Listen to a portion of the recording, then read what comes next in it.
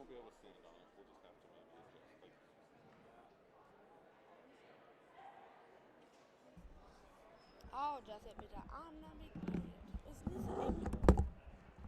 Oh my gosh. Is this a mini camera?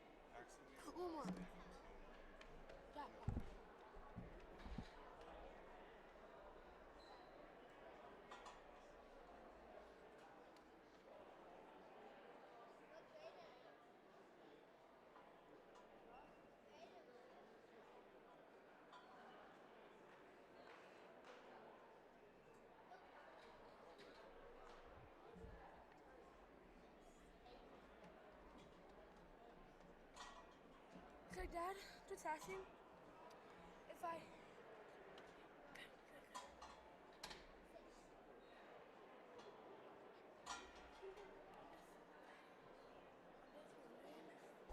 I can, without anything like this, For what? if I can move that, so I can put the chip, so I can do that. There's not enough cord to do that.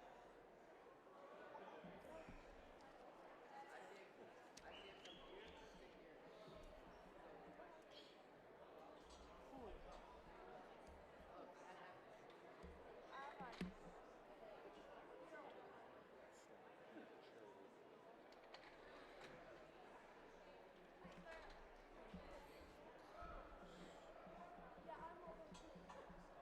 Grab a piece of paper.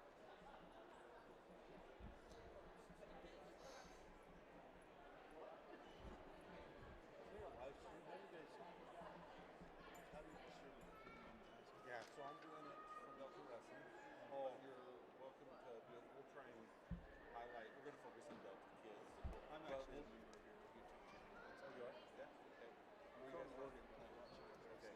So if you have anyone who's you want specifically highlighted, especially if there's not a Delta kid, we definitely focus on them for people at home. Well, I'll just send them the link. Say it's some. Are you gonna do? Are you We have gonna to do? do all jams. And so this is match 1, 2, the other one's match 3 and 4. And they can do. Sounds great. Okay, thank You guys are awesome. I appreciate it. Okay, so. Okay, bud. You just lost your chair. You're good. You're good. I'm still trying to get my things. Okay. I have my little paper at school on edge roll. What are we at on? For that camera every time I stand. No, all it is.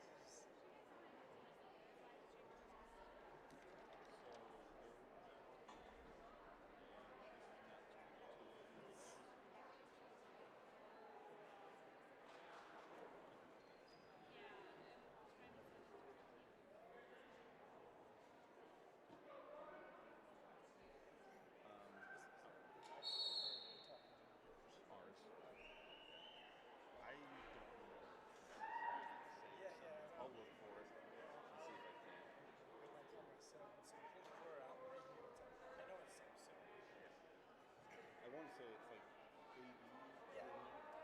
It's something to do with that exact word. Yeah? Who's in on the other? Kale's over there right now. So Yeah, he has a setup.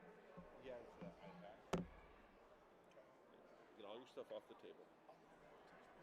Okay. And we just said we're just going to float back and forth. Yeah. So he does do stuff on his phone.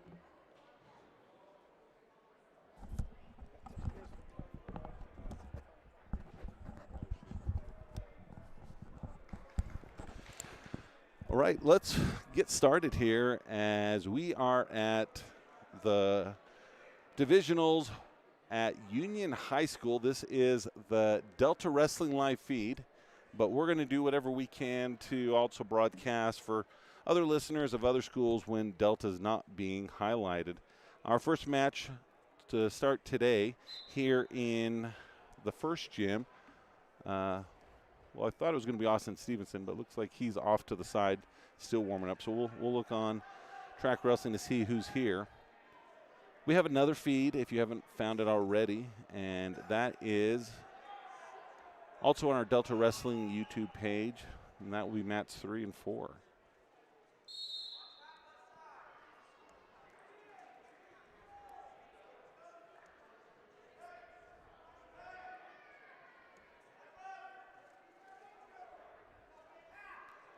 For people from Delta, one thing of note, a pretty big hit to the team, is Harvey Walgren sustained a concussion earlier this week, and he will not be wrestling here. So his season has come to a conclusion. He was one who was a state finalist last year, and we expected him to probably get back there this year, having a good season. But that's when we adopt the philosophy of next man up, and still looking to get all the information, but it looks like it might be Tristan Ashby of Delta who's going to have that varsity spot held previously by Harvey Walgren. So, yeah, we're still getting some of our technology up and going, waiting for the Track Wrestling to come up so we can bring you live feeds of all of these great actions that we have going on here. Now it looks like it is North San Pete and Morgan who's wrestling down there right now.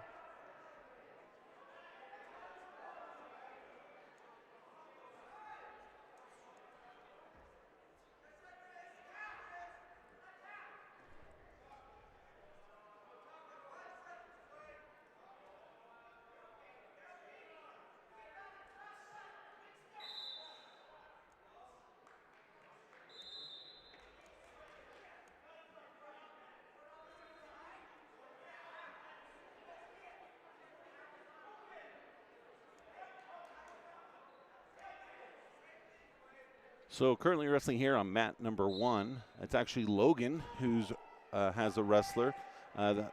They are in the white and red kind of striped one as he gets trying to get on top. He's trailing 3-0 to Quade Withers of North San Pete. Withers, though, is able to get control. He's trying to get some near fall as he moves over.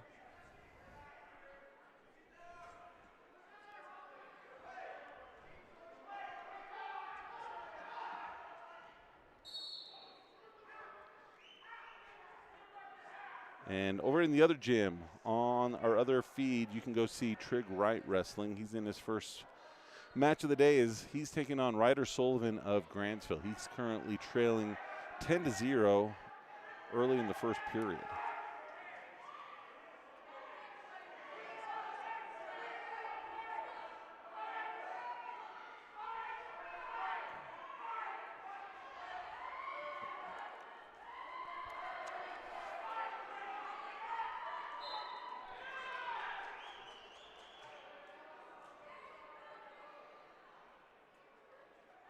So as they go to adjust the headgear, they come to the mat. And even though he was ahead, North San Pete ended up getting, I think, pinned there as I look down to get connected to track wrestling. So another match from Logan. Looks like they're coming up. And Grantsville will be making their way on.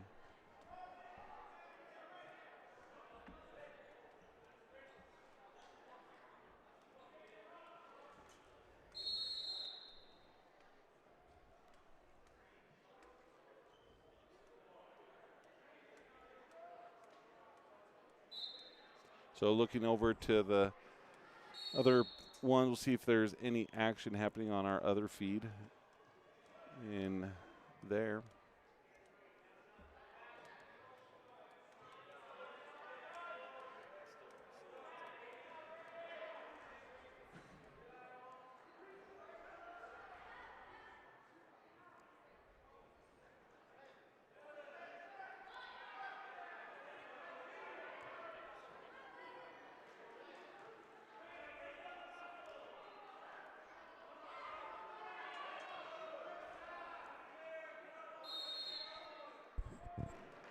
So no change on my track wrestling as Trig Wright still trails 10-0. Looks like Ranger Losey's on deck over there on mat number 4 on the other feed.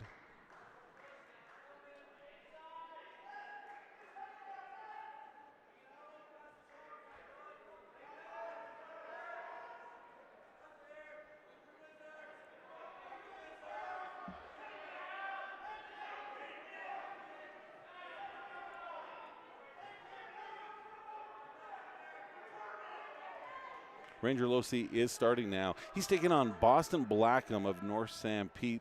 Again, this match is being on our other feed on Delta Wrestling. So good luck to Ranger, who's back, came back last week after missing most of the season with a hand injury, coming back now. He's wrestling at 113 pounds. Trey Manus, he had a bye earlier, so we will see him in the next round.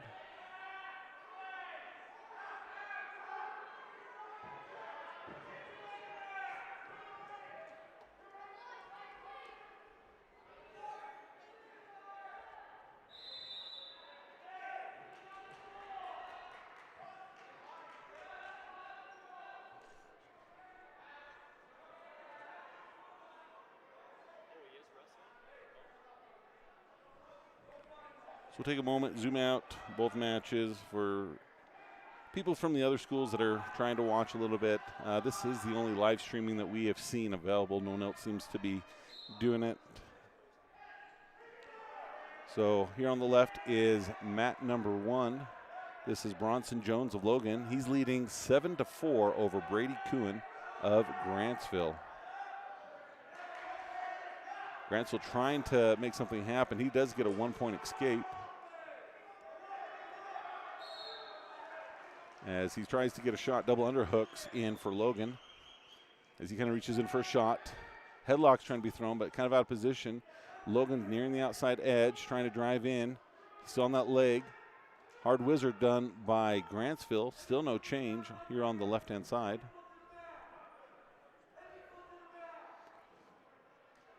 Still no change yet. Over on the right-hand side, mat number 2, Garrett Snellgrove of Morgan. He is trailing 3-0 to Cash Collard of Emory. Grantsville gets the 3-point takedown over on the left-hand side. He's trying to position himself to start getting some near fall. Not quite there.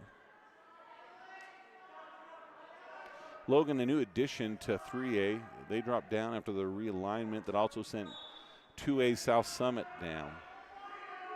Near fall being counted in favor of Grantsville. Grantsville in the red and black singlet on the left. And looks like over on the right-hand side, Jaden Smith of Grantsville just got pinned by Providence Hall's Tristan Herrera. That was a 120-pound match.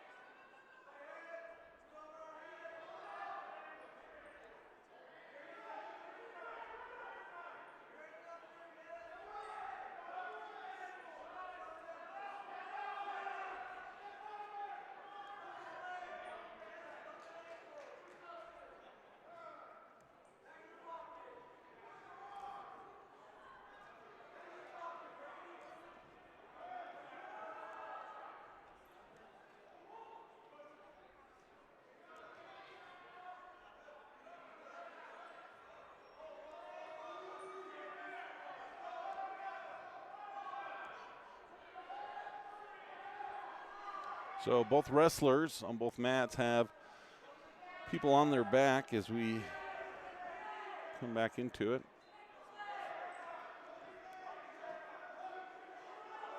It appears as here on mat number 1, Braden Cohen is up 11-7.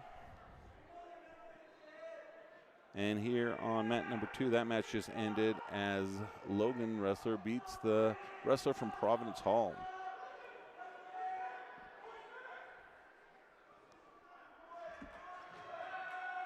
Over in the other gym, Reagan Anderson is wrestling on our other feed. He's taking on Emory's Ty Christensen. He trails 3-0. 120-pound with about 10 seconds to go in the first period.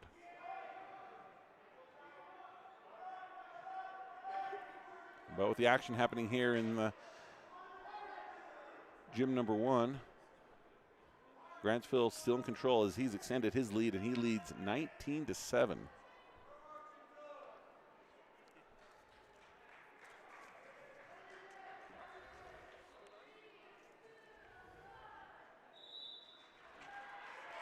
And that's going to be the end as Brady Kuhn of Grantsville gets the major decision over Bronson Jones of Logan on mat number 1.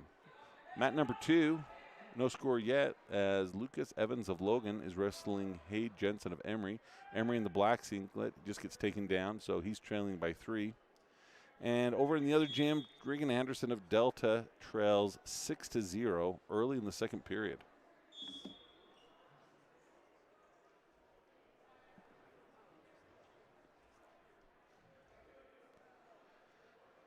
A lot of the Delta wrestlers having favorable seasons, having high seeds, have received buys, so this might be a little bit of a slower round for Delta, as Emory's trying to fight off their back over on mat number 2. Logan, though, he's able to get back into position as he almost got out. Near fall's been counted. He's going to extend his lead in a moment. But right here's where Emory, if they could just flip over, they could get something good happening.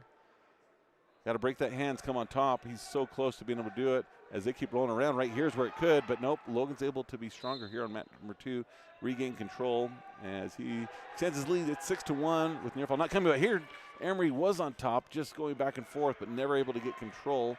A lot of action over there on the right. Over here on the left,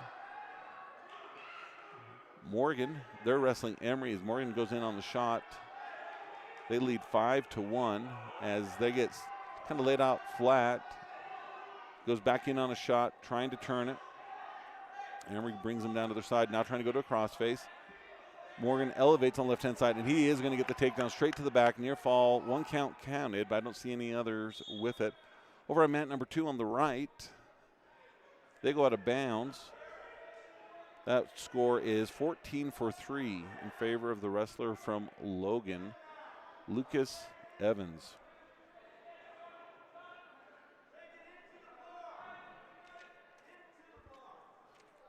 Okay, I'm being told I can't be heard very well, so we will try to get a little bit of a fix to that. So appreciate people out there letting me know. If you could keep us up to date on how the sound is coming. We're trying to get maximum output here.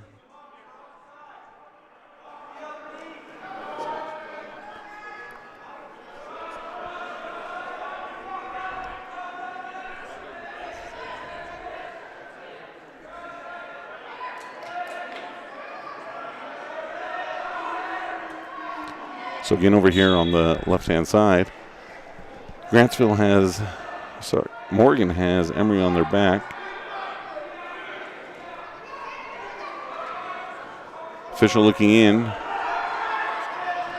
And over on the other one, Emory has Logan on their back. They're stopped for time. Near fall is being awarded. That's going to bring the score currently shown 14-5. Now they update it, and it's 16-7 here on mat number 2.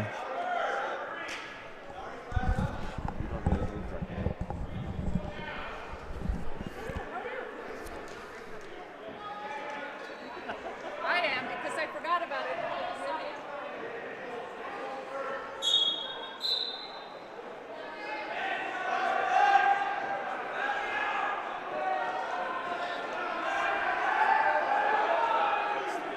So over here on mat number 1, score appears to be 15-1 in favor of Morgan over Emory as they get more points being scored. So they've won the match. The question is, will they be able to get the fall? And they're not able to. So Morgan wins that, and Emory will drop into Consolation.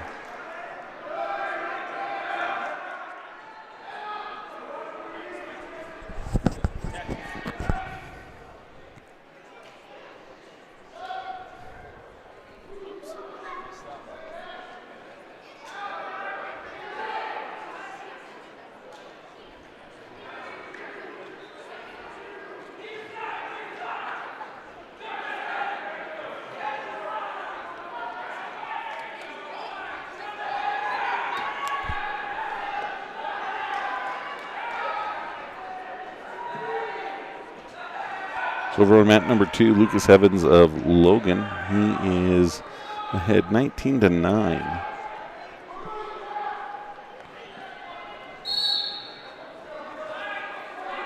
And starting now on, hold on a second.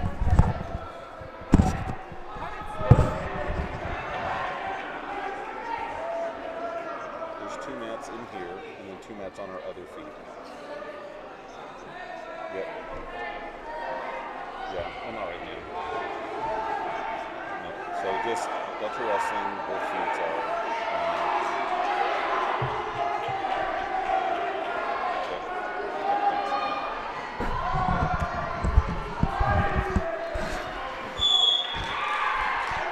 So over on mat number 2, Logan gets the fall over Emery. So Lucas Evan, after being ahead 21-9, gets the fall. We do have 2 feeds going. Mats 1 and 2 are being broadcasted right here. Also on Delta Wrestling on YouTube, you have mats 3 and 4. Looks like Uriah Anderson will be the next wrestler from Delta up. He'll be over in the other gym as he's on deck on mat number 3. In here, mat number 1, Aiden Rayner, he leads 7-0 before getting the fall against North St. Pete's William Shelley. And then beginning to wrestle over here on mat number 2, we have Union versus, and we'll see who it comes up. Looks like it's probably a North St. Pete wrestler. Haven't had track wrestling be able to update to give us that exact amount. So this is Union's Grady Roybal. He's a junior with a record of 35-9, taking on Owen Bench, a sophomore of North St. Pete.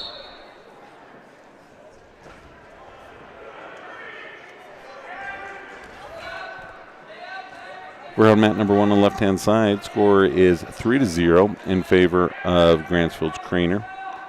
As he'll get another 3-point takedown, taking Morgan down to their back.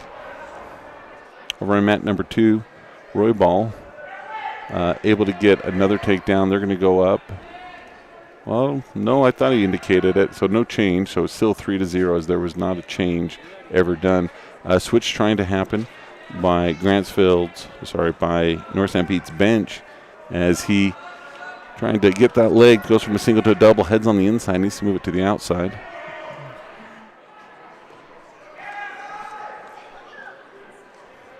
We're here on mat number 2. Grantsville continue to extend their lead. They're up 15-2, close to getting the tech fall as they have a bar and working on getting it. So this Evan Craner with a record of 34-5, he's probably one to watch out for at 126 pounds.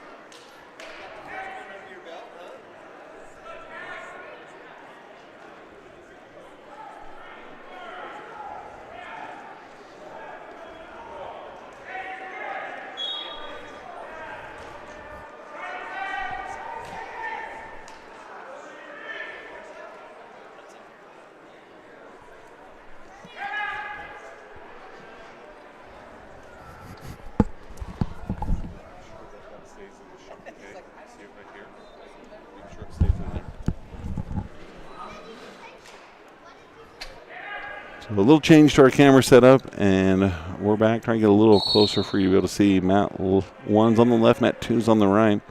As now on mat 1, Devin O'Neill, a sophomore of North St. Pete, taking on Providence Hall's Jax Bruning, a sophomore with a record of 19-9. He's going to get the first takedown to start. And then over here on the right-hand side, Grady Roybal, he leads 10-0, working to get the fall as he's got 3 more near fall coming, unless he gets a fall, which he does right there. And that's going to bring our first Delta wrestler onto the mat here in gym number 1, Uriah Anderson. Uriah Anderson is going to be up in the other gym on our other feed on mat number 3.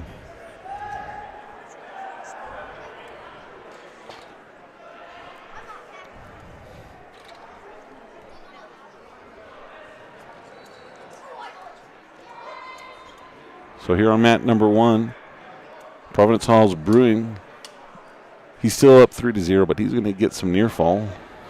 And looking to get the fall in, Kumar of Delta, he's going up on mat number 2. First year wrestler, we appreciate him coming out. He's kind of drawn a tough match to start off, as it starts off 3-1 as he gets the escape.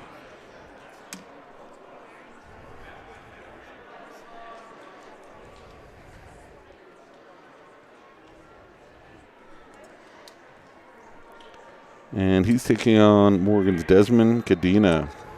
Kadena with a record of 16 and 22. He's going to go up 16-2 as Shayura Kumar, he gets the escape brought back down. So score is now 9-2. Armbar being applied.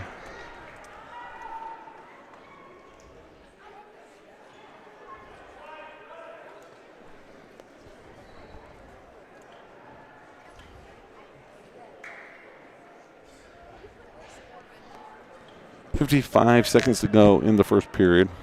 Morgan over Delta 9-2.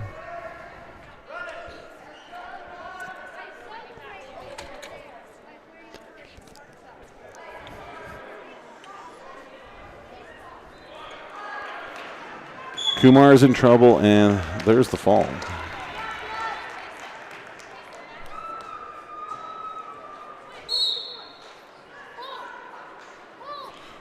So over here on mat number 1, we have a new match. Raymond Sainez of Union taking on Zane Carter of Grantsville. So waiting for Uriah Anderson to go up on mat number 3 in the other gym.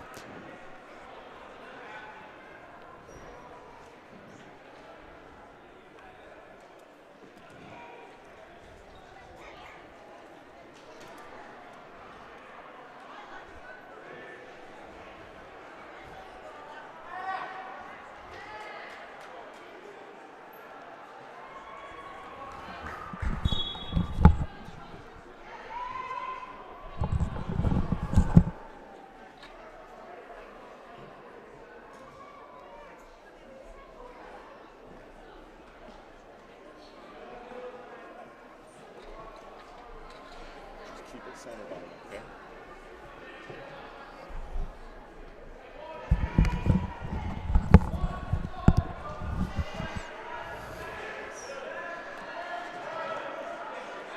Getting recentered here on mat number 1. Union, they have the takedown, and they're getting some near fall over Grantsville's Zane Carter. So near fall being added, scores 7-0 here in the first period. This is a 138-pound match.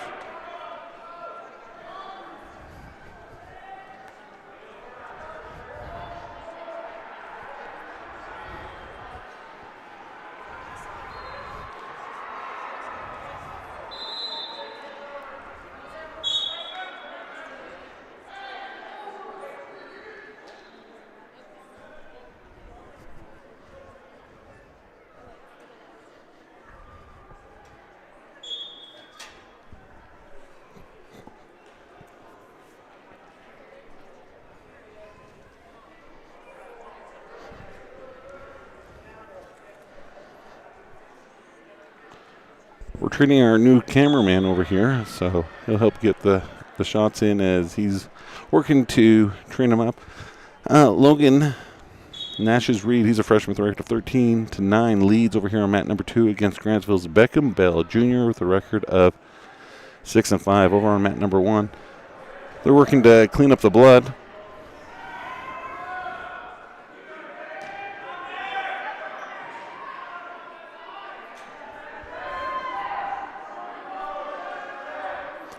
And he's in good position. Looking to get the fall. 10 seconds to go. He's up 8-1.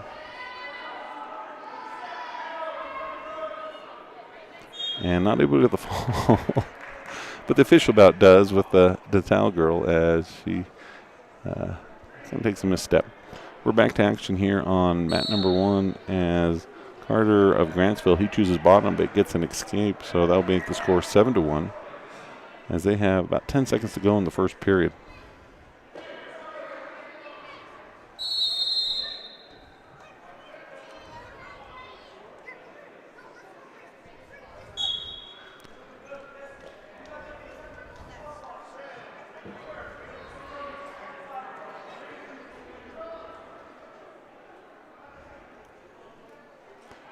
This is the Utah High School Activities Association 3A Boys Division B Tournament being held at Union High School.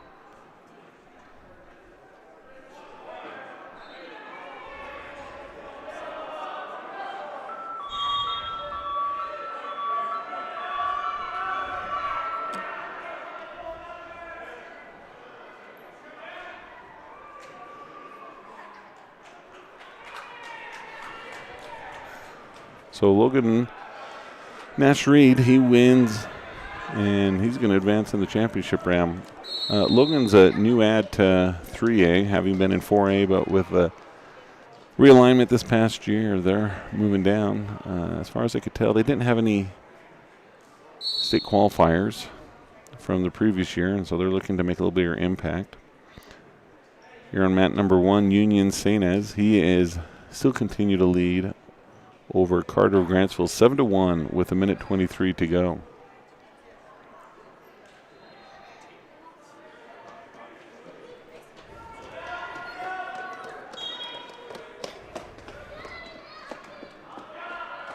You're right, Anderson did get the fall over in the other gym. Didn't have time to report on it because it took only 20 seconds to do so. And here on mat number 2 now, Mason Fern of Morgan, a sophomore with only a record on track wrestling of 2-1, taking on Luke Petty of Providence Hall, junior with a record of 12-9. Again, a lot of the Delta wrestlers getting first round buys, and so we'll work on getting some of these other matches highlighted for other viewers that are watching. For these other teams, as Grantsville tried to get a reversal over here on mat number 1, just about did, but has rolled through. You can see our other broadcasts on Delta Wrestling YouTube, as we do have 2 streams. Union High School has it set up to where they have 2 gyms pretty much right next door to one another. And that makes it convenient if you're here to get in there trying to see all the matches, but we're only able to have the cameras be able to focus on 2 at a time. So if you're looking for one of the other matches, go over and click on the other link on Delta Wrestling. They'll take you over there. Mat number 1, the score is 14-1 for Union's wrestle over Grantsville as they end the second period. And here on mat number 2, Morgan's Fern is beating Petty of Providence Hall 3-0 with about 30 seconds to go in the first period.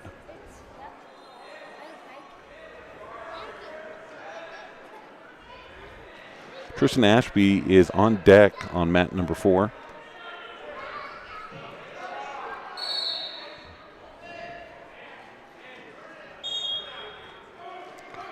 Union trying to get away on mat number 1. Grantsville holding on tight. There's going to be a stall call coming pretty quick. He doesn't get able to return him. He does as Union grabs that head, trying to get a reversal with it. Switches, faces him. He's probably going to get the 1. Got to get that hand off the hip. Not able to do it yet. And not able to get the escape. As Grantsville tries to get a near fall. Needs to get that head back into the side. He's starting to lock it up. Doesn't have it locked up. Now he does. Now he's going to get some near fall. He's trailing. He's trailing 14-1 and just about had him in a really tight pinning combination. A lot of points to still make up. That helps a little bit. He's got about 1:27 to go here on the left-hand side. As the score is 14-5. They're going to stop for technical violation, full Nilsson. So 15-5, Union leads. Union's bottom. Grantsville's going to cover. He looks to his coach. Coaches just tell him to get on there and crank on whatever he's going to do.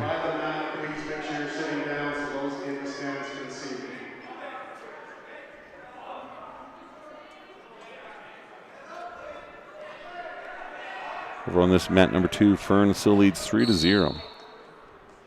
Okay, Grantsville gets a tight waist. Don't expect to see probably a lot out of Union because he doesn't need to do a lot. He leads by 10 points, and he just needs to wrestle a mistake-free minute, and he's going to advance in the championship round. Official moves in, looks down. Probably going to tell him he needs to see action out of him. Again, Grantsville's going to try to, I thought he was maybe going to go for a cradle, but kind of gets out of position. Tries almost like a half-hearted cement mixer. Needs to get back around behind. But yeah, Union just wrestling this smart. Doesn't want to do anything dumb. Head's not up. Official surprisingly hasn't called any type of stalling. As Grantsville's fans, they'd like to see that. As now he does get him driven over, but he might go all the way through, and he does. So let's see what the official does. 2 points near fall, 2 points reversal for Union. Grantsville trying to do a switch, almost gets taken back for a count. He does get 1 count, 2 counts, 3, and it's pretty hard now for Grantsville, who in 2 different times had some possible pinning combinations here on mat number 1. And that's the way it's going to end. So Union surviving, valiant effort by Grantsville. Over here on mat number 2, score is 3-1. Still Morgan's Fern leads Providence Hall's Luke Petty. There's about 51 seconds to go in the second period. Ian Bryan is on deck on mat number 3. And over in the other gym, Tristan Ashby, he leads 3-0. Ashby, a sophomore of Delta, has a varsity record of 12-8, taking on Emory's Trey Pope, a junior of a record of 12-27.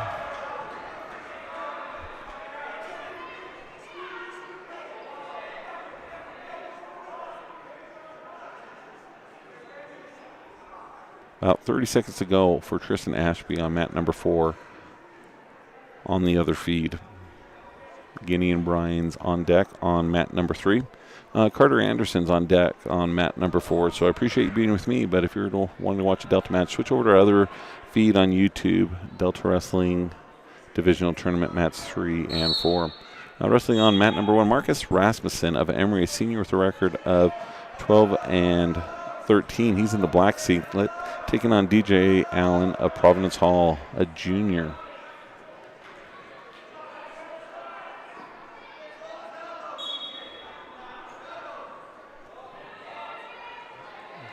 Emory gets first blood over on the left as he gets the takedown, trying to do a bar arm, which is synonymous with Emory wrestling. Kind of getting a little loose, official in there watching. Tried to bring him back, slips out. Over on mat number 2, Mason Fern, he still leads 3-1 as there's a minute 30 to go in the third period.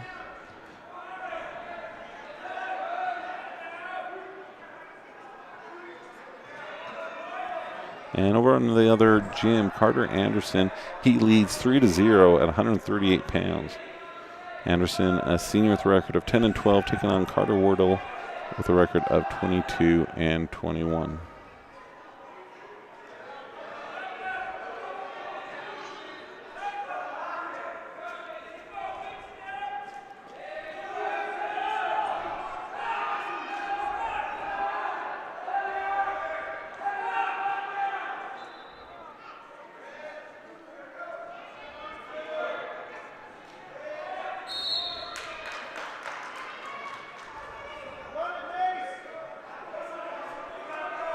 So here on mat number 1, as they come back to the center, it's going to be Emory's wrestler who gets the fall over Providence Hall.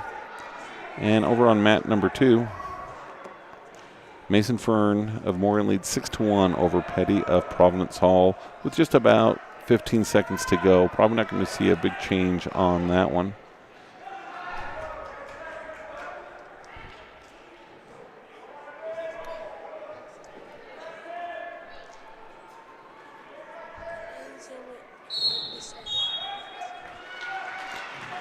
Here, mat number 1, Logan's Connor Hunter taking on Emory's Ryan Collard. Hunter of Logan only shows a record of 0-1 on track wrestling as he looks to get a headlock, not able to finish it yet. Emory pulls his head out, hasn't been able to take him down, but he's going to right here.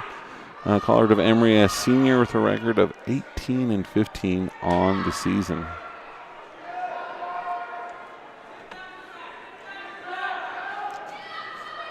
Over on mat number 4 in the other gym, Carter Anderson, he leads 3-0 as they're heading into the second period. And mat number 3 has Ian Bryan on deck. Getting to wrestle on mat number 2, North St. Pete Striker Lee taking on Grantsville's Pierce O'Riordan. Lee of North St. Pete with a record of 13-22 is in the all-red singlet. And O'Riordan of Grantsville is in the black and red singlet. A quick match over here on mat number 1 is over as Emory gets the win over Logan. Takedown by Grantsville over on mat number 2. So Reardon, he goes up 3-0 as they near the edge.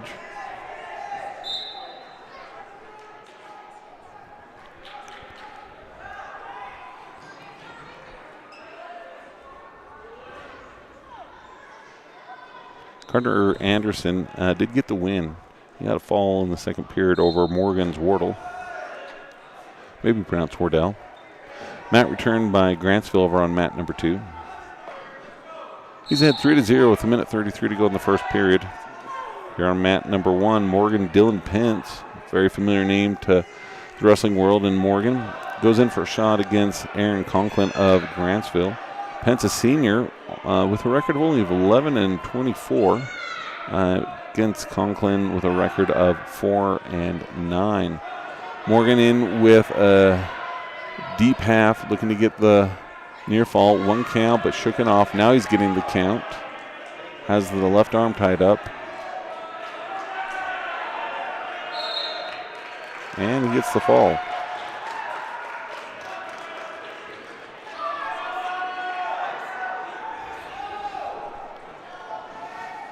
On mat number 2, O'Riordan of Grantsville, he continues to lead 3-0, but 1 point given for an escape. And there's 34 seconds to go in the first period. Score's actually 5-1.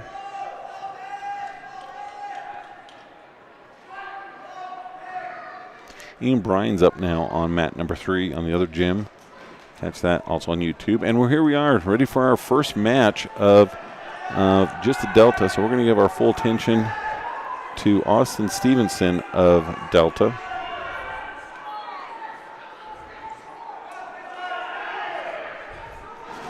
Austin Stevenson, he's shown only with a record of 1-2. We know he's wrestled a lot more than that this season. He's taking on Logan's Corey Wright.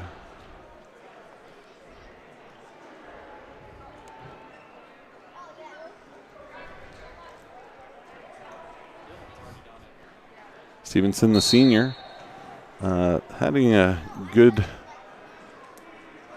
year, not ever able to crack into that permanent varsity spot, but a great wrestler.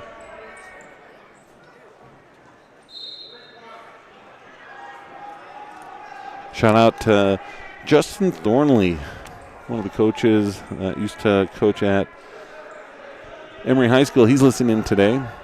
And again, we'll try to do all the coverage we can for any of the teams that aren't able to be here in person. As Stevenson, he gets taken down, pops back up, gets 1 point escape. Had a little slide by as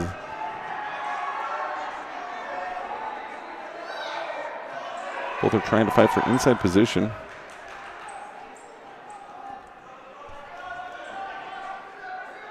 Logan tries to do a snap down. Stevenson getting a little out of position, trying to catch that leg, trying to lift it back up. He has it. He needs to stand up with it now, get off his feet and knees, turns into it. Logan's able to follow him with hip by hip. Nothing yet as they near the edge.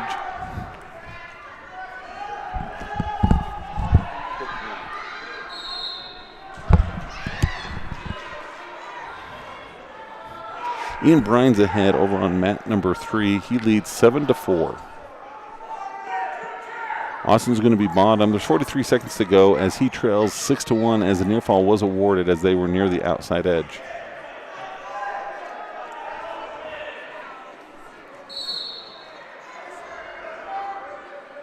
Stevenson comes to his feet.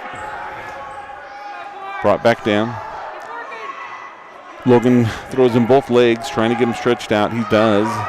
Has that left arm. Stevenson trying to fight it off, not trying to let him bar it up.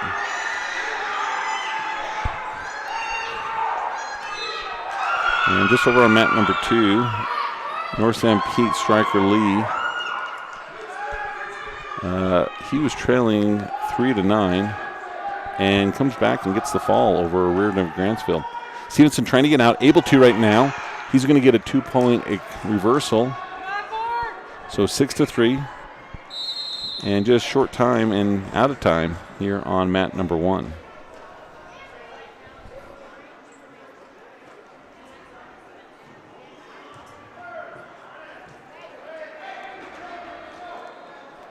Ian Bryan over on the other gym. He leads 7-4 in the second period.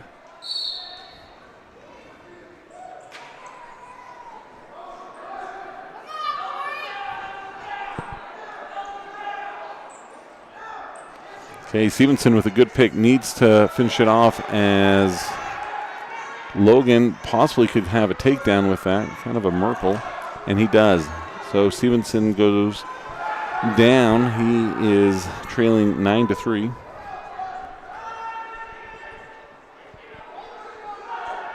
Here in the second period. About a minute and a half to go.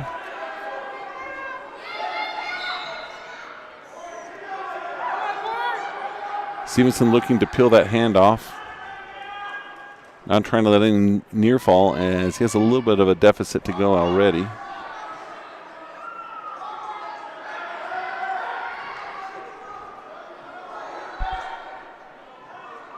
Okay, we're the halfway point of the match. Oh, yeah, good stop by the official as Logan was trying to get an armbar, turns it into a chicken wing. So they're going to restart.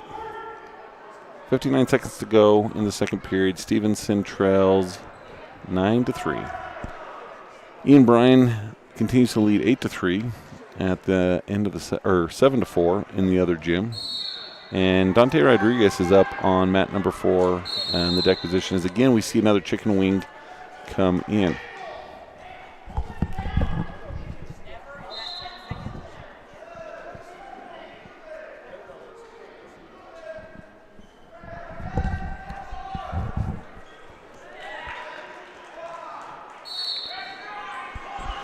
Stevenson up to his feet, works the hands. He's going to get the 1 point takedown. I'm sorry, the 1 point escape.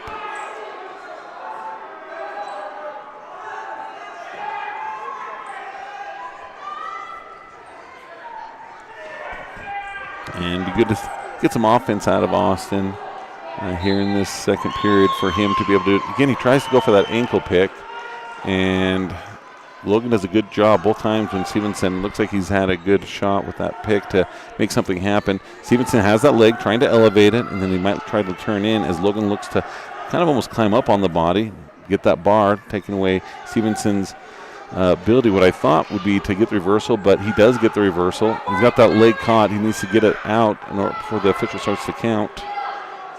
Short time left here in the second period. And the score is shown 12-6 in favor of Logan's Corey White. Ian Bryan is up on mat number 4, and he's winning. So we actually have 2 matches now, so we're going to go back and split our screen and give you both of these as Dante Rodriguez is coming in to wrestle. So as seems to always be Delta's nature, you either have 0 wrestlers or all the mats are Delta. Austin gets another 1 point escape. That makes it 12-7. And Dante gets the takedown.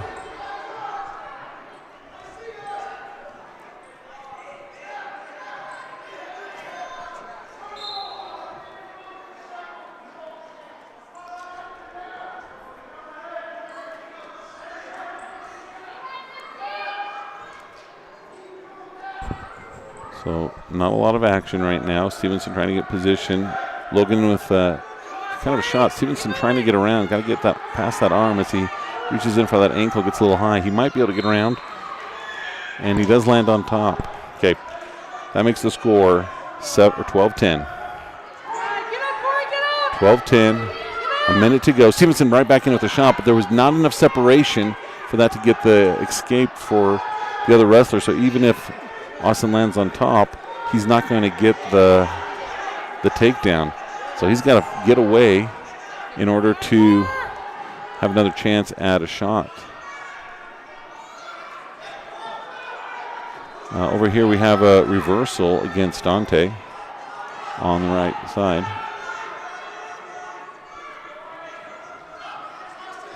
Stevenson's got to move right now, short time. About 30 seconds to go.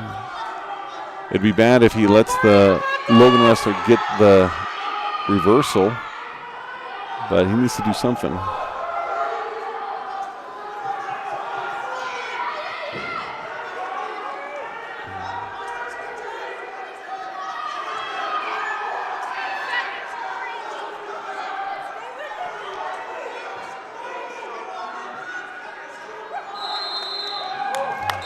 And so Logan survives Stevenson.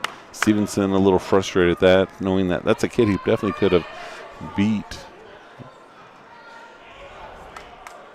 So now we're going to give our full attention over here now to Dante Rodriguez, who leads 3-2. 20 seconds to go.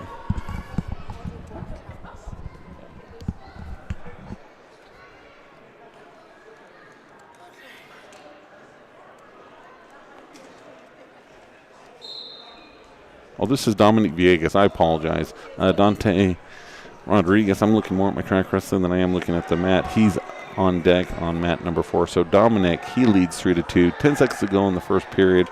Logan Wrestler trying to get a little bit better position. Villegas needs to be just a little careful. Just hold on, and there's time. So now he can reset and a little better plan this second period. Ian Bryan did get the fall over mat number 3 in the other gym, and so he's moving in. One person who's going to be obviously absent in the lineup is Harvey Walgren.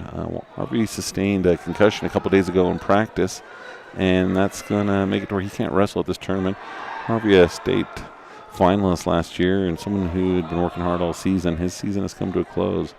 But here on mat number 2, Dominic Villegas, he gets another takedown, so he extends his lead 10-2. 6-2. I apologize. I've got numbers all over the place up here. I'm looking at 3 different screens and trying to keep up with all that's going on here. Another reversal by Logan, has a half sunken deep. Dominic trying to get that off.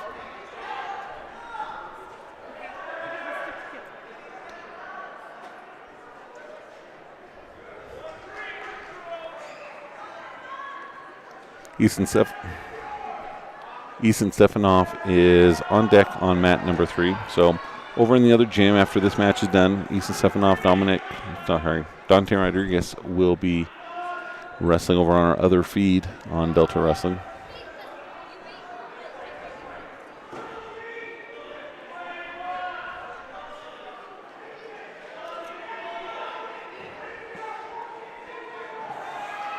.30 seconds to go in the second period.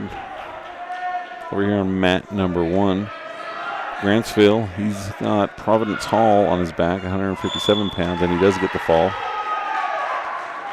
Logan trying to hold on over here on the right-hand side. Dominic, he's going to get the 1-point escape, so that's going to be 4-7 as they go out of bounds. 13 seconds to go in the second period.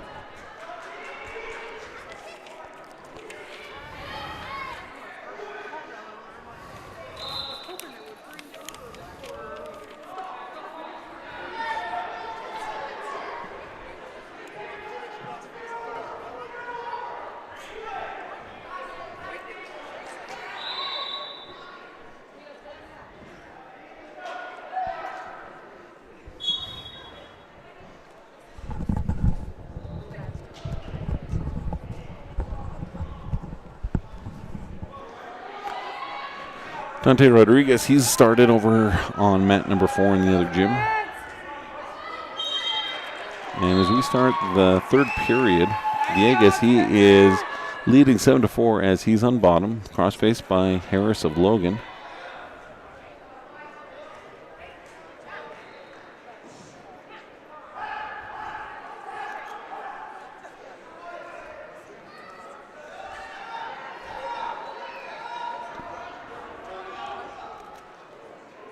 You know, looking at the team score, Logan takes an early lead. Not terribly surprising, as a lot of what I'd say are more of the contender teams are ones who had a lot of buys, so they're not going to see the points materialize. Logan not getting as many buys, have more matches that they are wrestling, but they are making a lot of the ones they're wrestling count.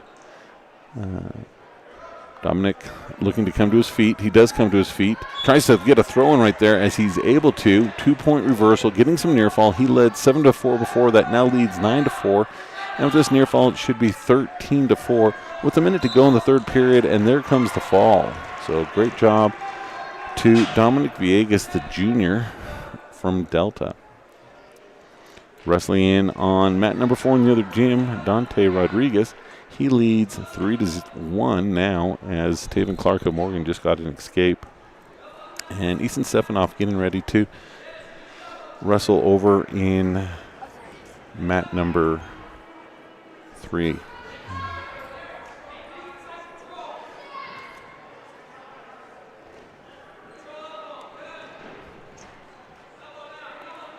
So here on mat number 1 wrestling currently is Kuhn of Morgan at 165 pounds taking on Kai Olsen of Logan, a junior with a record of 33-16. Here on mat number 2, wait for those ones to come up, but it looks like it's probably North St. Pete and Union that's wrestling. We'll get their names here in just a moment.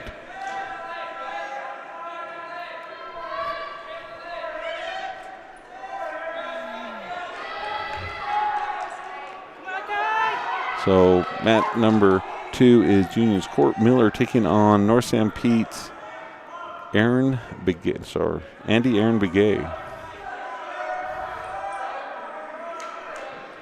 North St. Pete in the red singlet on the right, Union in the black and yellow. Here on mat number 1, Morgan. They're in the black and we'll call it maroon. It's kind of underneath a little bit. And Logan Kai Olsen, he's got the front headlock position. Trying to snap him down, trying to reach around behind, get that leg. Kind of has a leg, needs to get more to the side. Now goes for an underhook. Short time left, and that's the end as they are scoreless here in the first period at 165 pounds. Championship round at the Division B tournament held here at Union High School. But over on the right-hand side, takedown by Aaron Begay of North St. Pete. That's going to make the score 6-1.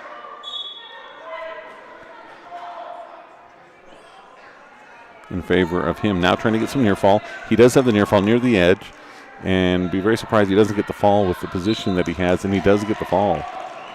So Begay of North St. Pete over Miller of Union. Still scoreless here on mat number 1. And if we look on track wrestling, we can see that Dante Rodriguez of Delta, he leads 6-2 over Taven Clark of Morgan.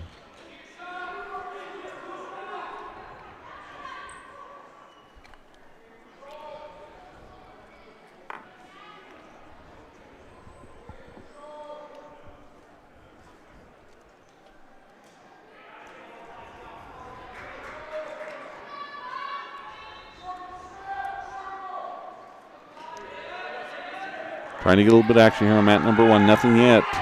But as they near the edge, still nothing. Mat number 2 has started with Isaac Brink of Union in the yellow against Jackson Blackham of North St. Pete in the all red. First points scored here on mat number 1 as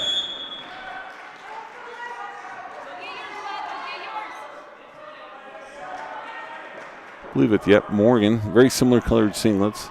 Morgan's Kuhn, he leads 3-0 over Kai Olsen of Logan. Caution.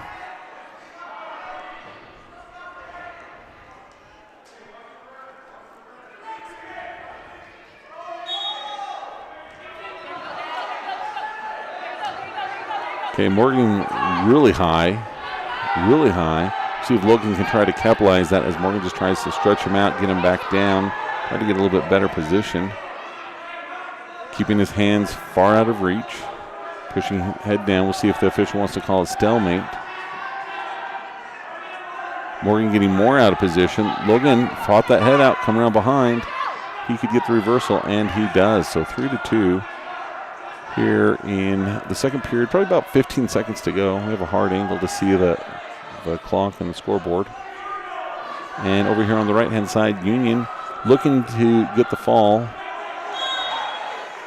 but a little out of position to make it happen. Does look like the 4 points for near fall are sitting in the hands of the official, and he now gives it. So Union's going to go up 7-0 over North St. Pete. Faces him, tries to kind of like pull him back. Now North St. Pete might be in position to land on top, and he does. So that's a 2-point reversal for North St. Pete on mat number 2.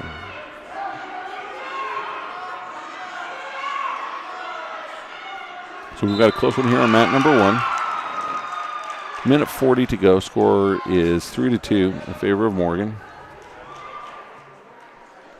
And over on mat number 2, North St. Pete is going to get the win and move on. Over in the other gym, Easton Stefanoff leads 3-0 over Kellen Johnson of North St. Pete, and Dante Rodriguez, while he still leads 8-6, his lead has shrunk a little bit. Carter Anderson on deck on mat number 1, so he'll be our next Delta wrestler that we'll bring to you here in this gym. We have broadcasts going for both gyms, both on Delta Wrestling on YouTube, and actually our next mat up right now is going to be Zager Thatcher of Delta.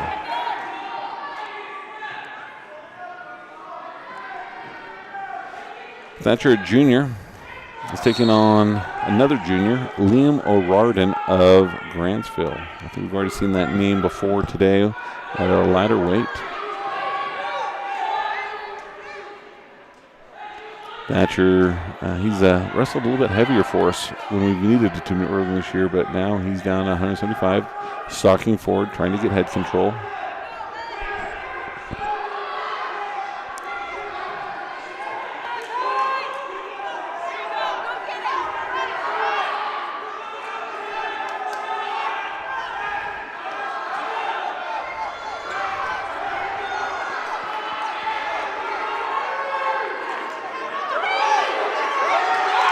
And in the last minute-ditch effort over here on mat number 1, the match that we were walking, Logan gets the takedown with just a few ticks left on the clock and gets the win over Morgan, who led most of the match.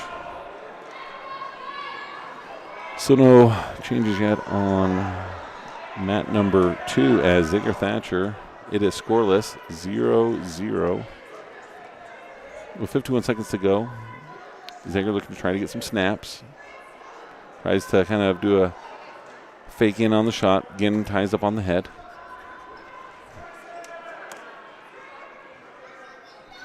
Dante, he's still wrestling. He leads 12-11 over in the other gym.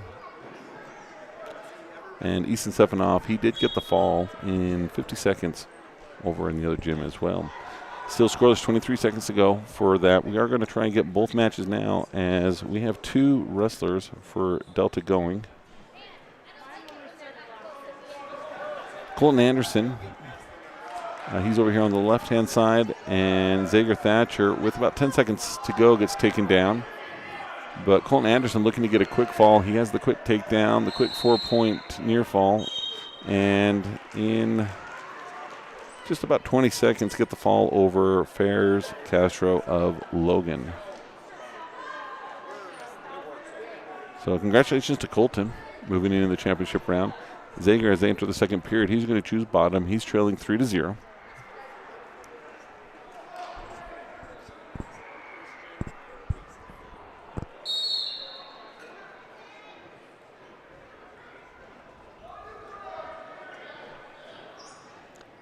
Thatcher trying to work hands. Tries to grab the left hand. I think he was maybe going to try and go for a little bit of a baseball bat, but gets brought back down. Good pressure being applied by Grantsville. Rodriguez in the other gym, he trails for the first time as it's 14-13 with about 10 seconds to go. And do we have another match in Delta going? We do, as Wyatt Harris is now wrestling. So try and bring you both of those. Wyatt Harris taking on Grayson Bolin of North St. Pete. He's looking to get the takedown. He does.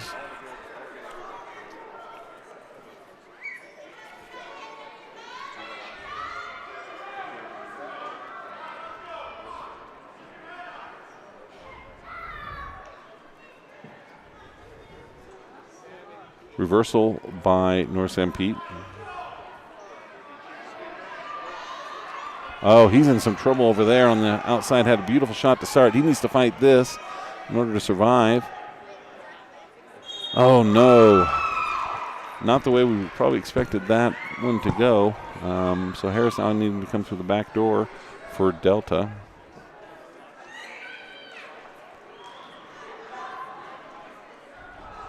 Store still 3-0 over on mat number 2. As Zager Thatcher has 20 seconds to go in the second period, trying to get up.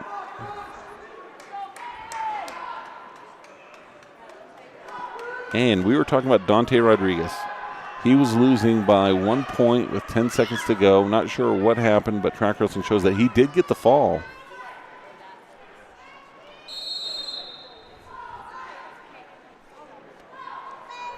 So great job to him. We're entering the third period. Back to their feet. Zager needing to find some offense here. Take down to tie it.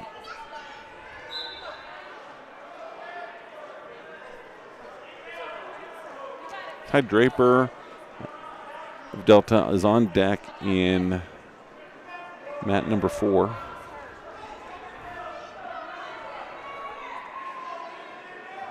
These Logan wrestlers over on these other mats, they have these kind of almost off red with white. They look like some Delta singlets, so keep thinking we have some wrestlers that we don't. Minute 20 to go. Thatcher trailing 3-0 here in the third period. Needs to find a way to get some offense going. Kind of tying in on the head, fighting for position. Grantsville seems fairly content to just not be scored on as Thatcher tries to go for a shot. Now Grantsville trying to get behind. Thatcher has an arm.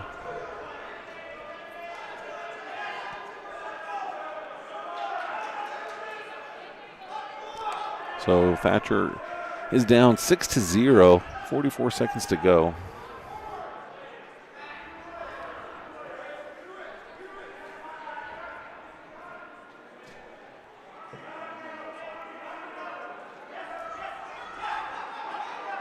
.30 seconds, still no change.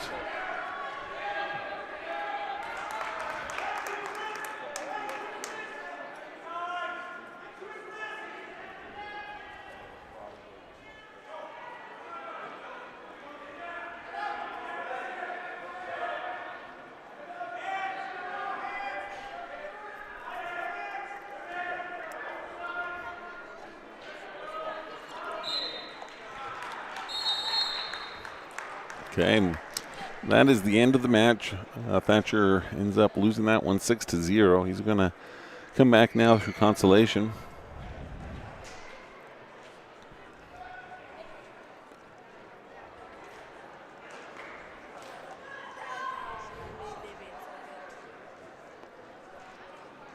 So the weights that are up in wrestling now, a lot of them are the 175s, 190, 215. So we're nearing the end of this first round.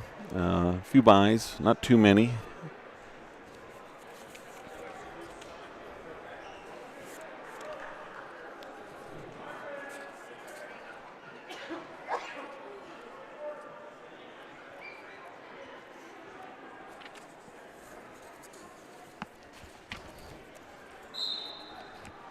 Now wrestling here on mat number 1 from Providence Hall, Cameron Toon, a freshman, taking on a senior from Logan, Ivan Herrera.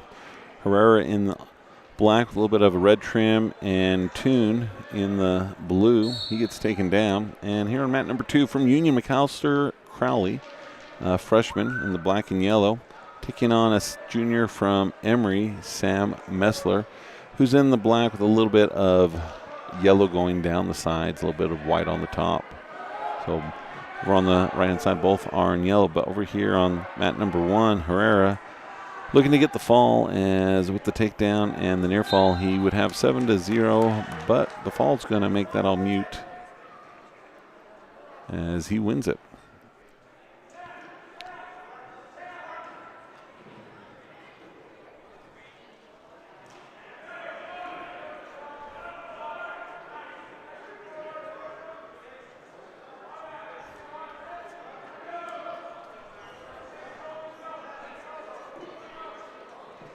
We're on mat number 2. Union gets the takedown, so Crawley, he goes up 2-0. Near fall, feet went up. I was going to say the official was kind of missing that there was no feet on the mat, but he does catch it rather quickly. So they're going to come back to the center, 55 seconds to go. And looks like they're waiting for Providence Hall wrestler on mat number 1.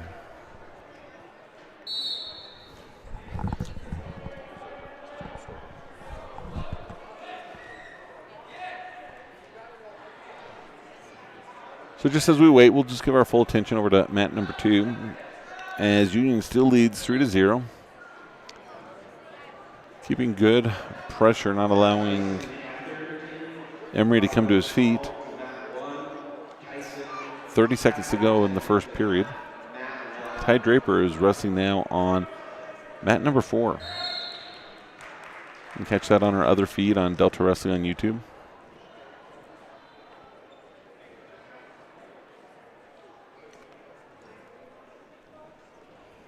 And Messler of Emory, he loses to Crowley of Union.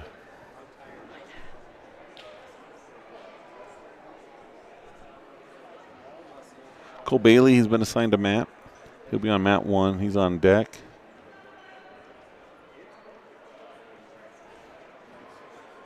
And Chase Nilsson is up on mat number 2 right now.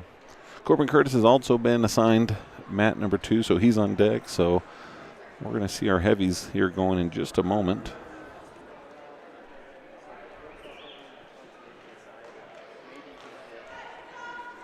So mat number 1's waiting for Providence Hall. Nielsen, a sophomore, third-year wrestling. He's taking on Cooper Stubar, a sophomore with a record of 12-14. This looks like on paper, could be a pretty good matchup between these two. Again, the top 8 wrestlers from this tournament will go on to the state tournament and wrestle. It's going to be at the Sevier Valley Center in Richfield on the 4th and 5th of February. And the way they line that up is if you're first place here, you'll take on the 8th place wrestler from the other division. Second place will take the 7th, so on and so forth. Over in the other gym, Ty Draper, he trails 3-0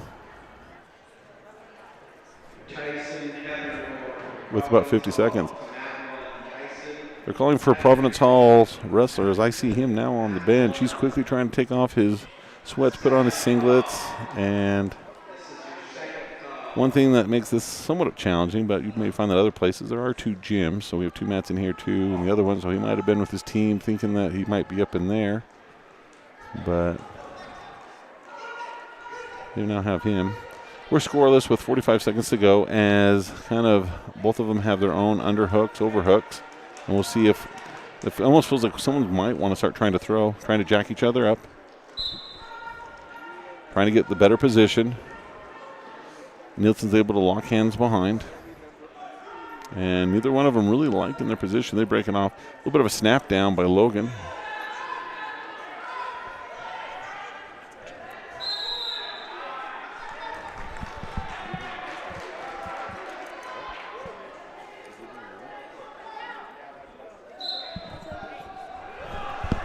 Nielsen in trouble over here. He's got a short amount of time. If he can survive 4 more seconds, he'll get to wrestle in the second period, as he was taken down to his back, and he is able to survive.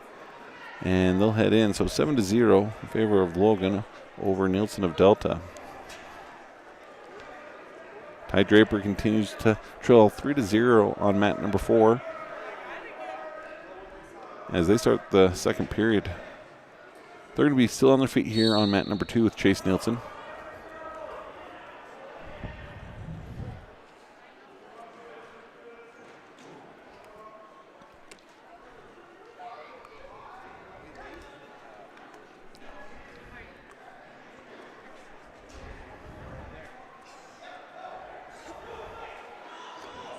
Nielsen almost in with the chop. Now he has it. Now he just needs to drive forward with it.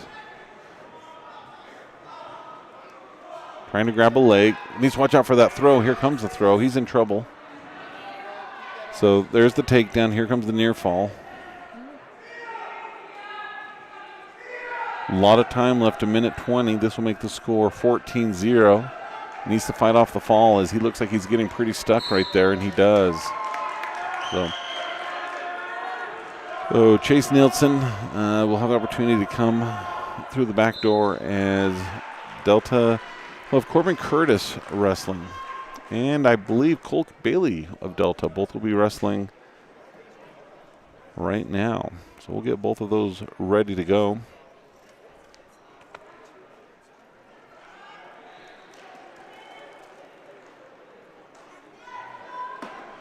So Bailey of Delta, he's going to be taking on A. Mendez of Logan. It's not the Mendez he usually wrestles in the wrestling room, but Bailey having an opportunity to maybe have a little bit. Not able to get the leg band on, which is pretty common. So Corbin Curtis in quickly with a takedown near the edge. He gets a 3-point lead. They're right near that edge on mat number 2. Bailey, he's going to look to throw. He does. He throws well. Set it up, did it fast, did it strong. He's got him on his back. He's going to have the 7-point takedown to his back and the fall. Did that all in under 18 seconds. So great job, Cole Bailey. That's what we've been wanting to see from him, and he's doing it. Cole Bailey gets the win. Corbin Curtis in good position over here as he gets a 3-point takedown. He has the 4-point near fall. Hasn't been awarded yet. As he'll reset, reposition, trying to get a half or something back in. Got to get that arm more under control. Minute 14 to go, so he's got a lot of time.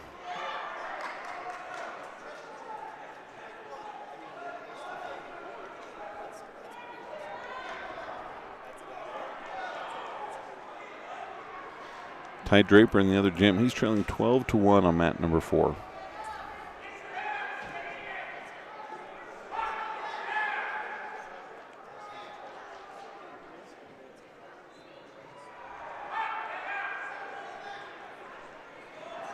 .40 seconds to go. Curtis leads 7-0.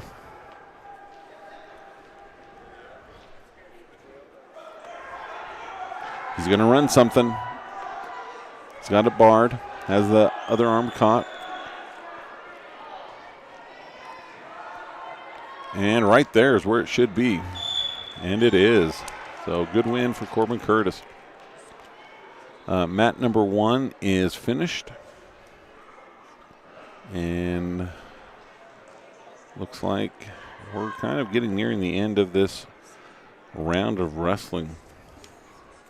They had advertised that the next round should be starting at 11 o'clock, but they didn't start until about 10:20, so we'll probably see them roll into this one pretty quickly.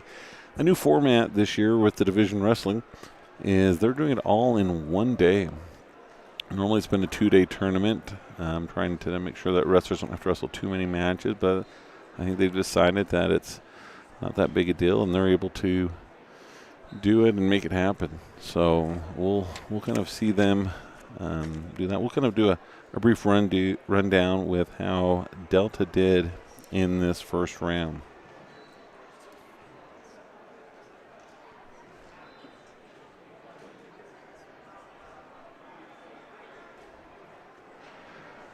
So for the first round here at the Division B tournament for the 3A tournament, Trig Wright lost to Sullivan of Grantsville. Trayton Maynes received a bye. Ranger Losi won over Blackham of North St. Pete by fall. At 120 pounds, Nash Jensen received a bye. Regan Anderson lost to Ty Christensen of Emory. Uriah Anderson did have a match.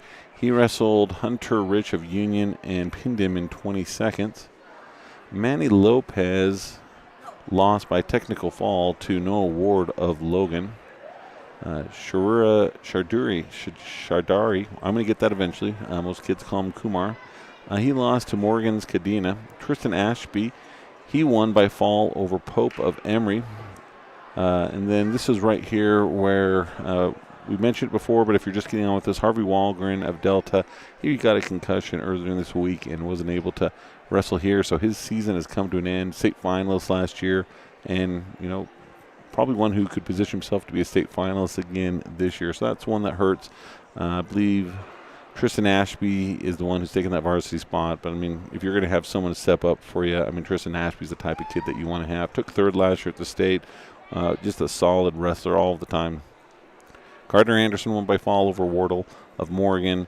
Kyler Jenkins received a bye. Trey Bradshaw received a bye. Ian Bryan won by fall over Nyberg of Union. Bo Bryan got a bye. Austin Stevenson, he ended up losing in a match that was super close, 12-10. That's what I know he'd like to have back. Going to the next round, he will have a bye. Dominic Villegas, he won over Harris of Logan. Dante Rodriguez won by fall over Tavern Clark, and that was at the very end as he had led the entire match. And then at the very end, Morgan got ahead, and then Dante did whatever he needed to get back in front, and not only get back in front, get the fall. Easton Stefanoff won by fall over Johnson of North St. Pete. And then Ty Draper, he just lost by tech fall to Emery.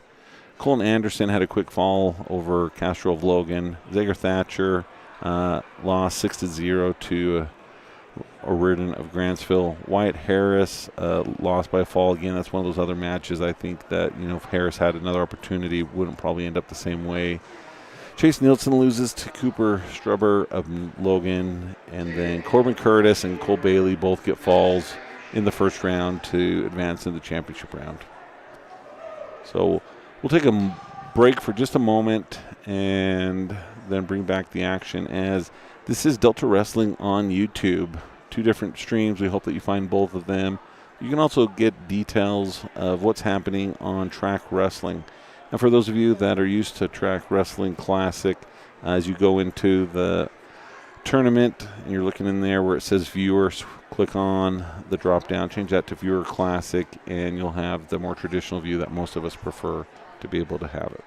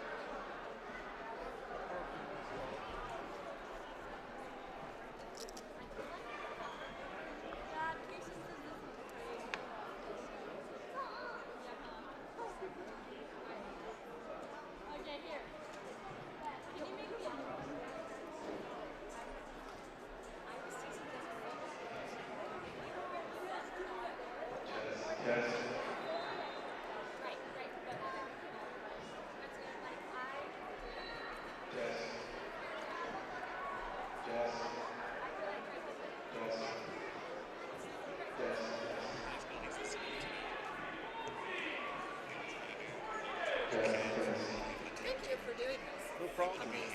Yeah, no, if you have something you want us to highlight, let us know. We'll zoom in on them.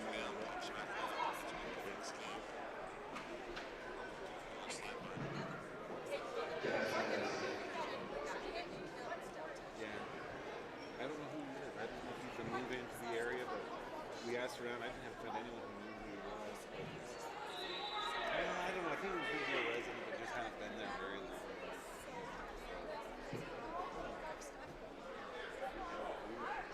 That's only displaying the stuff before.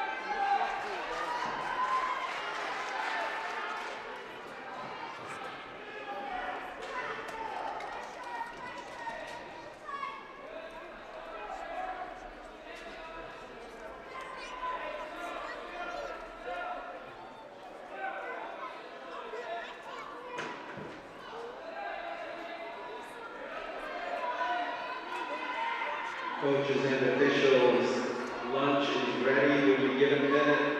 Come to the hospitality room and get some lunch while it's hot.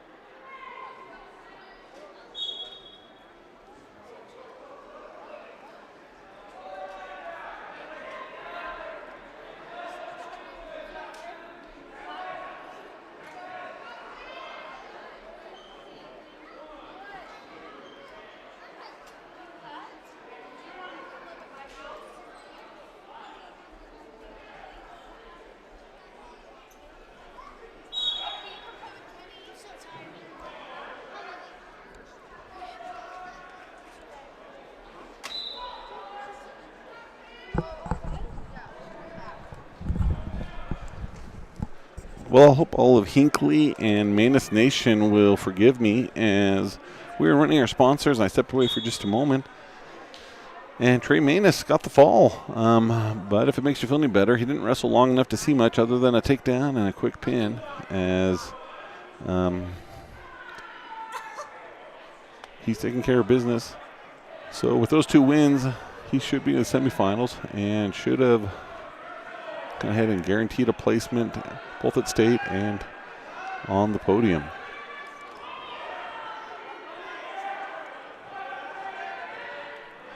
Wrestling here on mat number 1 from Union High School, Knox Davis.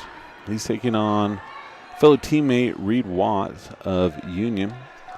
And then here on mat number 2,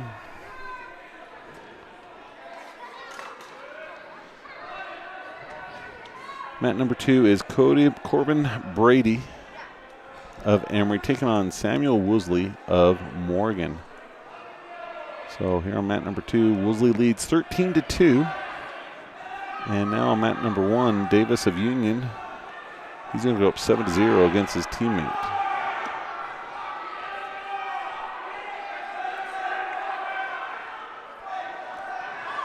Mat number 2, Emory on top, had a nice half, had a nice bar, kind of lost it. He's trying to get a turn to get some points and possibly a fall, and that's probably what he's going to need in order to win this match. Is here in the second period, he trails 13-2.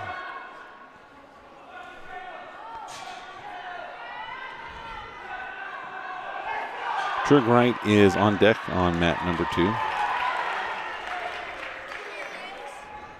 Morgan with reversal on mat 2. He goes up 15-2.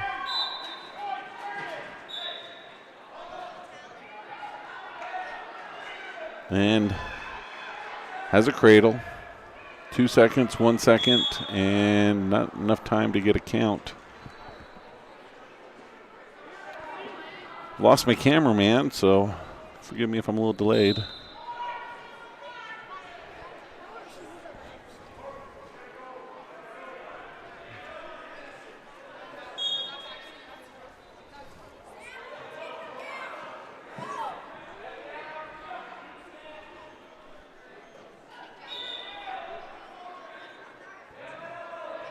Morgan trying to get some near fall, and with that, that's the win. Now he's going to try to get the fall. He'll be up 19-2, and he doesn't get the win. So Sam Woolsey, a common name heard up in Morgan when it comes to wrestling, defeats Brady of Emory. If we take a moment to look at the team score, even with all those buys in the first period, Delta trails Logan by 1 point. Logan's 45, Delta's 44 in the team standing. I would expect to see a little change of that as we go through this complete second championship round and consolation round, followed by Morgan in third and Emory in fourth. Morgan 33 points, Emory 32. So Trig Wright is now up, so we're going to give our full attention to him here on mat number 2. He's taking on Bronson Jones. These are consolation matches.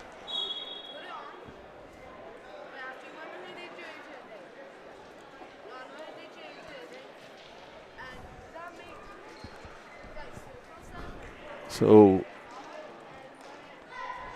well, not technically if they lose are they out of the tournament, but they won't be guaranteed a place to state if they do. The loser of this will wrestle for a true 9th place, and that's for ensuring that in case there's anyone who can't go to state for injury or other reason, that they know who's the next man up in that position.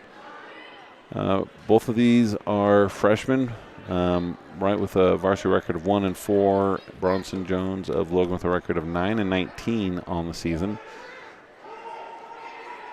And Wright trying to fight off that shot. Reaches across for that far leg. Like to see him more on that inside, but he's going to spread him out. Got to get that leg free.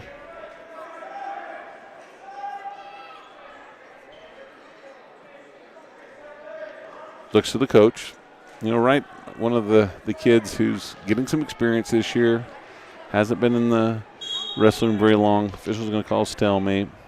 Not quite sure what to do in that situation, but if he kind of just keeps an awareness, keeps listening to the coaches, good things are going to happen.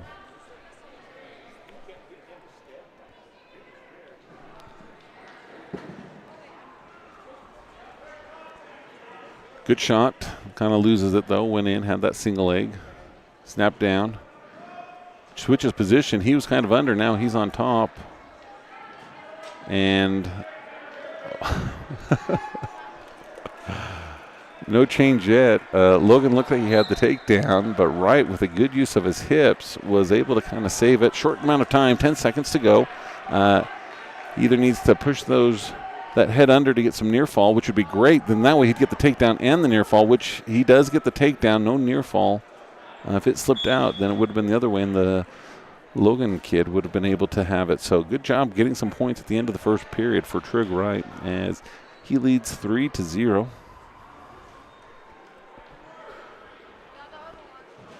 So looking at track wrestling, it looks like mats 1 and 2 are going to be our consolation mats, and mats 3 and 4 will be our championship.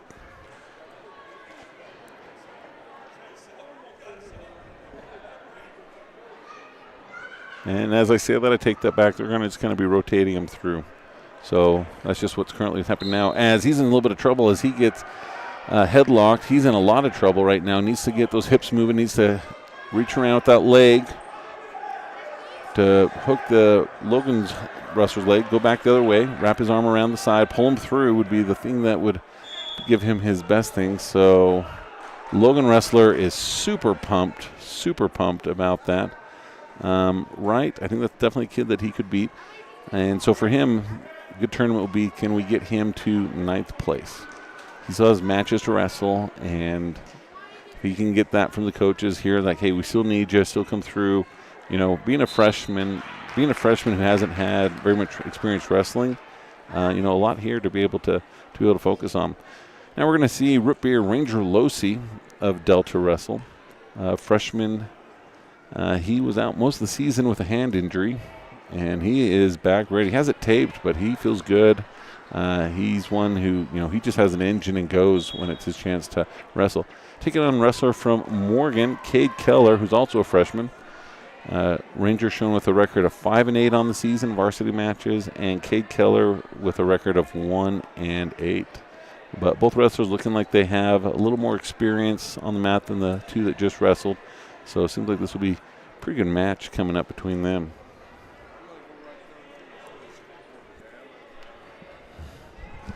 Baxter, eat this.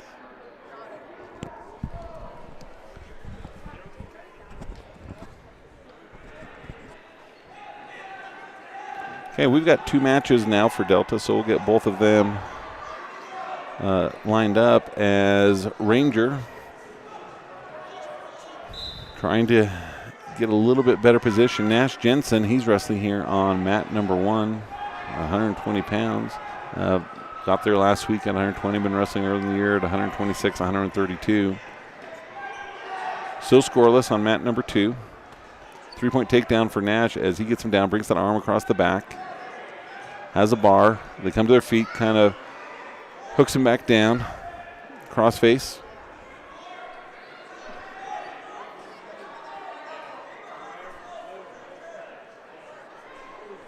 So both wrestlers lead 3-0 in their respective first periods. as Jensen throws in a leg, has a half, trying to bring him over. Official down, trying to look in there, starts to get the count. Wrestler slips a little bit, but actually gets a little bit more on his back. Jensen arches back. He's going to get a little bit more position than he likes. So now he's got the deep half. Now he's getting in there. Going to lift that leg. Goes back towards the arm.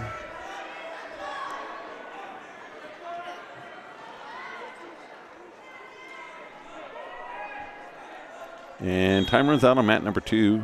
Ranger Losey leads 3-0. And Nash, he's just trying to get things locked up to where he can drive him over. He's got the 4 near fall. Finally lets it go, so he'll go up 7-0 with about 30 seconds to go in the first period. Goes for a crossface.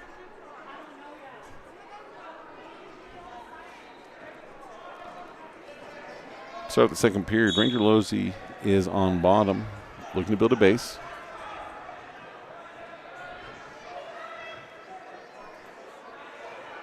Morgan not wanting to let him. 10 seconds to go over on Nash Jensen's. No one seems to be getting into position to tell the official, but official keeping an eye on the clock, sees it himself. And so Nash Jensen's up 7-0. Man number 2, Ranger Losey. He is trailing, or sorry, not trailing, he's leading 3-0. Over in the other gym, Reagan Anderson. He leads 6-1 over William Shelley of North St. Pete, and Uriah Anderson's on deck on mat number 3. You can see those matches on our sister stream on Delta Wrestling on YouTube. Starting the second period, Nash Jensen, he's on bottom. Quickly comes to his feet, looks to fight hand control, turns it into a switch, comes around, locking hands, so that's going to increase it by 1 point. Jensen's going to try to make it 2 points with the reversal. That should put him up 10-0. Here should become some near fall. It should be 14-0. And let's just get the fall and end it as he scored all the points he can without winning. Now you're multitasking. I am.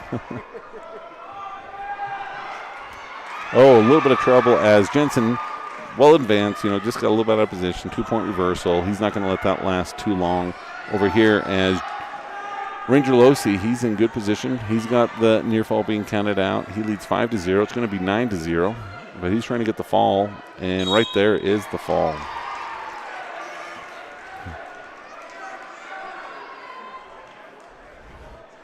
So with this, Nash Jensen, he's up 10-2. With this, it should be 14-2. Thought he was going to get some other near fall earlier, but they didn't give it. About a minute to go in the second period.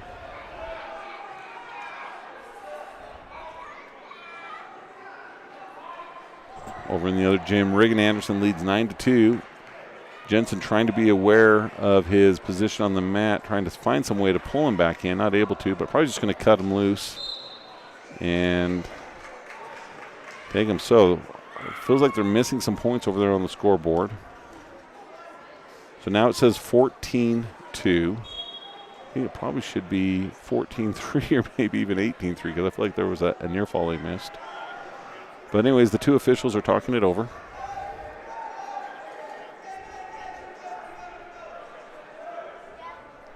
We're here on mat number 2.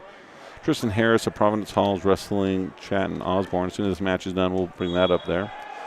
Ryan Anderson's going to be up shortly on mat number 3.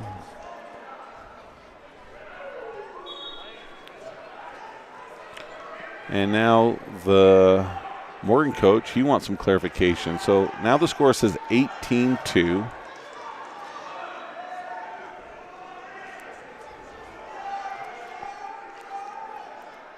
So it's going to be a tech fall. If I can do math, which sometimes I can.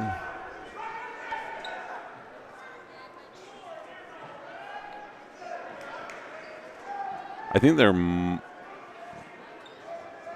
have been a tech fall earlier, but they didn't catch it. But anyways, now they've caught it. Nash Jensen, he gets the win. He's moving on. He's guaranteed himself a place at state, guaranteed himself a place in the semifinals, and medaling here at the tournament. So wrestling now on mat number 2 over here on the right-hand side, we have Tristan Herrera of Providence Hall. He trails 7-0 to Chatton Osborne of North St. Pete.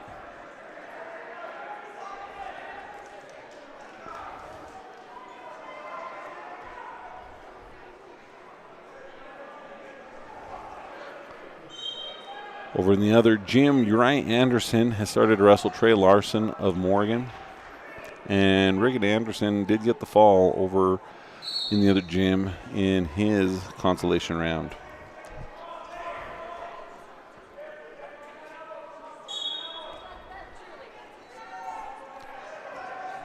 Wrestling on mat number 1, Dixon Peacock, a senior. He's taking on Colton Young of junior. If I remember, Dixon Peacock at one time, let's see, I want to say that he was a state champ. Maybe last year took 5th place at state.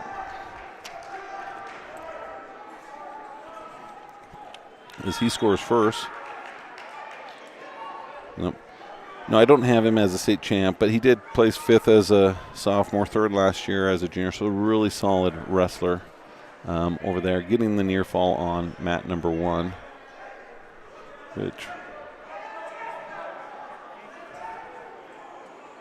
So we'll get those positions. Mat number 1's on the left now, mat number 2's on the right. Scoreless, or Herrera of Providence Hall is scoreless, as he's still trailing Chatton Osborne of North Sanpete. Sanpete in the red, Osborne in the blue on the right-hand side. Mat number 1, Dixon Peacock trying to get the fall.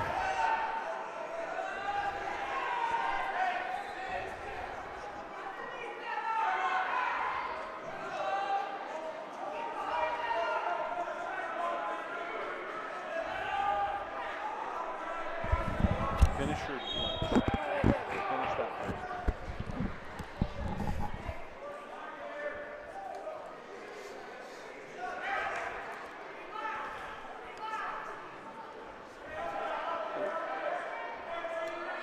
Again, I lost my cameraman, so trying to keep all this stuff straight. Okay, mat number 1, short amount of time left as a little out of position. There was 1 count, but not 2. Peacock, he's going to continue to lead 7-0 as, nope, they're going to give a 2-point reversal to the Union wrestler. So 9 to, let's see.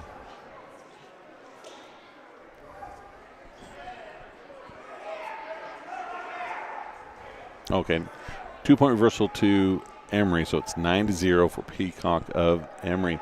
Over here on mat number 2.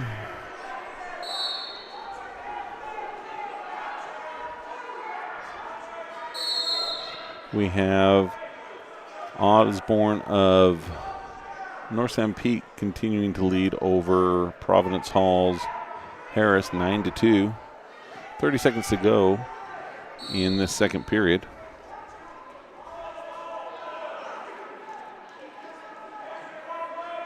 Ryan Anderson in the other gym got a fall in 25 seconds, so he made his way into the semifinals as well as medaled. And Peacock of Emory gets the fall over here on mat number 1.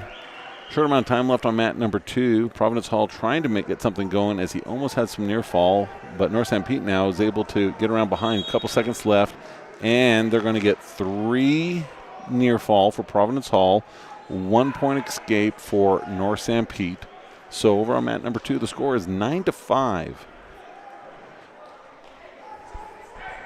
They're going to get into the third period. So Providence Hall, I think they want to see a slight correction to the score. The scoreboard showing 10-5. Official walks over with them, trying to make sure everything is in there. And getting ready to start on mat number 1. North Sanpete's Josh Watson, a sophomore in the red singlet. He's going to be taking on Hunter Rich of Union, a sophomore with a record of 4-9.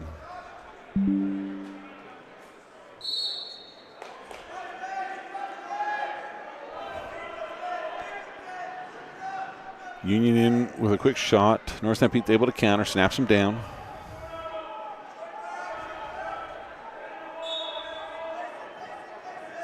Union trying to get the head in the hole as he tries to tie up that cradle, loses the leg. So North Sanpete counters. Providence Hall over here with the leg elevated. He trails by 5 points. Tries to bring him down, no change. And stalemate called on mat number 1.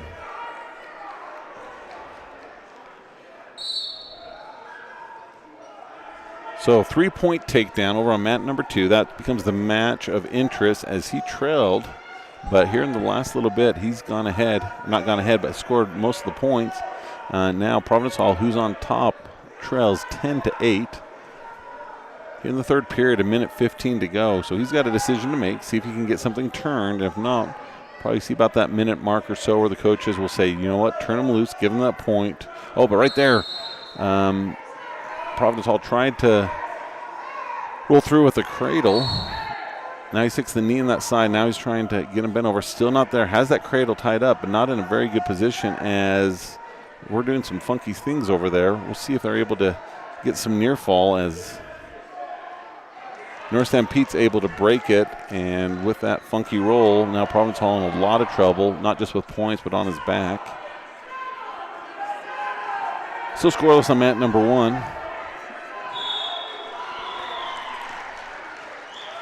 And North St. Pete gets the fall over Providence Hall over on mat number 2. Providence Hall having a good match, almost made something happen after trailing for most of it. And still scoreless on mat number 1 as the officials start them again in the middle.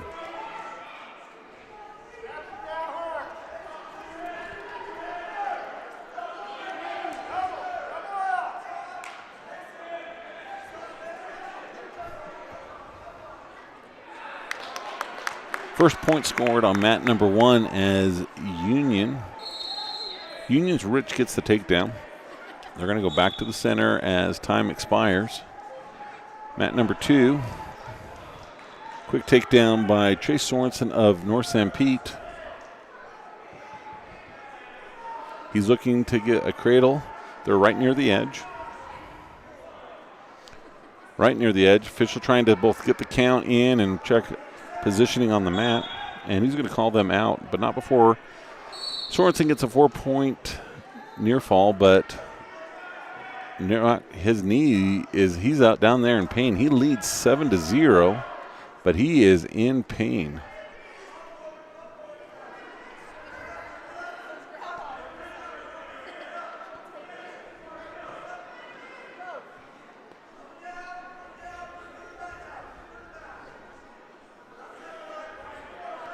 So here on mat number 1, as they tend to Sorensen of North St. Pete.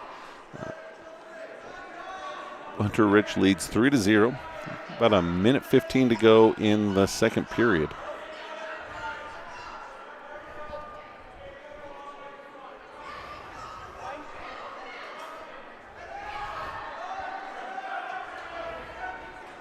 But Sorensen's up. He's looking good. A little nervous there at first, but he seems to have some good mobility and movement now.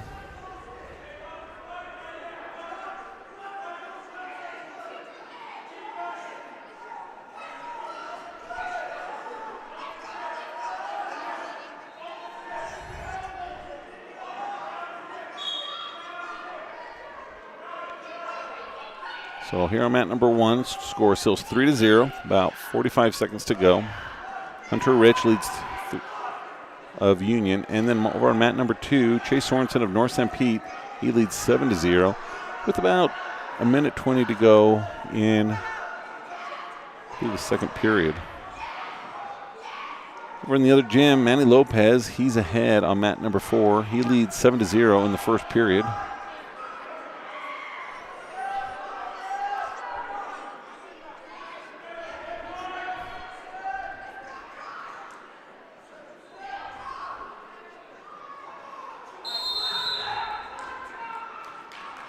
Okay, time expires. Score still 3-0 on mat number 1.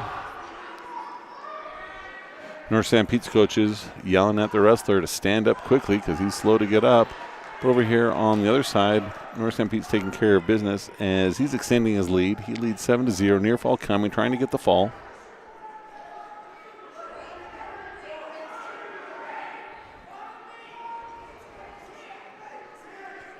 Doing a little bit of cleanup on mat number 1.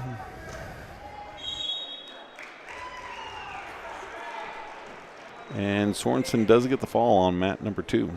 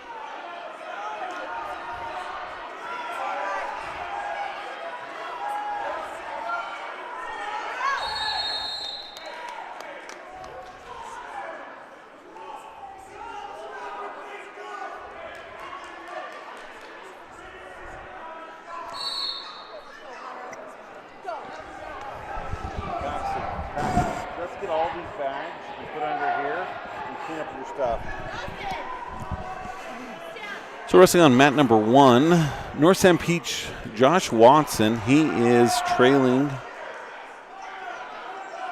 Let's see. No, he leads 5. He leads 5-3. Now the scoreboard is updated.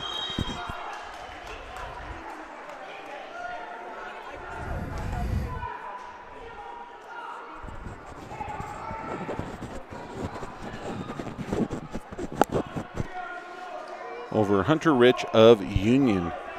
On mat number 2, Grady Royball just won over Stratton Wilkins of Providence Hall.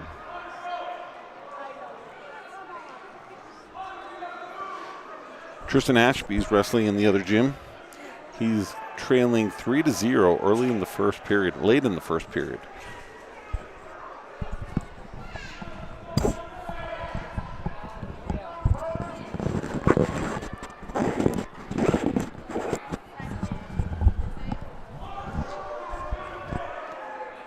Kumar's wrestling on mat number 2, so we're going to give our full attention over there.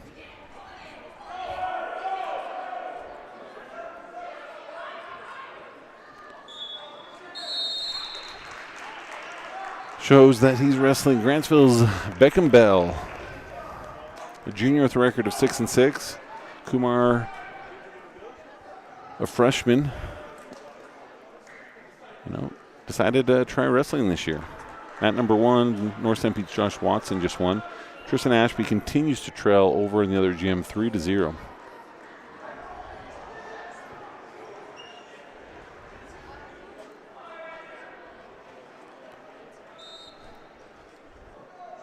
Kumar has a bar applied to him as now the North St. Pete wrestler, the Grantsville wrestler tries to pull him back. Near fall being counted.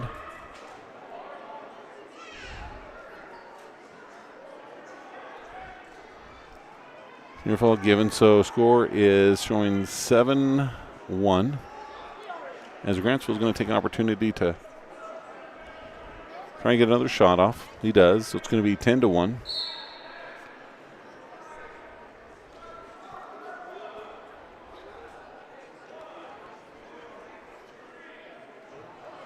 More near foul counted over on mat number 2. Score is going to be 14-1. He's going to let him go.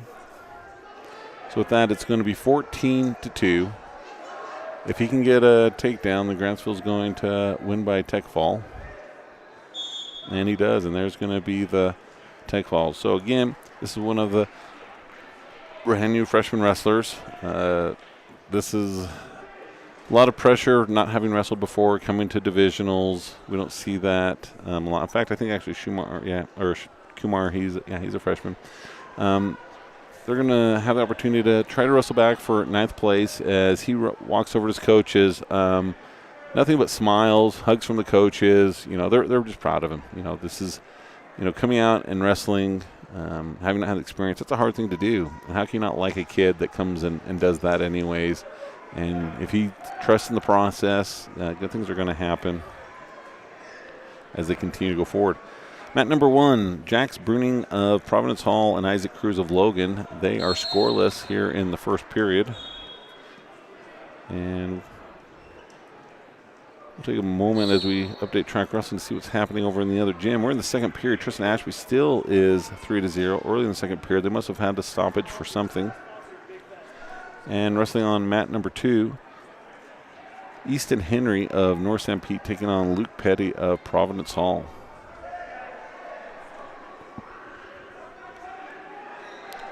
So the match on the left is a championship match. One on the right is a consolation.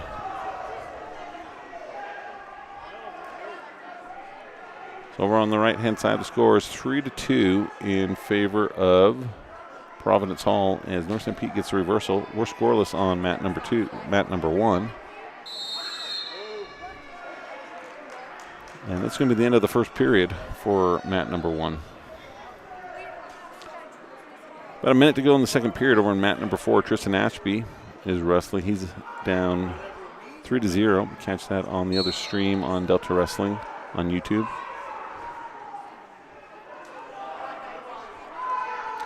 Back neutral here on mat number 1. North St. Pete rolls through with Providence Hall.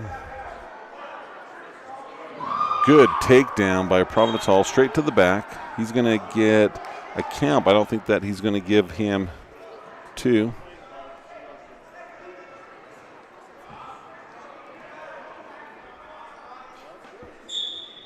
So score is 3-0 over on mat number 1. Providence Hall just at the foot. Officials looking in. Should be a 1-point escape, but not given yet. But reversal given instead to the wrestler from Logan, Isaac Cruz, and gets the fall. So he was down 3-0. A little bit of a scramble, and he comes up the win. Mat number 2, Luke Petty of Providence Hall continues to lead 3-2 with about 5 seconds to go. And 30 seconds left in the second period. Tristan Ashby continues to lead 3-0. Here on mat number 1, we're going to give our full attention now to Kyler Jenkins.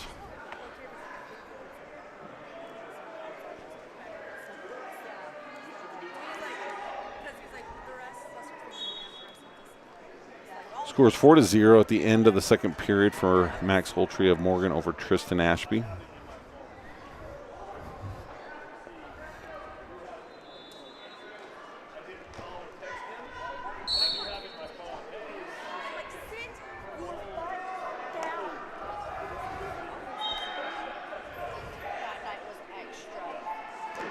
So Kyler Jenkins wrestling Raymond Sainez of Union. Jenkins in with a quick shot, trying to convert it. Needs to get the hand around the hip. He does. He gets the takedown.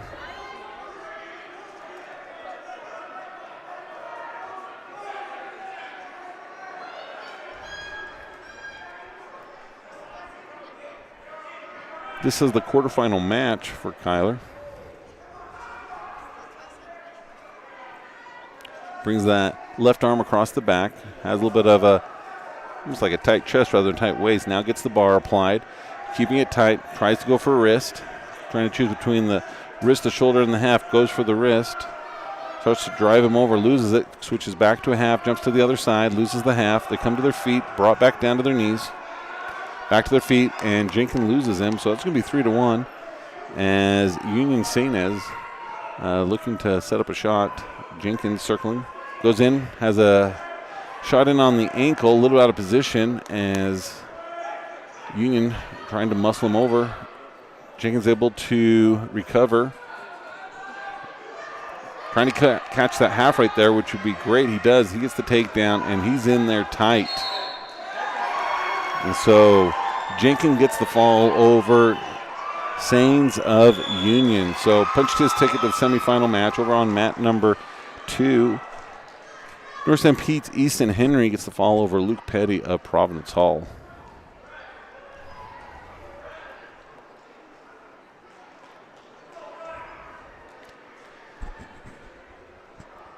Over on mat number 4, quarterfinal match, Tristan Ashby, he is trailing 7-1 to Max Holtree of Morgan, the senior, with only showing a record of 2-4. Ashby with a record of 13-8 as a sophomore.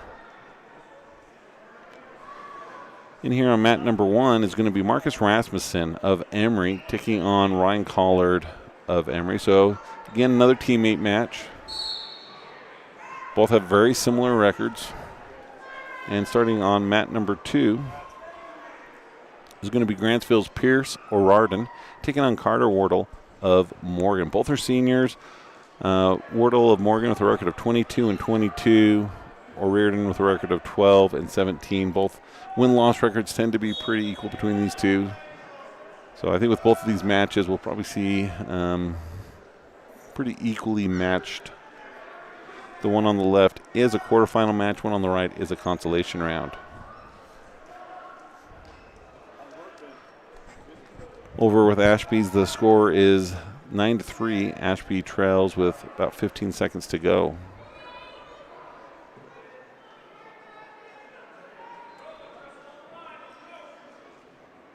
Over in the other one, we missed Manny Lopez's match. He won by fall. Trey Bradshaw's on deck in this main gym. He's going to be up on mat number 2 after this right-hand match concludes, in which Wardle of Morgan He leads 3-0. Reardon trying to get around behind. Morgan's able to counter it.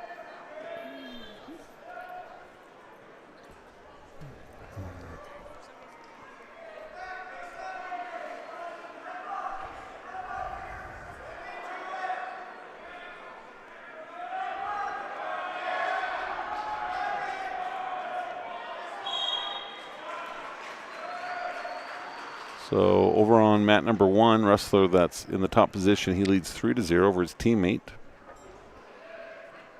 And over on mat number 2, we have a fall. So Morgan's going to move on.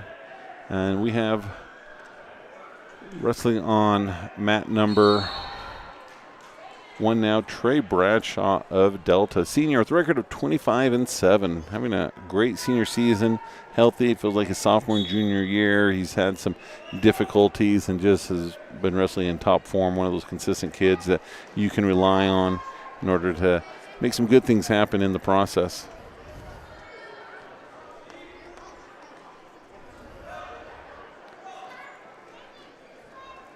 Super strong, super aggressive. Trying to do that front quarter, gets the takedown, now trying to walk him over, getting near fall being counted, and it's not going to be easy for that kid to get out, and there's the fall. So 32 seconds will be the official time of that pin for Trey Bradshaw, who had a first round bye. He's moving on to the semifinals, moving on to state, guaranteed a spot on the podium, and likely to be one that we'll see have a great divisional tournament. And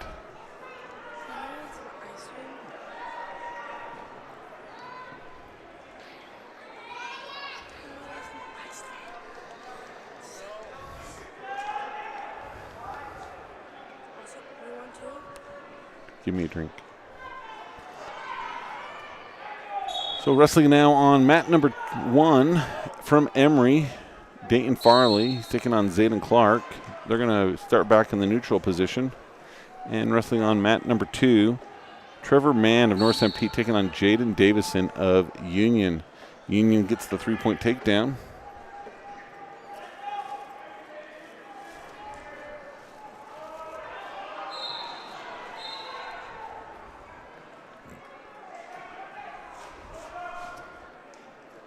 Carter Anderson, he's on deck on mat number 4 on our other live stream. As here on mat number 1, Emory wrestler is dealing with a little bit of an injury. Not sure what it was. Wasn't able to see it. On mat number 2, Jaden Davis of Union continues to lead 3-0 with about a minute 12 to go in the first period. He has a wrist, trying to get a bar, looking to run it.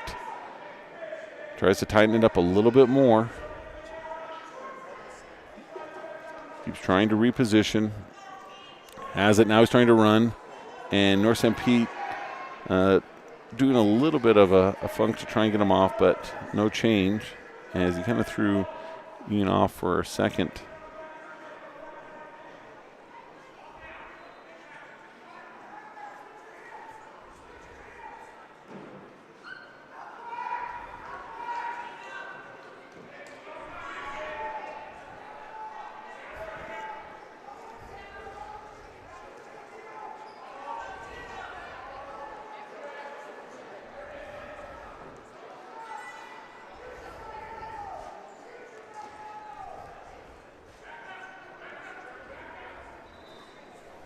So while they tend to this other wrestler, we'll step away and just give our full attention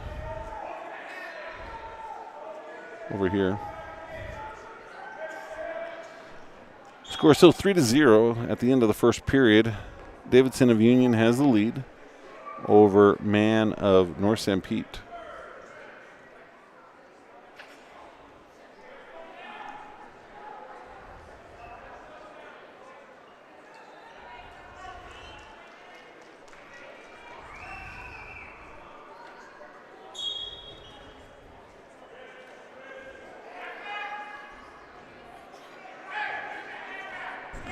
So North St. Pete's on bottom. He trails 3-0. Union with the left arm. Over here on mat number 1, they stopped the injury time. Emery's up to his feet. He's walking. Not sure exactly what it was. Doesn't look terribly hurt, but doesn't look terribly well as either.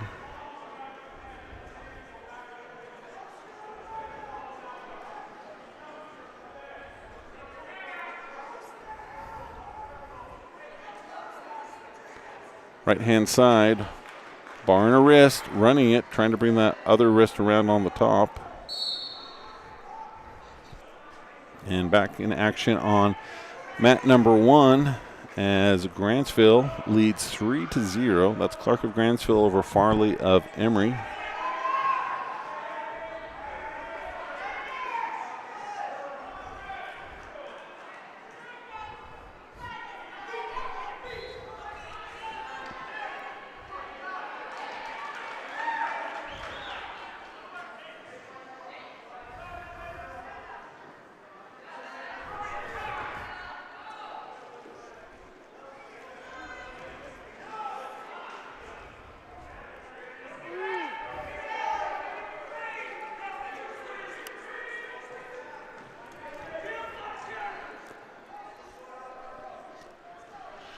Not too many changes over on mat number 2 on the right-hand side. Union Davidson, he's up 8-1 on mat number 1. Clark of Grantsville, he leads 3-1. We have 3 wrestlers from Delta on deck as Bo Bryan will be on mat number 2, Ian Bryan on mat number 3, and I believe Carter Anderson on mat number 4. So in between these two gyms, there's a little breezeway. So if I were the Bryan family, I'd probably stand in between, and you can basically pivot in one position and look into both gyms, as they might have to, as both of their wrestlers are going to possibly be wrestling at the same time.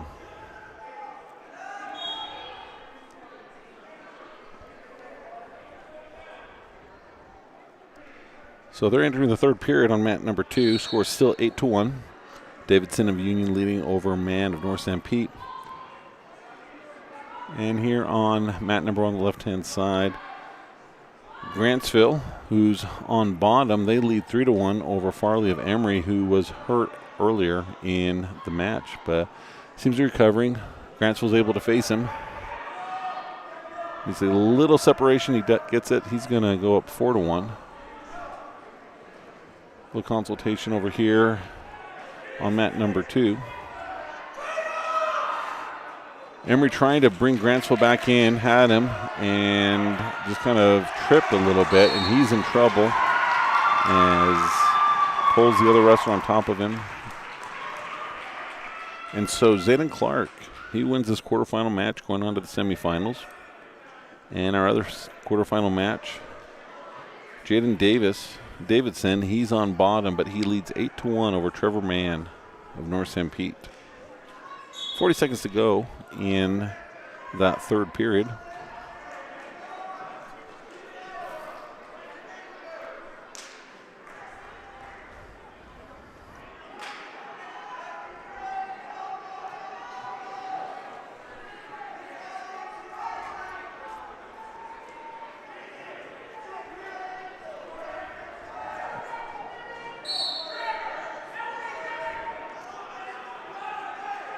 Starting at mat number 1, Bailing of Emory, sophomore with a record of 6-19, taking on Creedon Nyberg of Union, a sophomore, on track with showing 0-1. Union in the white and gray singlet, Emory in the black on the bottom, in trouble.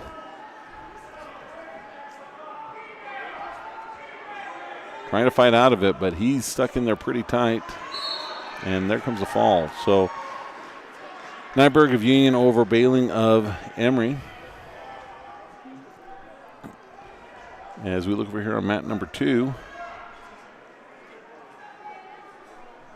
Davidson, he's up 10-1, has Man on his back. As that match concludes here in another 40 seconds, whenever the fall comes, we'll see Bo Bryan. Ian Bryan will be up in the other gym on mat number 3, and Carter Anderson is currently wrestling on mat number 4. He leads 7-0 in his quarterfinal match.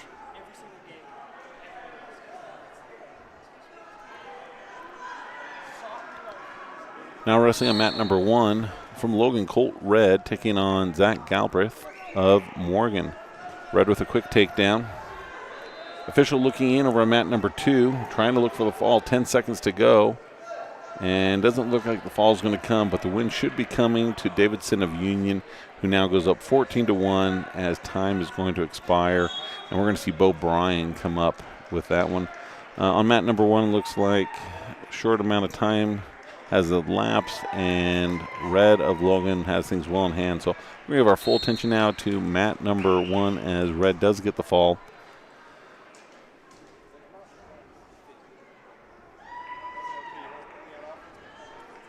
As Bo Bryan will be taking on Roy Ball of Union. Roy Ball is a sophomore with a record of 19-6. Bo Bryan with a record of 16-11. Similar type of records between these two.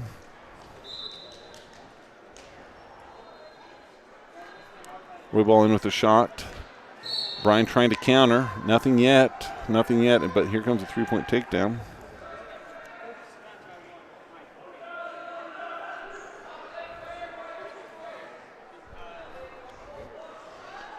Some counts coming. Looks like they gave 2. And they're going to call them out of bounds.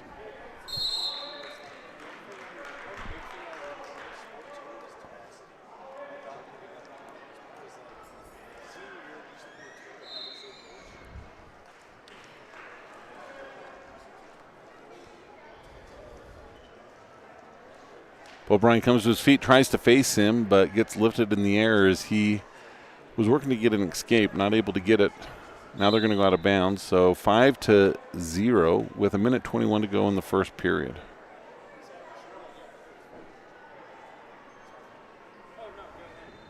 Carter Anderson leads 12-2 in the second period over in the other gym on mat number 4.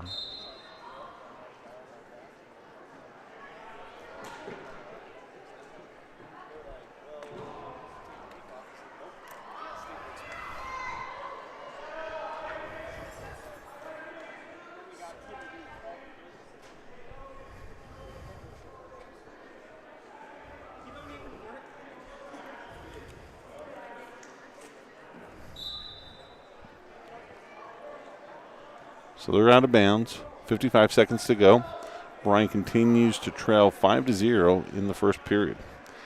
Anderson in the other gym, he goes up 15-2 in his quarterfinal match. And Ian Bryan on deck on mat number 3.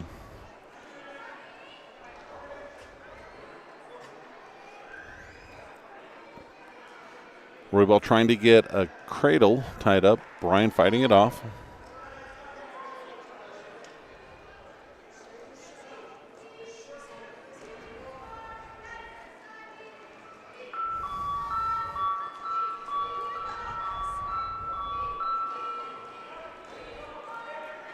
Okay, Bryan getting him out of position, comes to his feet.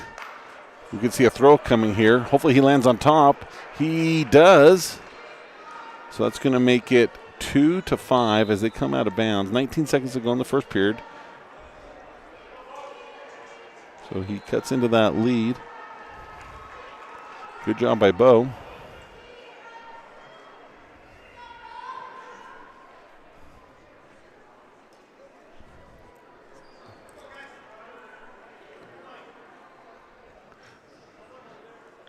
Okay, caution called on Delta.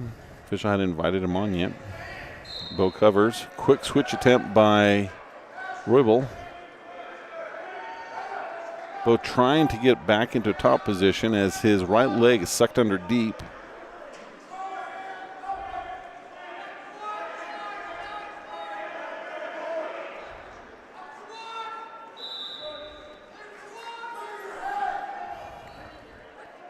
So at the end of the first period, Bo Bryan trails by 3 as Union's Roy Ball, he's going to choose bottom.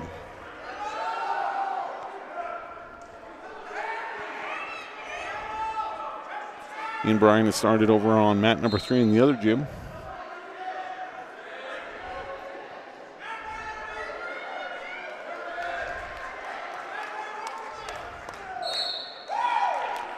Reversal by Roy Ball of Union, so he goes up 7-2, 1:55 to go in this second period. A few Roy Balls on this tournament. I'm not sure if they're all brothers or cousins. Tucker, he's a 3-time state champ that we'll see a little later on.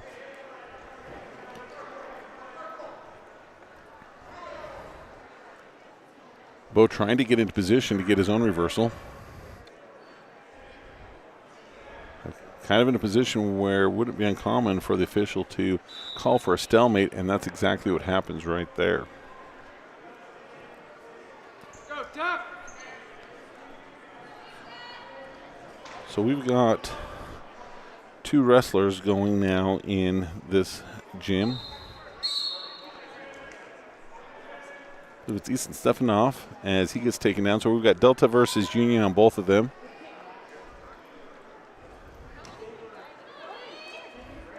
And Easton has drawn a tough match early in the tournament here in this quarterfinal match. He is taking on the 3-time state champ, Tucker Roybal. Tucker beat Carson last year at the state tournament in the finals and Cash the year before. And just like that, incredibly tough kid. His record is 40-1 on the season. I feel like he went to the state tournament last year undefeated. The kid is just a beast.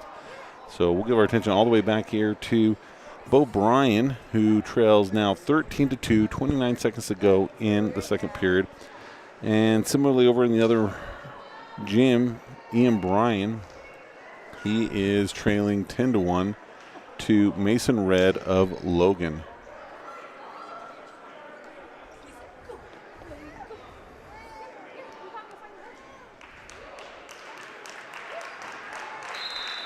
So I thought it was the second period. Oh, no, it is the second period, but that is a tech fall. And so Bo Bryan's going to drop down into Consolation along with Easton Stefanoff. But still, have a good tournament, get good placings, and finish.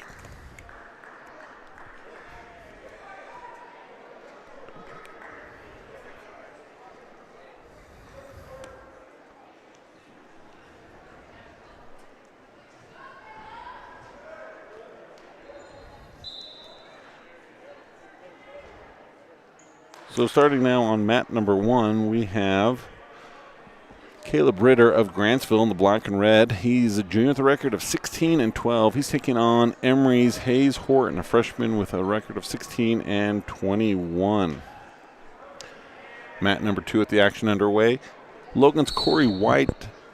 He's a junior taking on Spartan Stringdinger of Union.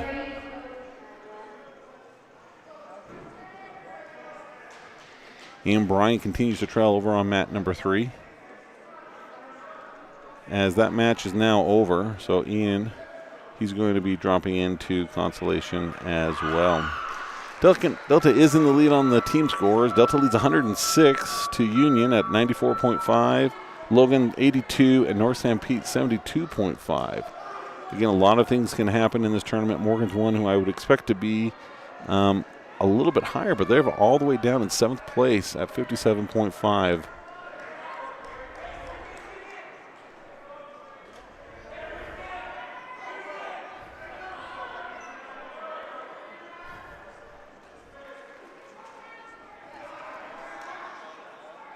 So over on mat number 1, Emory has the takedown, able to get the mat return. And then over here on mat number 2, Union leads 6-0 with 29 seconds to go in the first period. Grantsville gets an escape on mat number 1. He trails 3-1.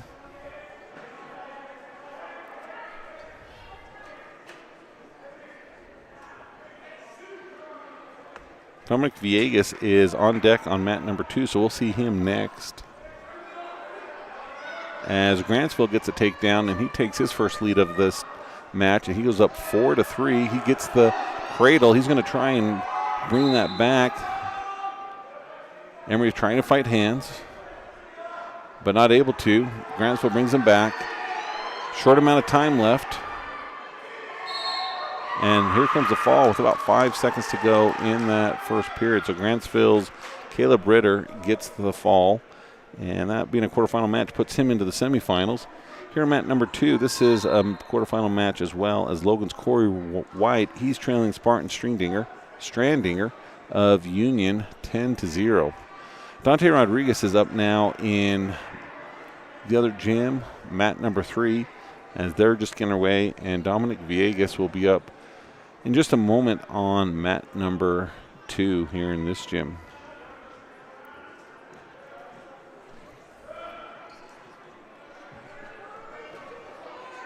As we mentioned earlier, there is a change to this year's tournament from what many of you have maybe seen. We've seen the traditional 2-day tournament for divisionals. This year they were able to make it a 1-day tournament. So all of the matches will happen today. And then the girls wrestling will be in here tomorrow at Union High School. Wrestling on mat number 1, Andy Aragon Begay from North Stampede in the red singlet on the mat. He's in trouble as he is wrestling Joseph Belinsky of Morgan. And Belinsky gets the pin. Over here on mat number 2, Union, he's going to extend his lead 13-0 with 42 seconds to go in the second period. As soon as this match completes, we'll go on to see Dominic Villegas in here. Dante Rodriguez in the quarterfinal match on mat number 3. He trails 9-2 to Damon Farley of Emory.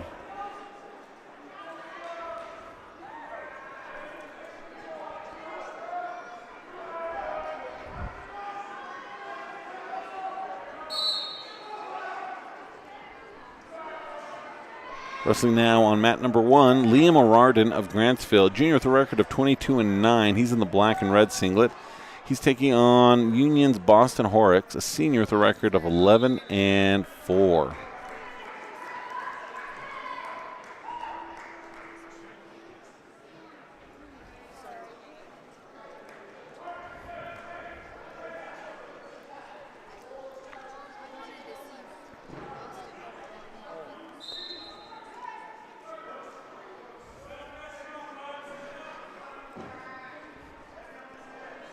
So mat number 2, they've started the next period, 1:52 to go. They're on their feet, scores 13-0. So if Union gets another takedown, they'll win with the tech fall. And here on mat number 1, shot as they go out of bounds early in the first period.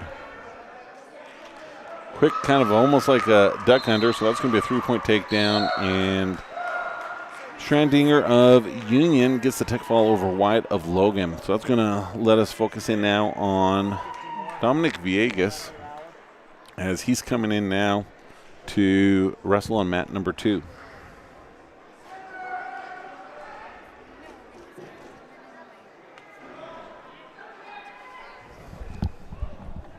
Paxton, let's move those backs. Bring them over here, okay? Bring those bags, put them with a tripod.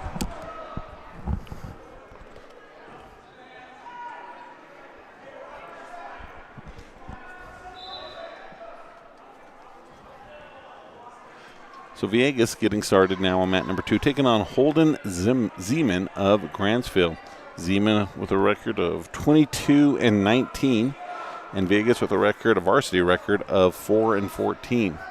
Nothing yet, as now Grantsville gets the takedown.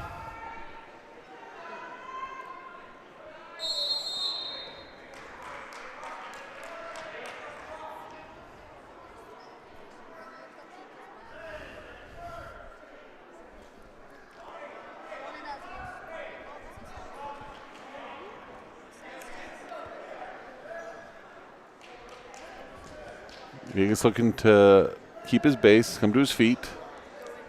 Tripod's up. He's up to his feet, working the hands, and he's able to get the escape. So 3-1 with 1:05 to go in the first period for Villegas of Delta. Another quick takedown. Zeman of Grantsville now leads 6-1.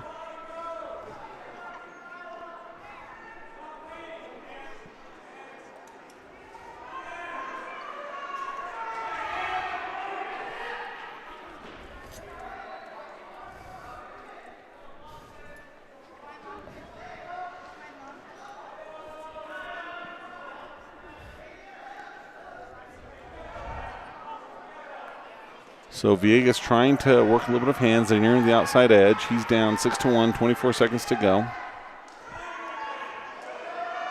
Fighting those hands, trying to now come up to his feet, maybe do a switch. Gets brought back down to his stomach.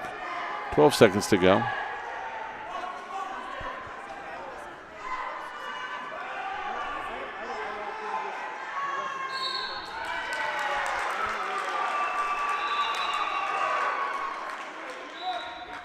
So time expires at the end of the first period.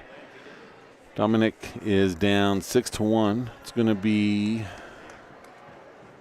Delta's choice. He defers. Grantsville wants to go back to his feet. He's had 2 takedowns. Why not? Let's do it.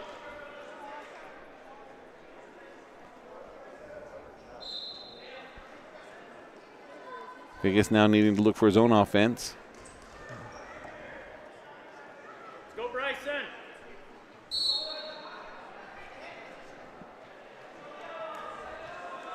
Another quick shot by Grantsville, and he's able to convert it, so that's going to be 9-1. Minute 40 to go in the second period.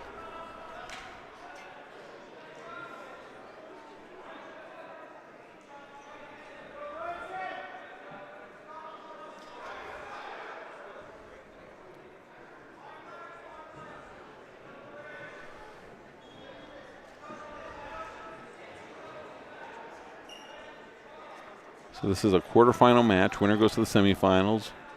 Loser will drop down into Consolations. Consolations is wrestling their first round of Consolation, which we've seen a couple of those matches as well. We have another stream going in the other gym. Still in Delta Wrestling on YouTube. That's called Mats 3 and 4. As Dom continues to try and find a way to fight off the bottom. It's 9-1, 45 seconds to go. Grantsville ahead.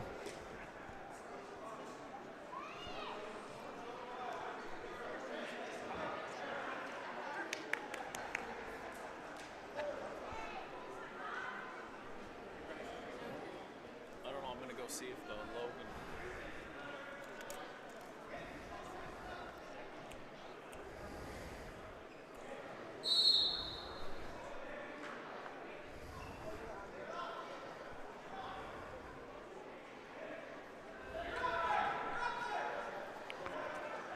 10 seconds to go. Here in the second period, score is 9-1. It'll be Villegas' choice as they start the third period. If he can get one right here.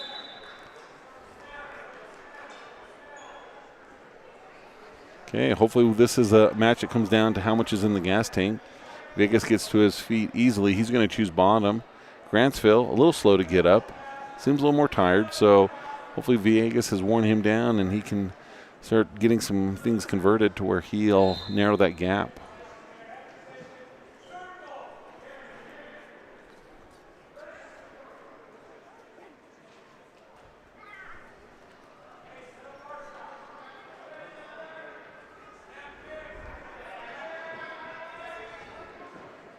We have Wyatt Harris on deck on mat number 1.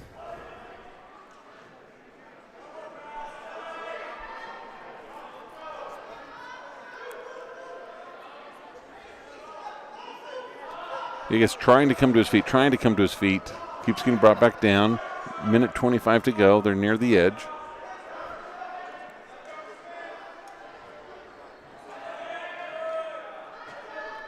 Vegas not able to get that left arm free.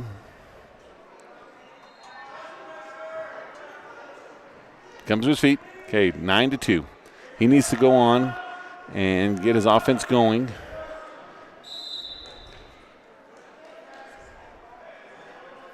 Yeah, that Grantsville wrestler looks tired. Still a good wrestler. Still a lot of time for Villegas to make something happen. If he can just continue to put the pedal down, get that Grantsville wrestler to kind of step up. But there, as he tried to do a little bit of a pick, he gets taken down instead. So that's going to be 12-2.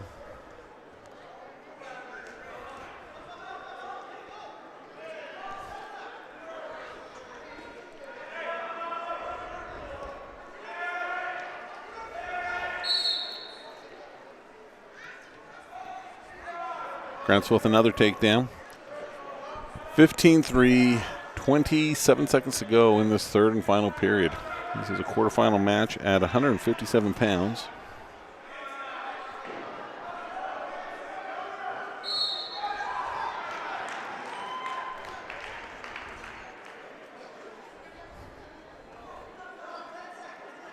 Okay, Dom gets one. Trying to make something happen with that short amount of time. And time will expire. Hard fought match by Dom. Not what he wanted. He's dropping down in consolation, but he's not out. Needs to find a way to get a win, a couple of wins, still play, still go to state, still score points for the team. At 190 pounds, from Delta, we have Wyatt Harris, who will be wrestling.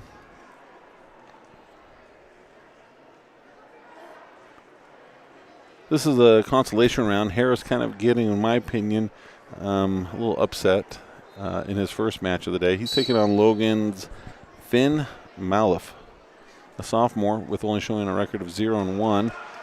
However, Logan gets the quick takedown. Harris trying to get a reversal as Logan spins around on top. Chase Nielsen's on deck on mat number 3. Harris trying to grab that foot. He's able to. Trying to turn around into it. Logan, a strong kid, appears to be. Long and lanky.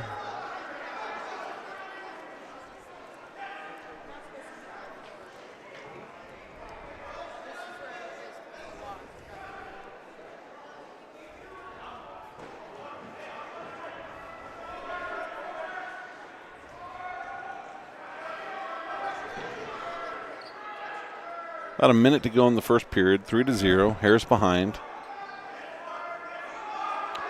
Logan got that offside leg ride.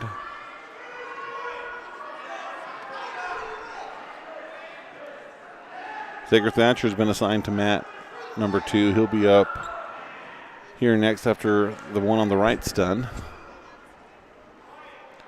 Not a lot happening here as White's having a hard time trying to back out. Needs to grab an arm. Get the Logan wrestler out of position. 22 seconds to go.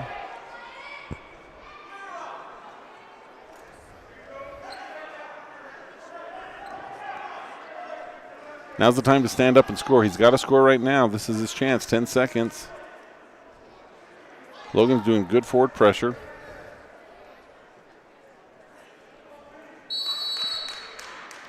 And that'll be the end of the first period as Harris adjusts his headgear. He's down 3-1. It's going to be Logan's choice. Logan chooses to go neutral. And Zager is coming out on the mat, so we're going to get both of these going.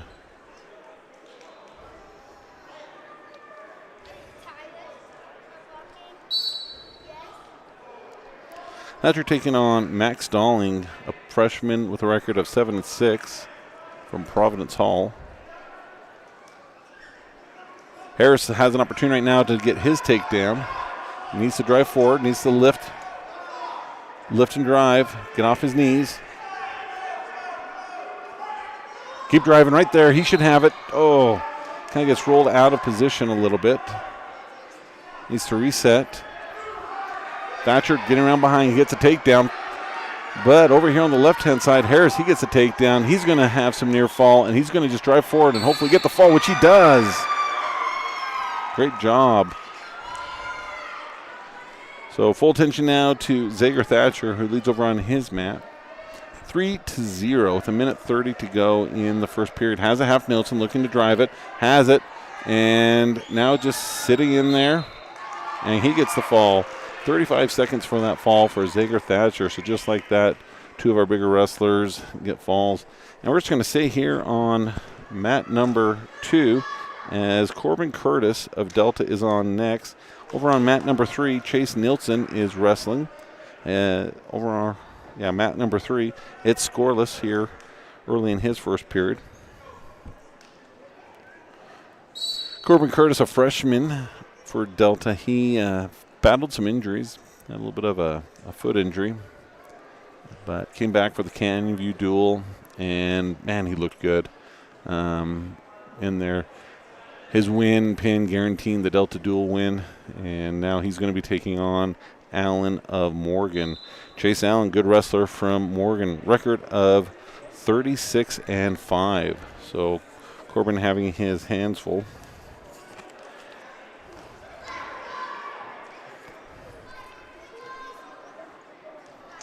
Chase Allen is ranked 3rd in 3A. No, let me rephrase that. He's ranked 3rd in all classifications. Last year, see, at the state tournament, he was 2nd at 175 pounds and 4th as a sophomore. So really strong, solid kid, this Morgan kid.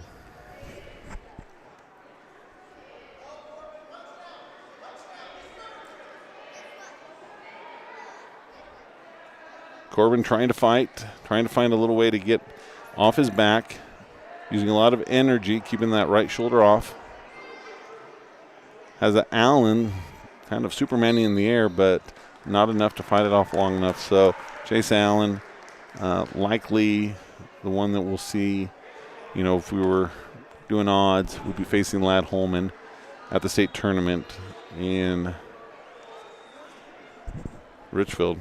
Probably going to be the division champion, just based off records and predictions, which means nothing because all it takes is one kid to stick another and it's over. Same here, Cole Bailey's up next, 285 pounds. Over on the other gym, Chase Nielsen in a close one, 3-2 in the first period as he's wrestling Sam Messler. Cole Bailey's taking on a senior from Union, Mason George. Mason George has a record of 10-9, and Cole Bailey a record of 3-6, which is a really deceiving number for Cole. Had a lot of JV matches that he wrestled really well in there.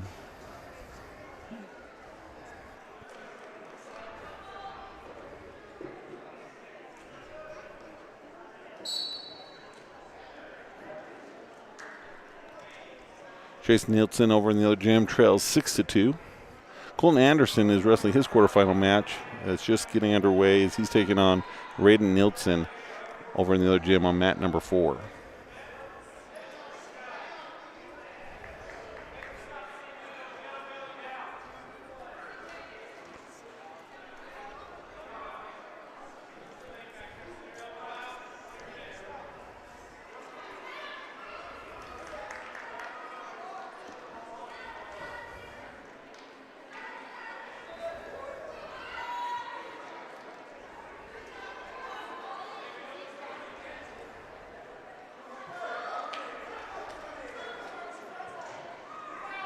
So 48 seconds to go as they go to bounds. Stalling called on Cole. Needs to circle in.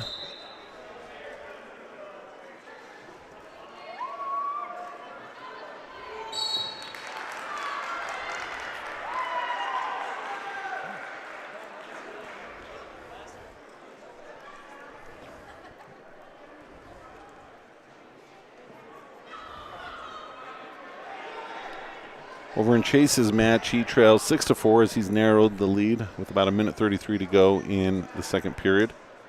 And Colton Anderson still scores 0-0 in his first period quarterfinal match, as now these two are starting to wrap around, trying to look for some possible throw positions. Bailey's able to break it out, and they're going to start neutral. 9 seconds to go here in the first period.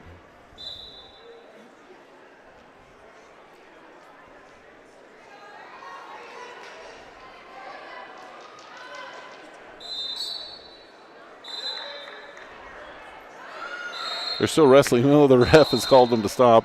Sometimes hard for these wrestlers to know which whistle's theirs.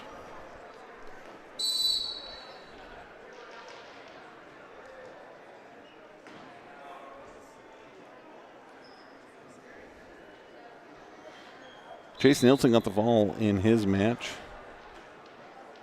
And we'll give the track wrestling a chance to catch up, tell us how Colton Anderson did in his quarterfinal match. They're back on their feet here in the second period.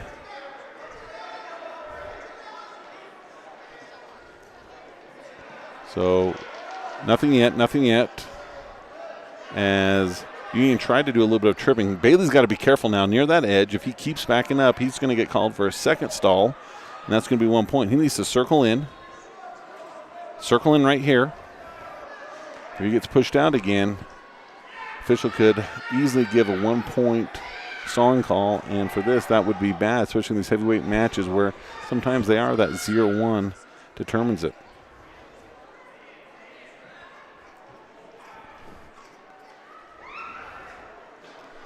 And Colton Anderson did lose his quarterfinal match. Again, he's got to circle in right here. If he steps out, we see some problems. Tries to get an underhook in. Looks like we're going to get into some throw situations. This is what he did the first round. Not the first round of this match, but the first round of this tournament, and had good things, but he gives it up. 42 seconds to go, 0-0 in the second period at 285 pounds. This is the championship quarterfinal match. Cole Bailey taking on Mason George of Union.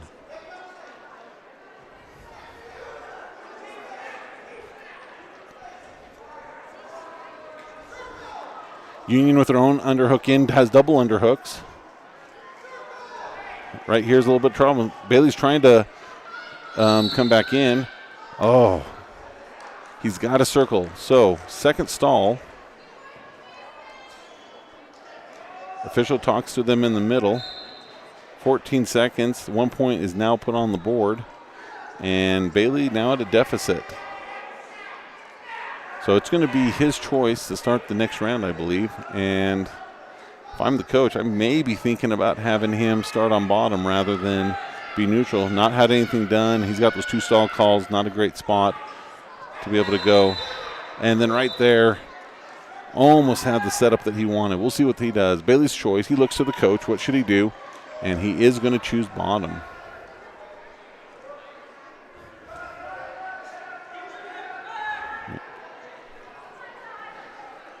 Nearing the end of this quarterfinal championship round and first consolation round, and I'm sure they'll have a very, very short break and then move right into the next round. Again, this is a one-day only tournament, a change from what we've seen with divisional tournaments in the past. And now I am confused as to what happened as I was looking away, unless Union gave him the escape. So it was 1-0, and then it was 1-1, and then it was 1-0 the other way over on the scoreboard.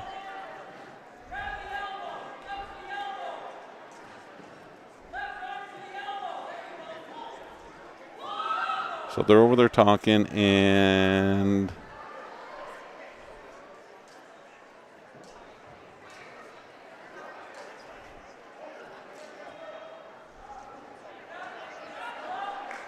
so right back where they started. Not sure what the confusion was. So it is 1-0 in favor of George of Union over Bailey of Delta. This is the third period. Bailey chose down. Bailey has 2 stall calls. Trying to quickly come to his feet. Coming forward. Pressure being applied. Tripods up. Right there. Union's able to kind of break him back down to a base. Bailey comes to his feet. Fighting hands, fighting hands, fighting hands. Okay, now we're tied. Minute 47 to go. Bailey's got to be careful near that edge. He's got to circle. Needs to find a way to find some offense. As now, I could almost see where the official could call a stall on Union for not allowing him to return back in. Bailey trying to find some offense. He wants to get that underhook in. Kind of just some little half-hearted snap downs. Heavy on the head. Slide by, tried by Union. Nothing happened. Minute 15 to go. Third period. 2 stalls for Bailey. He can't get another. So he's back in the center. Better place to be. No, not right there. You can't back up like that. Circle, circle, circle. Action. He's got to circle in. He's trying to circle in, trying to circle in. He's able to. 45 seconds to go. Bailey being a little bit undersized compared to the Union wrestler, having a hard time pushing back on. Now he's got to throw it, slips off. So Bailey, he's down. He needs to make something happen. He still has time. He's got 30 seconds. Comes to his feet. Breaks hands. Who cares if it didn't work the first time? Let's make it happen a second time as Delta is telling him to go, go, go. 19 seconds to go. He's got to find something to happen. So 2-4. Takedown could still win it. He's got to go now. Now's the time. Now's the time. 10 seconds. Throw it now. Throw it now. Throw it now. Who cares? Throw it.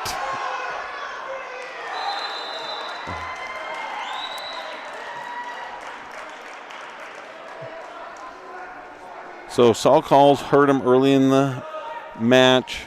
Was able to get up twice to get 2 points. Tried to do a throw, which I think that was the right call for him. Didn't get it, and ended up not getting the win there. So he's going to drop down into consolations, but still, let's get a good tournament out of him. So I think that's going to do it for Delta for this round. Wrestling on these two mats right now. We have from Logan over on mat number 1. Let's see. Landon Rudolph, he leads 11-2 over Tyson Heatherton of Providence Hall. And now starting on mat number 2, Grantsville's Hunter Critchlow taking on Owen Morrison of Providence Hall. So we'll step away for a moment, come back, give you an update on how Delta's done, look at team scores, look at individual placings, and then see this next round get going.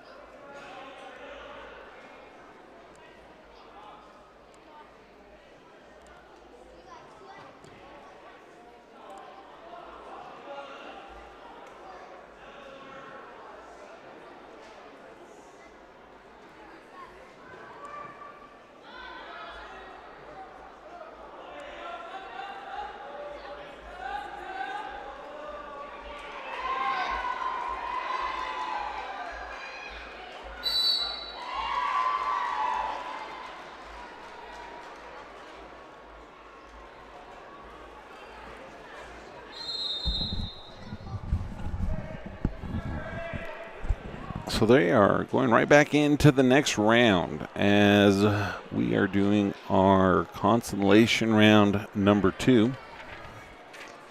Scheduled to start on at 12:30, but everything got started a little late today. So we will see this going. So all of our semifinal matches, they are taking a break. So all of these kids, this is kind of do or die in order for them to stay into it.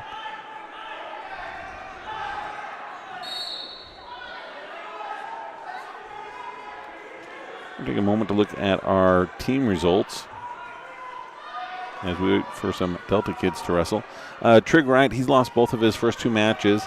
I believe he'll be wrestling in what would be in for 9th place. Trey Manus, bye and then a win, so he's into the semifinals. Ranger Losi, same deal, has 2 wins, so he's into the semifinals. If they're into the semifinals, they've guaranteed no worse than 6th place. Top 8 get to go to state. So anyone who's won their first 2 are guaranteed and going. Nash Jensen, a bye and a win, so he's into the semifinals. Reagan Anderson, 1-1, so he's into the consolation. Uriah Anderson, he's placed into the semifinals. Manny Lopez, 1-1, wrestling back through the back door. Kumar, he lost both of his matches. We're going to see if he can make something happen as he wrestles for true 9th place. Tristan Ashby, 1-1. He lost his second one to a really strong Morgan kid, 7-3, looking to make his way back through. As we mentioned before, Harvey Walgren is out with a concussion, so his tournament, or his season has ended. He got it a couple days ago in practice. Carter Anderson's into the semifinals along with Tyler Jenkins and Trey Bradshaw. Ian Bryan's 1-1, along with Bo Bryan, who had a bye and then lost, so he's into the consolation. At 150 pounds, Austin Stevenson had lost his first match, but had a bye his second round, a little more unusual. Dante Rodriguez is 1-1 into consolations, along with Easton Stefanoff and Ty Draper, who had a bye last round. Colton Anderson, Zager Thatcher, Wyatt Harris, Chase Nilsson, Corbin Curtis, Cole Bailey, they all have gone 1-1 and wrestling in the consolation. So a couple of our brand new freshmen, they're the ones who went 0-2 in this, and they'll get at least one more match to try to wrestle into that 9th place position.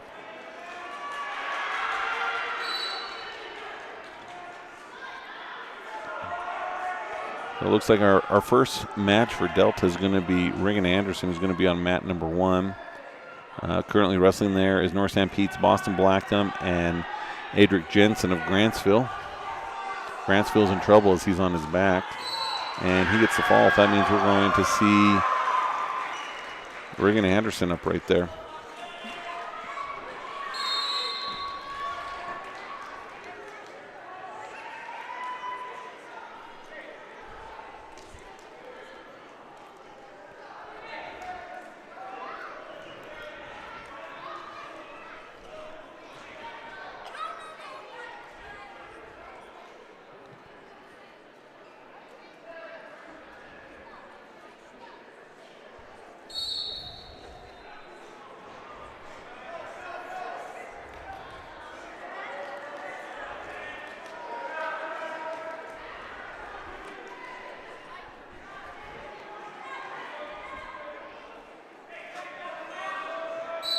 Reagan Anderson, a sophomore, came out for wrestling this year after doing most of his youth more in the gymnastics world. Probably if you were saying who's the most improved wrestler on the team, he's one that would definitely need to have a look. We've seen him get some wrestling experience and do a really good job for the team. He's taking on Tristan Herrera, freshman from Providence Hall with a record of 16-8. Pretty solid kid. I'd like to know who Tristan had lost to, because he looks like he's wrestling really, really well. Reagan fighting, though, able to get off his back. 4 near falls is going to be awarded once that hold is broken up. But back on his back, but no more near fall. But now it is broken, so it's going to be 7-3 in favor of Herrera of Providence Hall. Crossface. kind of like a stand-up barbed wire. Drops down, goes back into a leg. No points, no change. Riggin still on bottom as Herrera's trying to capitalize, not able to. They have about a minute to go in this first period. Okay, Anderson right here with an opportunity. He has an opportunity right there. Can he capitalize? He's not able to. He gets thrown to himself, but that was a chance for him to maybe have some really good things happen, surprise someone that maybe he shouldn't have. But right there, he does come on top. So, interesting, 11-2. 11-2. Anderson with a tight waist. Short amount of time left.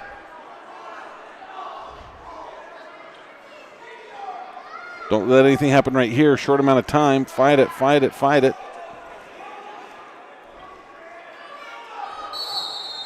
So as they roll through, they're going to call a 2-point reversal, 2-point near fall. That's going to make the score 15-2 in favor of Herrera of Providence Hall.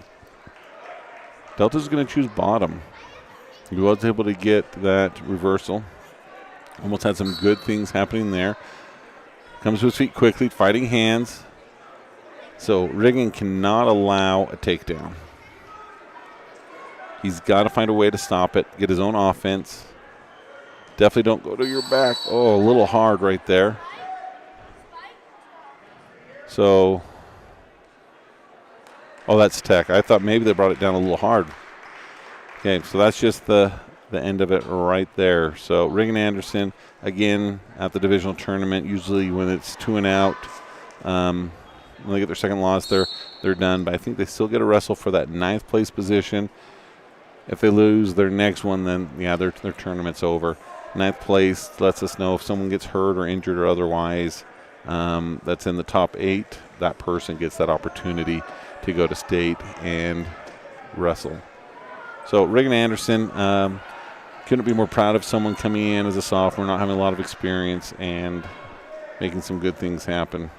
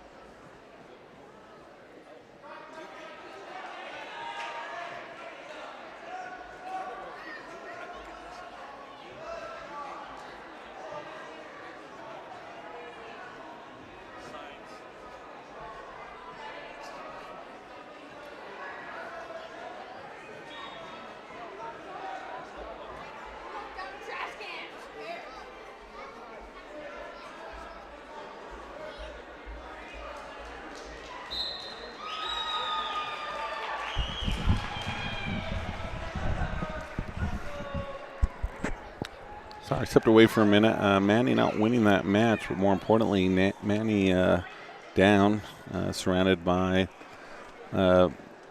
coaches, officials, and trainers.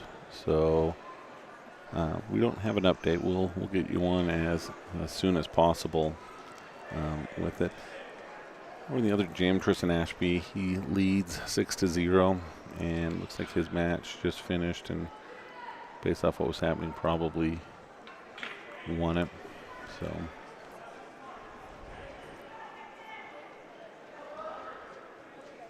Manny is awake. You see his head moving, so they're not doing anything to stabilize the head. Whole team lined up looking in on him because none of this stuff matters, with injuries, that's when they're teammates. That's someone who they sweat and bleed with in the room.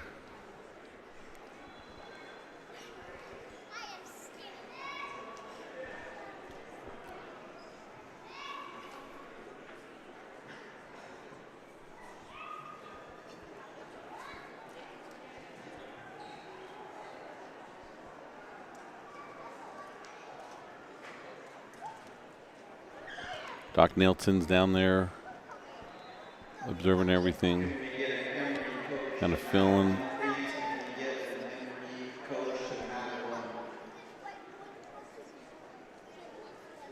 So he is sitting up now.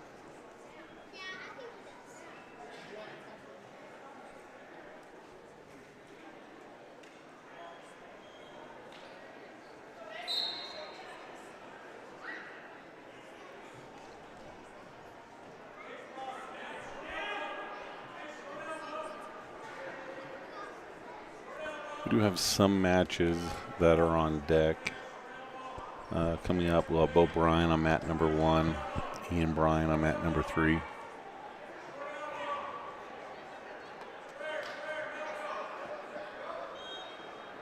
They are shaking hands. Official brings the other wrestler to the middle, raises his hand so he can go on. Coach is shaking him. And I'm not sure exactly what happened, but, even if you're the other team, you never want to hurt another kid. It kind of gets to your stomach and hurts a little bit. As Manny comes to his feet, the whole gym is aware of what's happening. Round of applause given to him as he gingerly starts moving, supported by the doc and coach. So we'll get an update a little bit later, and as we do, we'll let you know how he's doing, what's going on, and wishing him a full and quick recovery.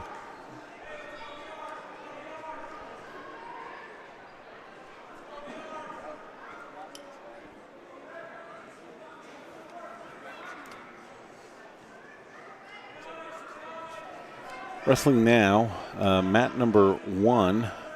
Dayton Farley of Emory leads 3-1 over Creedon Nyberg of Union. Union in the gray and white, Emory in the all black. And then over here on mat number 2, going to be underway, Jax Bruning of Providence Hall taking on Beckham Bell of Grantsville.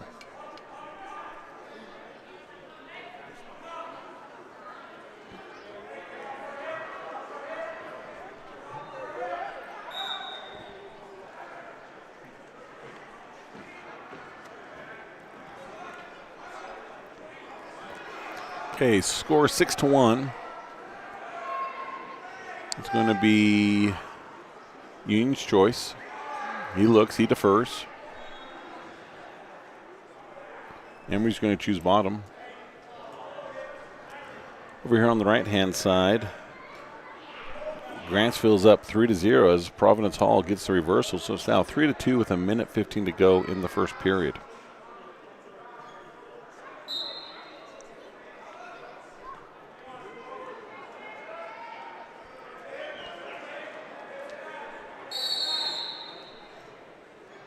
Okay, potentially dangerous called on the right-hand side. They're going to recenter. Emory's up on the left, gets a escape. So it's going to be 7-1 for Emory as he shoots in, misses the leg. Union's sprawling back on there, but Emory's able to recover the leg, driving in. I think this is the Emory wrestler who we saw earlier today who got hurt, gets kind of drived in, gets taken to his back. He was ahead 7-1, and now with this, it's going to be 8-1 at the very best for Emery as he's caught on his back.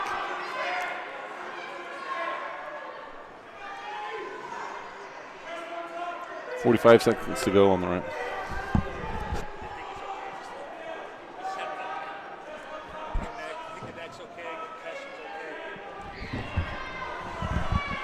Okay, got a little update about Manny Lopez. I think he's okay. A lot of what that was is just doing some concussion protocol information. He's had a rough day, a little bit. Just had his neck tweaked earlier in the day, and then got it tweaked a little bit more. But nothing that they're like overly concerned with. But they're going to keep an eye on him. We'll see how he's feeling, if he wants to continue wrestling to try to get that true 9th place position. As over here, we've got a match on mat number 1. Union was behind, but with an escape, a takedown, and to their back, it makes it 8-1 in favor of the wrestler in Emery, but now of Union, but Emery gets an escape, so it's 8-8 here in the second period as Union not the best attempt at a takedown. And, Union not the best take. Emery gets the takedown as time expires. They're up 11-8. Here on the right-hand side, we've got Providence Hall up 5-3 over Grantsville. Dante Rodriguez is wrestling in the other gym. He's taking on Dean Harris of Logan.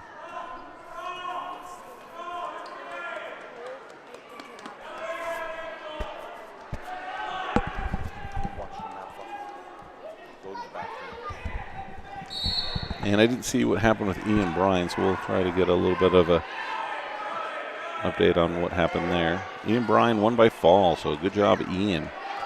As here on mat number 1, Emery back on top. He's up 16-8. But now, just like we have that, Union trying to get the reversal. He does. So 10-16. Providence Hall has Grantsville on his back over here, trying to get the fall. And he does. Again, there's no championship matches this round. Anyone who loses is officially out of consideration in this tournament, but can come back at least one more for a 9th place possible true finish. As Emery gets back on top. We'll see with all this what the score ends up being. Looks like it's going to be 20-10 in Emery on mat number 1. Bo Bryan's up next on this mat. So right now on mat number 2, Union is taking on Morgan. Carter Wardle of Morgan, a senior with a record of 23-22, is taking on Raymond Sains, a sophomore out of Union.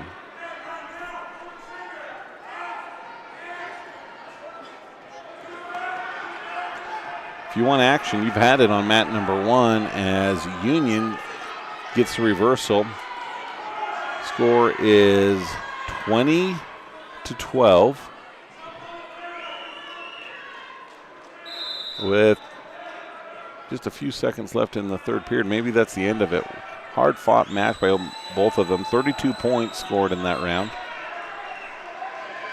And as on mat number 2, Wardle of Morgan has things well in hands against Union's Sains.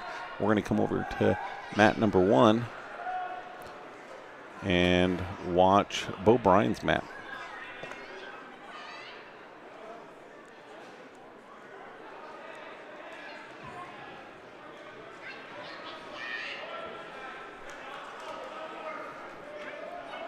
Bo Bryan taking on Wade Oxley of Grantsville. Oxley is shown with a track wrestling record of 1-12 on the season. Bo Bryan with a record of 16-12. Bo Bryan, quick takedown, not awarded. There it is. Lifts him up. Oh, good mat return. Gets him high into the air. Now tries to drive him over. Has that left arm brought underneath. Trying to stack him. Gets that leg up in there. Rolls through. Kind of in trouble. Needs to roll himself again. He lands on top, getting near fall counted. Grantsville tried to put his hands to the face of Brian, realizing he needs to do something different. Now gets the hands to the chest. Brian right there has him stuck. So early in this round, we'll say about 27 seconds. Maybe that's what the scoreboard says, somewhere in there. So good job. Bo keeps his tournament alive here in this second round of Consolations.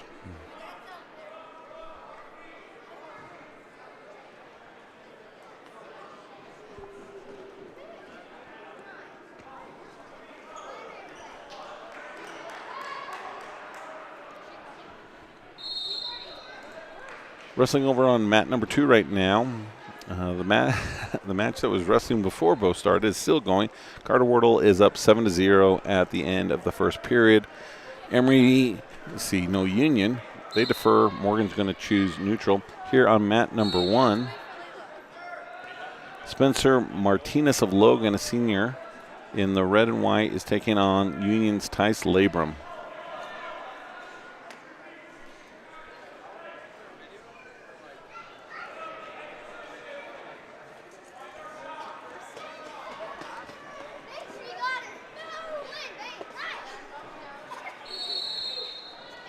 Okay, potentially dangerous called on mat number 2, so they're going to start back. They're neutral.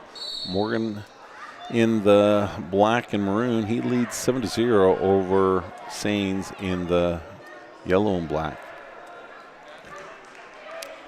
Another takedown, he extends his lead 10-0. For here on mat number 1, we are scoreless.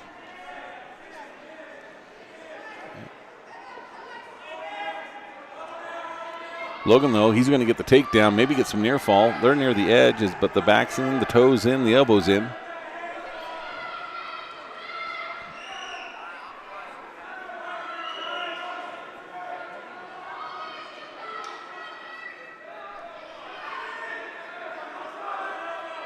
Lots of time left on mat number 1, 40 seconds. 50 seconds over here on mat number 2.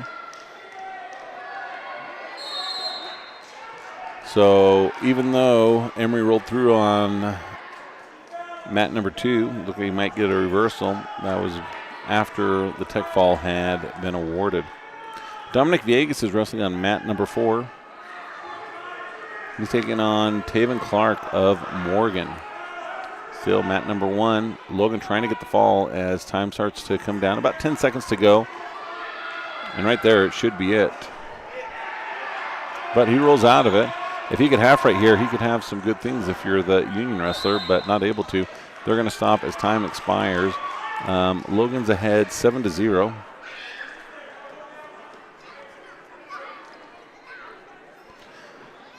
In Dom's match, it's still 0-0 in the first period. And then Colton Anderson will be up after him on that same mat number 4. You can see that stream on Delta Wrestling on YouTube, as we have 2 live streams covering both gyms. This is mat 1 and 2. So Logan, here on mat number 1, they were ahead 7-0. They get the cradle. They're going to get more near fall. And looking to get the fall, knee to the side, pushing out. That left shoulder's up, but gets it down, so he gets the fall. Over here on mat number 2, score is 0-0 as Corey White of Logan is taking on Maddox Evans. Evans in the blue and Logan in the kind of red and maroon. They come down. Providence Hall lands on his head. Logan has the headlock. He's driving in. No near fall. Now here it comes, trying to roll through it. Still no near fall yet. At least now hands being waved, but I think the near fall has been counted. Logan kind of sitting into it. Pressure being applied to the head. Ooh. And the fall came as kind of a fist slid across the face of Logan. We're sitting now on mat number 1. Andy Aragon Begay taking on Kellen Johnson. Both of North St. Pete teammates wrestling on mat number 1. And while we have teammates wrestle, we're going to give our full attention over here to mat number 2. As Austin Stevenson is up and going to be wrestling. He's taking on Zach Galbraith of Morgan. Stevenson, the senior, taking on sophomore.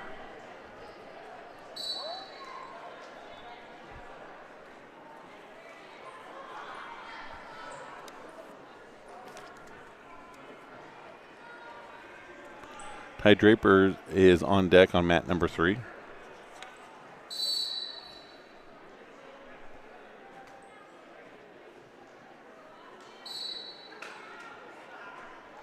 Austin's wrestled 2 other Morgan wrestlers this year, but this is his first time wrestling him, beating both of those other Morgan wrestlers, not showing where those ones fit into the lineup.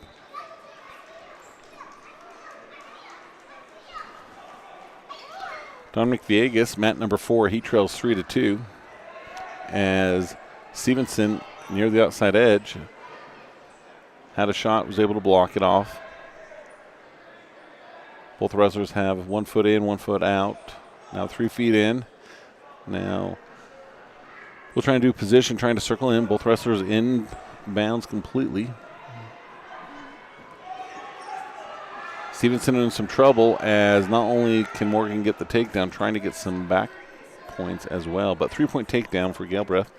So we are going to have all 4 mats have a Delta wrestler on them, as we have Zager Thatcher going to be wrestling on mat number 1.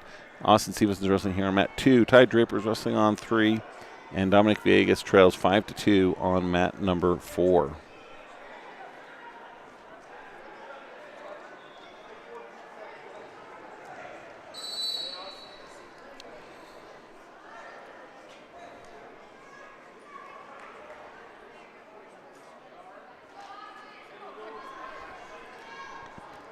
So 30 seconds to go in this first period.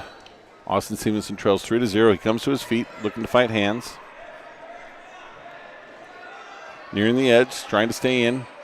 And Morgan smartly cuts him before a stall is called.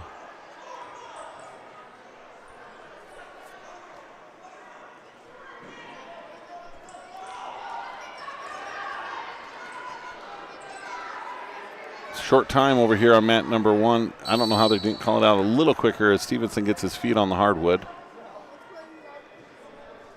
But let's see what they'll end up doing. 3-point takedown, 6-1 on mat number 2. No change on mat number 1, where we are scoreless with just over a minute to go in the first period.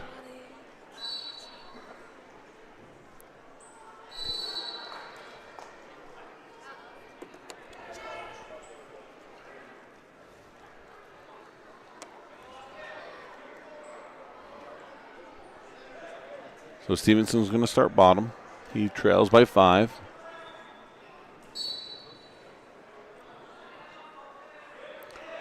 Over in the other gym, Dominic Villegas trails 5-2 at the beginning of the third.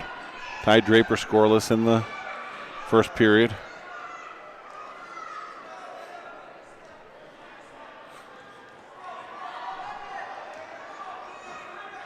Zager has some elevation, brings him down. He's going to get the 3-point takedown. And again, we're off the side of the map.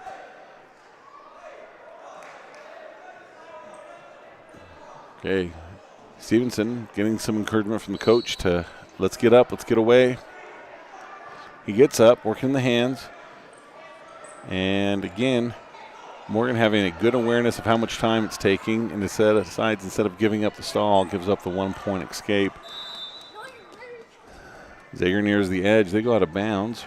Nope, take that back. They're out of time on mat number 1. He leads 3-0. It's going to be North San Pete's choice. He defers. Zager looks to the coach. As over on the other mat, Austin Stevenson gets taken down for a third time. The score is 9-2.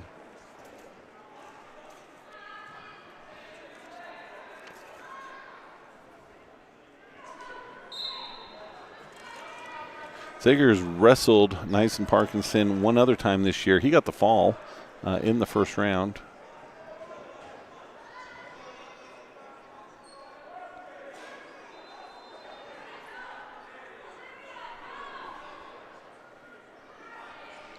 .30 seconds to go in Austin's second period. Zager trying to build a base. Up to his knees, up to his hands, back down to his elbows, gets broken down to his hip. Up and down they go. needs to move. Ty Draper, Matt number 3 in the other room. He is trailing 9-2, and Dominic Villegas trails 9-4. So they're going to stop over on mat number 2 and enter into the third period. Morgan's going to choose neutral. Zager needs to score in this bottom position. Looks like there's just over a minute to go as he comes to his feet. That should be one. They'll go ahead and award it.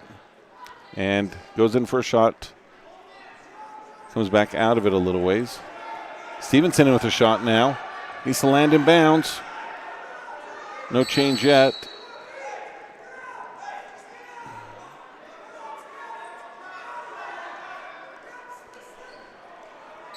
So Zager needs to get behind the elbow. He's able to, so he's going to go up 7-0.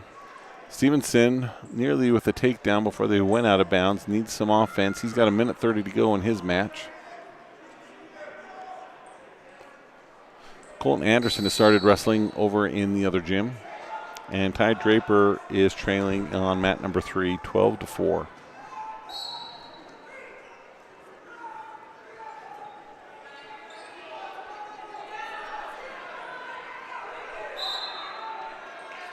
Okay, at the end of, I believe, the first period, Zager is up 7-0. Stevenson needs to find some offense. He's got a minute 9 to go, trails by 7.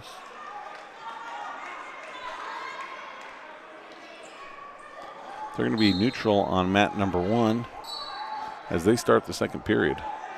Zager just needs to wrestle smart, continue to do the offense that he's done. Don't allow for any throws or anything. Has a good underhook in. And Morgan in with another deep shot. Austin's trying to decide what to do in that position. And they're going to give the 3-point takedown. 40 seconds to go. Scores 12-2 in Austin's match. And Zager's is 7-0 with about a minute 25 to go in the second period. Zager trying to finish a shot. Has both hands, starting to lift it. Don't let it down. Keep it. Keep it. Keep him in.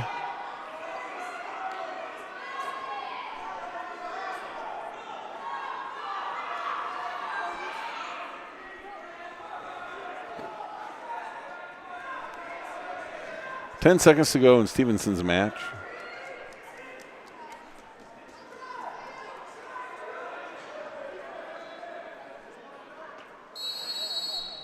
And that's going to do it. So Stevenson, I know he wanted a little more this season.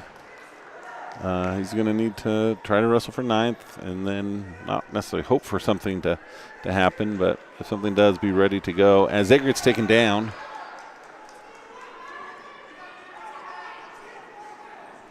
He still ahead 7-3 with about 25 seconds to go in the second period. So now Easton Stefanov steps on to mat number 2. Ty Draper, he's trailing 16-4 in mat number 3. And Colton Anderson trails 3-0 on mat number 4. So again, all the mats have Delta wrestlers on.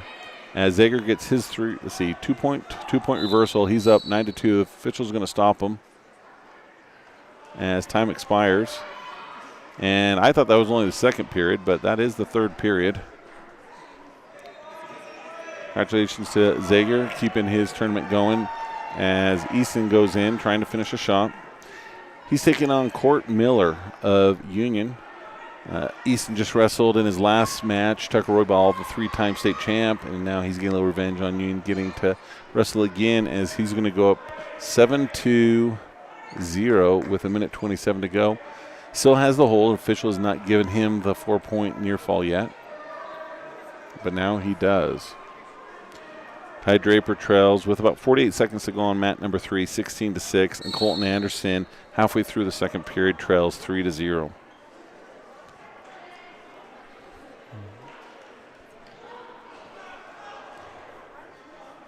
Okay, another 4-point near fall. That's going to make it 11-0 with 58 seconds to go. And if he can get the 4 count here, that's going to be the tech fall, and he does. So that's a minute 14 tech fall in the first period for Easton Stefanoff against Miller of Union.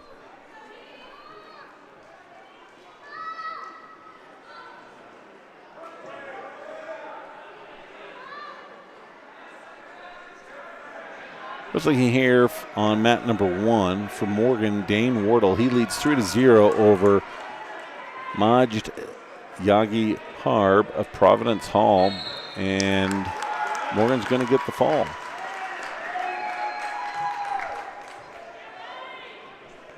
Keeping our attention over now on mat number 2, we have Chase Nielsen, who is coming up. Colin Anderson at the end of the second period over in the other gym. His match is over, and he lost by fall to Brink.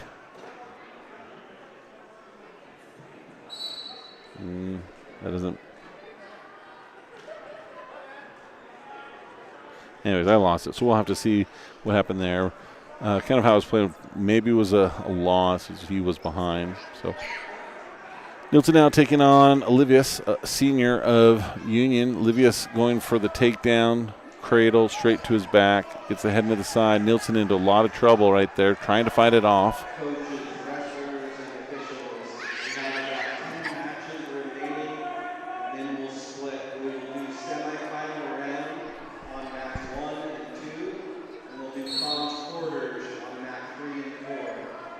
We're 10 matches away from starting semis on 1 and 2, and comms quarters on 3 and 4. So they'll stop for some blood. I was listening to the announcement that came over with the intercom. They're going to, in 10 matches, when this round ends, start the semifinals. Those will all be here in this gym on mats 1 and 2. And then all of the consolation matches are going to be happening in the other gym on mats 3 and 4. So those will be the consolation quarterfinals. Quite often that's called the blood round. They need to win those matches in order to keep their tournament alive. As Chase Nielsen, as they're getting blood cleaned up, he is trailing, I believe, 3-0. We're on mat number 1. We have 2 North San Pete wrestlers going. Rafael Contreras and Hagen Nielsen. Both are seniors, and Nielsen, he's going to get the first takedown, 3-0.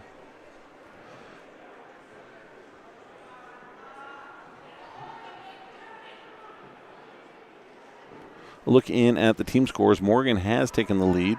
They are 163.5. Logan second with 147.5, and Delta 142. Delta maybe not having quite the round they'd like to have had. A few kids that were state qualifiers last year, not qualifying this year, and that kind of hurts. You kind of expect those kids, if you've done it before, we know you can do it again. But also we're having some young kids who have qualified for the state tournament. It's their first time, or at least they'll have the opportunity to be able to do that. So Delta very much still in the hunt as they have quite a few kids into the semifinals, and winning those matches, getting those advancement points, those placing points can go a long ways in helping them. So we're kind of getting Chase cleaned up over there. They're giving him the head wrap treatment, so he's going to be pretty stylish as he is going to wrestle the rest of his tournament. Got the trainer over there getting him all taken care of. So little samurai warrior action happening. White Harris is going to be up in the other gym on mat number 4. Corbin Curtis is on deck on mat number 1. And then wait for Cole Bailey, and that should round us out of our consolation round number 2. Okay, Nielsen moves quickly, comes to his feet, tripod, trying to make a decision. Union goes right back to that kind of a single leg, gets on top. Nielsen doesn't go down, comes up. He can tell that wrestler from Union wants to cradle him. This time he's able to defend against it.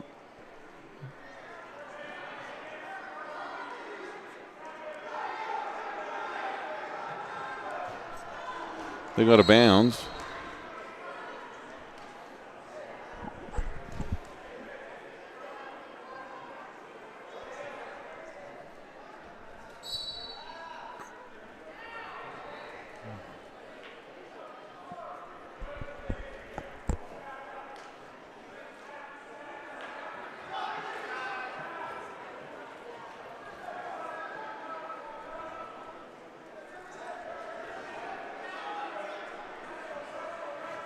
In the corner, we've got Coach Jansen Manus and Kip Jensen coaching Chase. And headgear kind of comes off on Union, so he's going to pull it off and reset.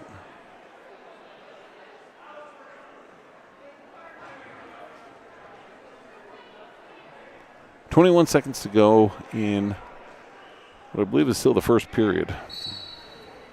Yep. Milton trying to do a little bit of a snap down. They break apart, shoot. So looks like the Union wrestler thought maybe he had blood. Nilsson, knowing that's not his job to stop, continues to try to wrestle. And this time the time runs out. So they're still 3-1 as they're probably going to take care of a little bit more blood. Corbin Curtis will be up next on mat number 1. He's waiting for 2 teammates from North St. Pete to finish. Hagen Nielsen leads 3-1. They're on their feet. It's the third period, and it's just starting. So pretty evenly matched between these two.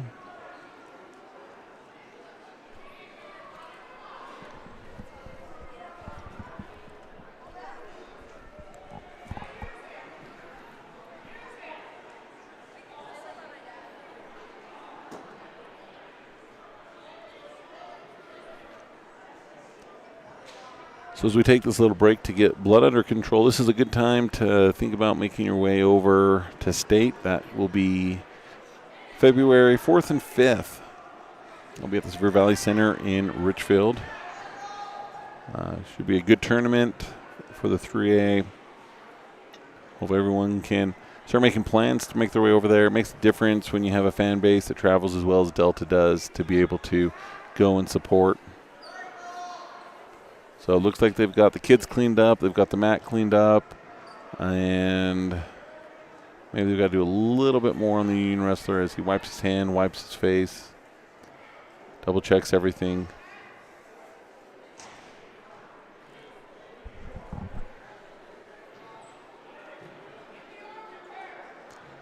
Also, Wyatt Harris is on deck on mat number 4. They're in the third period over there, 175 pounds.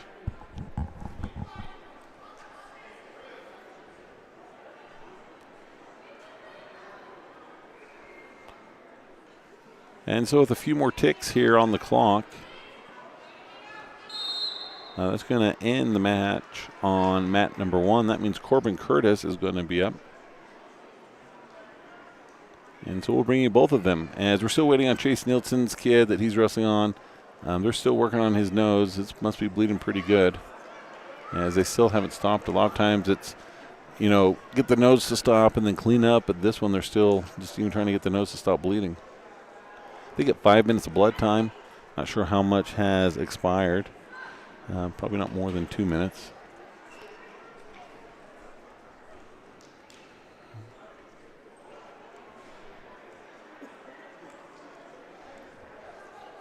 And looks like they've got it taken care of, and they're ready to wrestle on mat number 2. Chase Nielsen. It's the beginning of the second period. It's going to be Union's choice. He chooses to defer, and Chase Nielsen's going to choose bottom. He trails by 2. And beginning on mat number 1, Corbin Curtis. He's taking on a junior from Emory, Branson Mortensen, with a track wrestling record of 3-5. Right there, lift that. Watching the throw. Both wrestlers look like they're trying to get somewhat into a control of a throw situation. Curtis wanting to get more in on a shot rather than throw. As he looks to drive in. They're nearing the edge. And Curtis right there, he could get a half. He could get the pin if he gets it in there. He's not able to get in quite fast enough, but he still can get it in there to get some points. Okay, good job, Corbin Curtis, as he keeps his tournament hopes alive and advances. Chase Nielsen, he trails 7-2, has an underhook.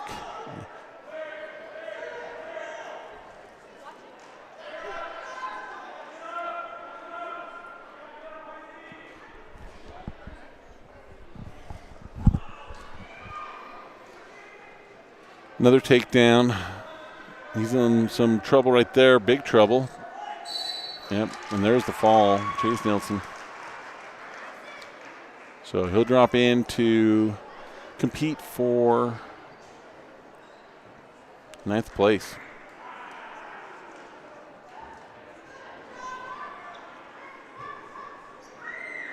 Over in the other gym, halfway through the first period, Wyatt Harris. It is 7. Nope, he just scored. I was going to say the previous one, but he's 3-0. He leads. If you want to watch that, Matt.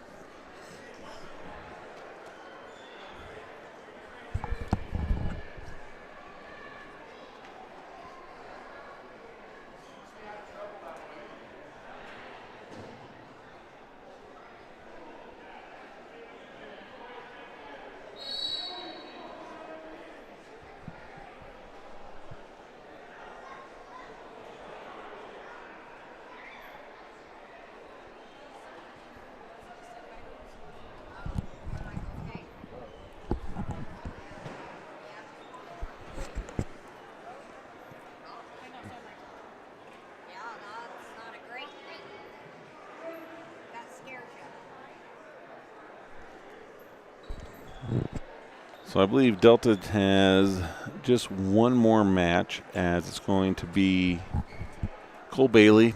Hasn't got a mat assignment on, let's see what I'm seeing yet. Ranger Losi will be up in a few on mat number 1. Mat number 2, Nash Jensen and Uriah Anderson are coming up.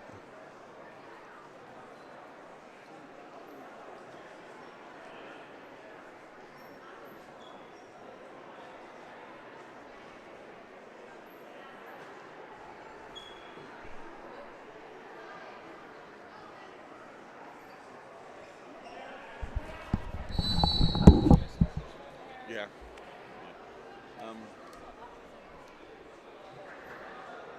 So he loses 194, so yeah, they drop down and then they go for 9. So everyone's still resting. Yeah. For sure.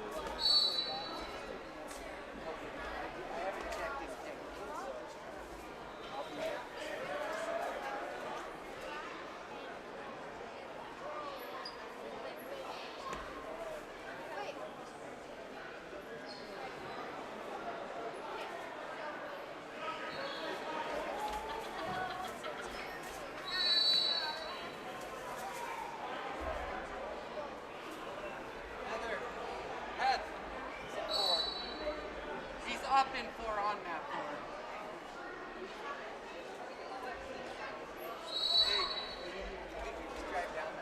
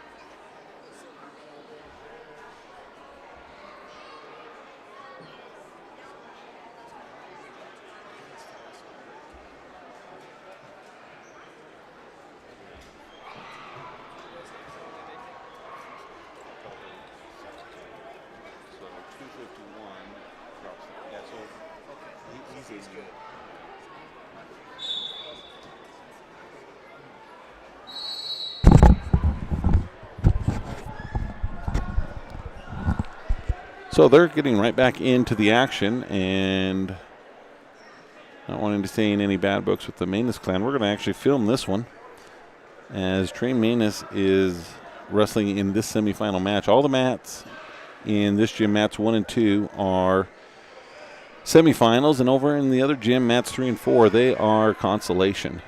So Trey Manus gets the initial 3-point takedown.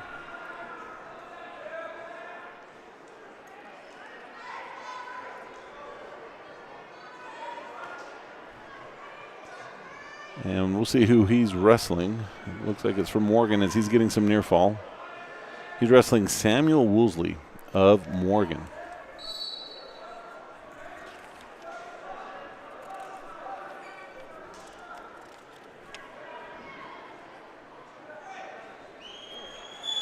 And he gets the fall. So he's making his way into the finals here. So congratulations to him. It's like when I saw the split, and I'm like, I've never done it. The bench is the best skill for that. So with the end of that heavyweight, that's 215. We still have nope, next up will be Nash Jensen. So that was our last second round consolation match in this gym. And so Nash Jensen will be up on mat number 2. He's going to be taking on Osborne.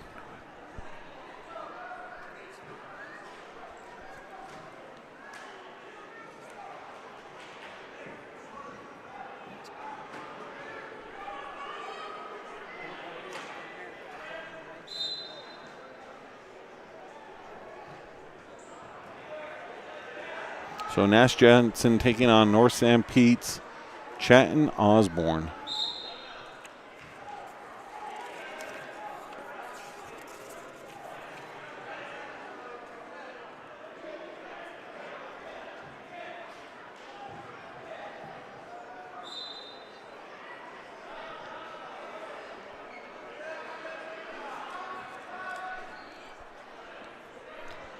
Jensen is a returning state finalist. He's a sophomore.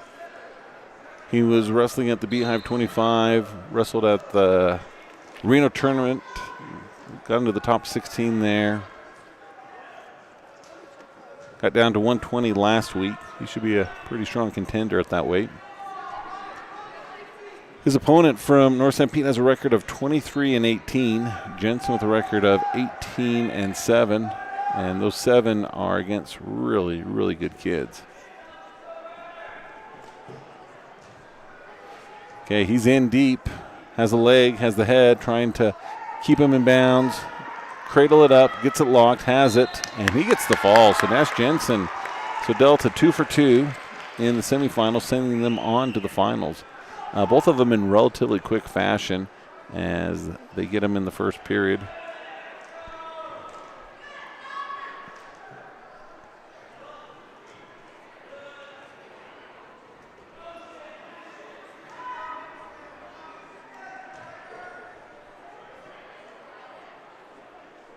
Wrestling now on mat number 1 from Grantsville, Ryder Sullivan, a sophomore with a record of 20-14. He is down by 1 point to Killian Olson, a senior out of North San Pete.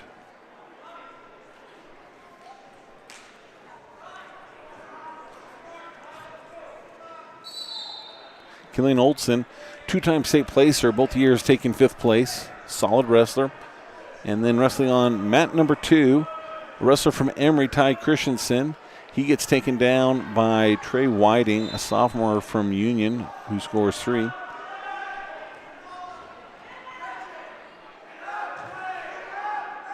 Okay, Grantsville. He's able to maintain. One change that we've seen on these mats now is all of these have 2 officials. As Whiting gets the quick pin.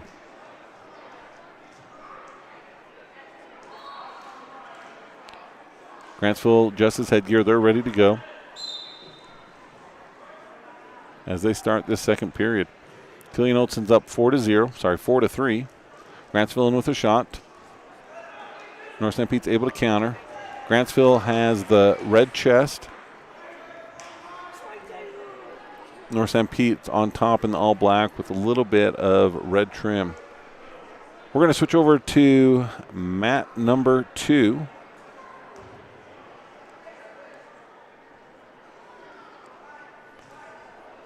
As Uriah Anderson is wrestling Dixon Peacock. Dixon Peacock, a good wrestler, 2-time state placer. Last year placed 3rd at state. Uriah placed 4th at state last year.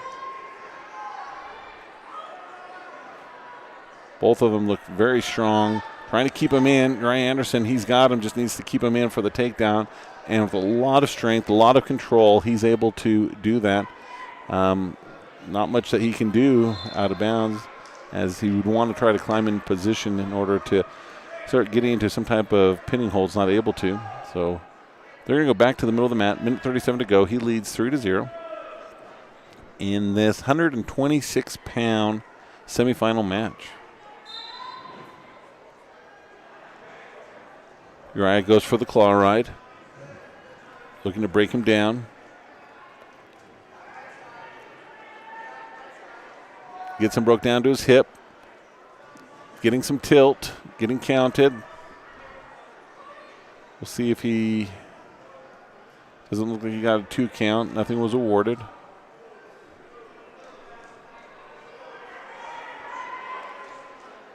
Uriah being coached by Kip Jensen and Brian Anderson. 1 minute to go in this first period. Peacock tries to do some funk, almost makes it happen, and Anderson is able to ride him out of bounds. No change. 52 seconds to go, still 3-0.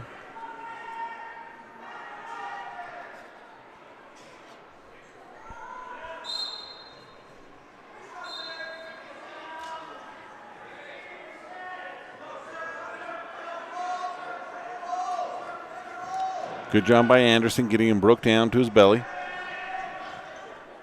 Goes 2-on-1 on that left hand. Again, trying to get a tilt going. Throws the right leg in for a ride. 1 count, 2 count, 3, and 4. So he's going to extend his lead 7-0 with 25 seconds to go. Anderson, again, someone who last year battled some hand injuries. This year, without that, has had a really nice season, 32-8 for his record. Had a cradle. Peacock was able to break it off. 8 seconds to go. And just looking for that hand to come off, and usually the official will stop it for potentially dangerous. They don't. And they're out of time.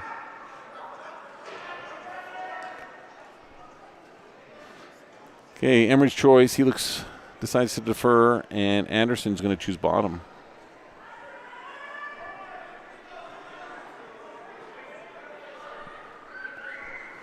We're on mat number 1, the other semifinals match. Killian Olsen has extended his lead 10-3 over Ryder Sullivan of Grantsville.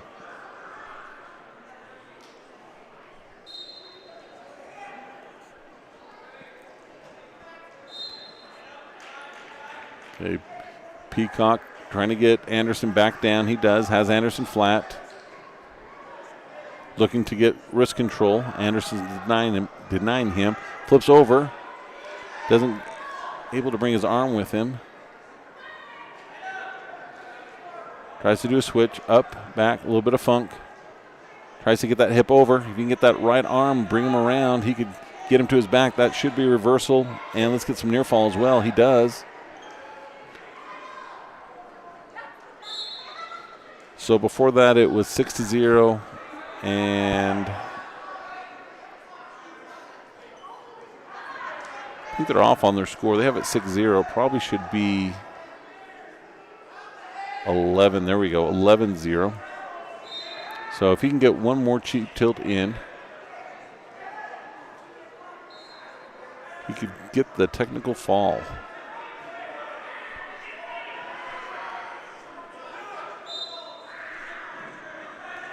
Rigdon Anderson's up in the other gym on mat number 3. He's up next.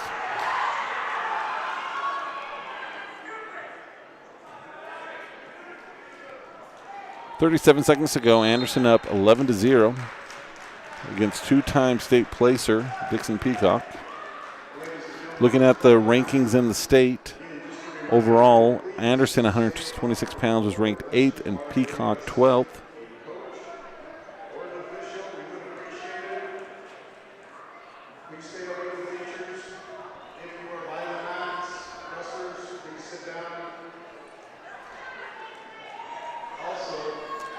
Hey, Anderson right there, drive, got to be careful. Went a little too far, is able to stay in control. 2-1 time.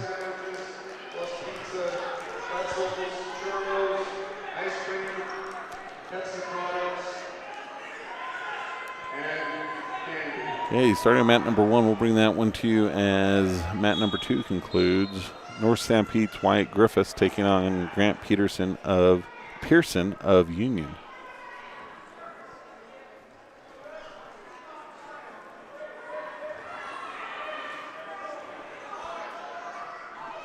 And quickly over there, Union has Griffith to his back. So minute 30 to go in the third period. Peacock shoots, has Anderson's leg. Anderson trying to push around behind, spins around, grabs the leg of Peacock.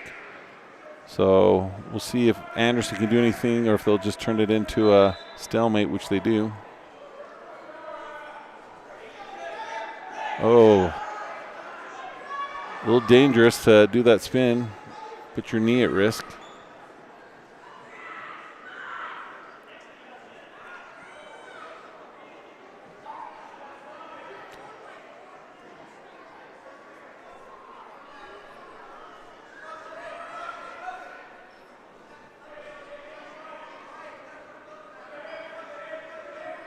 Ranger Losey's on deck on mat number 1. So your eyes up. A little rub on the head from Dr. Anderson. That's all it takes.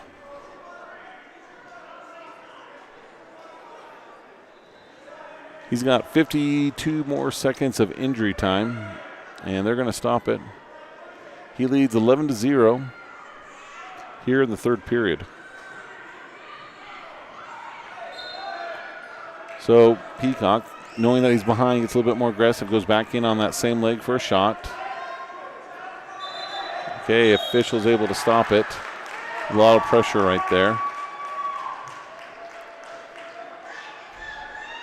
We'll see what will happen. Will Uri continue to lead with that right leg, or pretty hard to change it when that's what you're used to?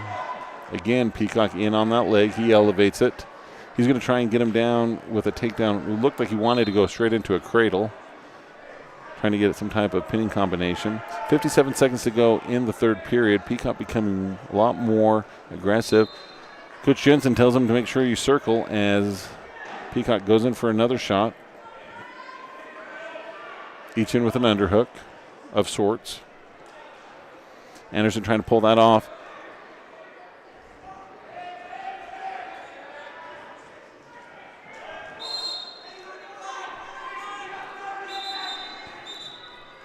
And we are going to go with both cameras as Ranger Losey is now wrestling on mat number 1. He's taking on Addison Hoover of Union. Both of these are semifinal matches. All of the matches in this round in this gym are semifinals.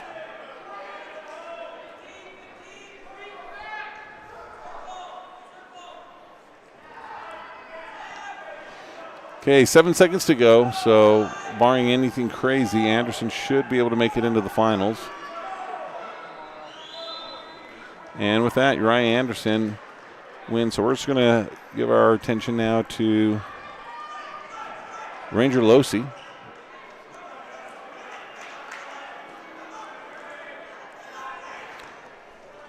Neither one has got anything yet, but it looks like Union's going to be able to step around and get the takedown. So 3-0 for Addison Hoover of Union.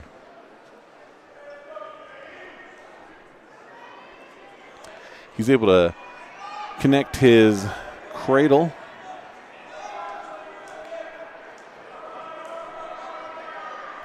Regan Anderson's up 7-0 on mat number 3 in the other gym. Ranger trying not to let him tie it up, but not able to stop it. Trying to keep that left shoulder up off the mat. A lot of time left, about 32 seconds.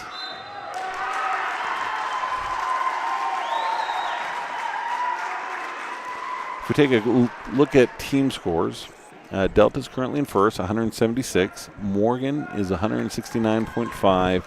Union right behind them at 166. Logan's 156. And then rounding out the top 5, North St. Pete at 131. So Delta, Morgan, Union all very close in the run for the division championship.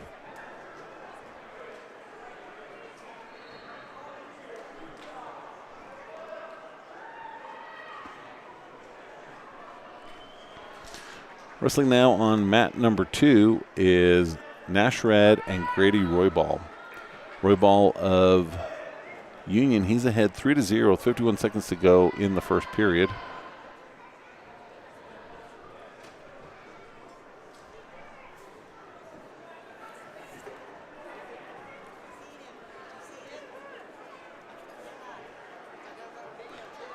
Grady Roybal, he is a junior. As a freshman, he took third at state, and last year he was a state finalist, taking second.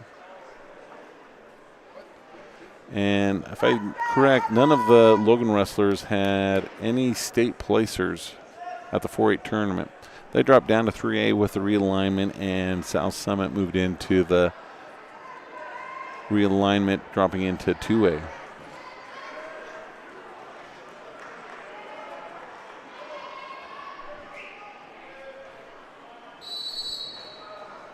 So at the end of the first period, 9-0 in favor of Roybal.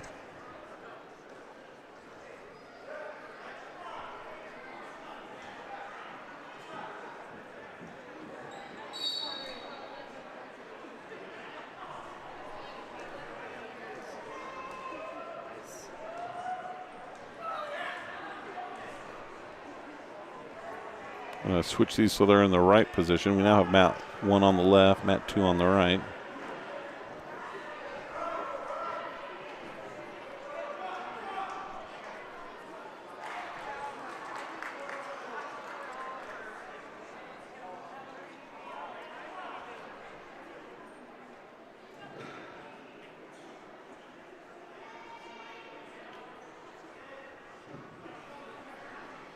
Looks like they're having some computer problems on mat number 1, so until they get those squared away, we'll just keep our full attention on mat number 2.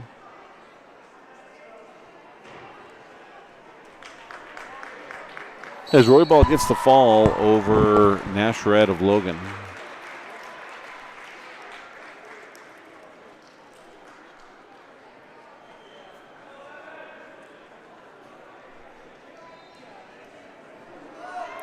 So it looks like they are ready to roll now on mat number 1.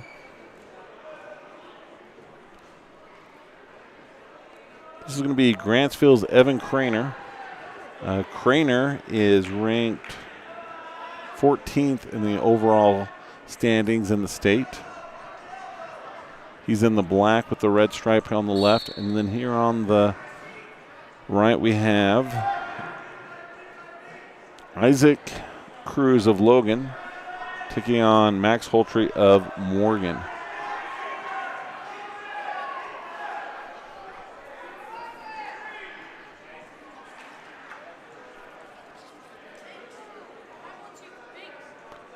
We're on the left-hand side, Craner in the black and red. He was 4th last year at the state tournament.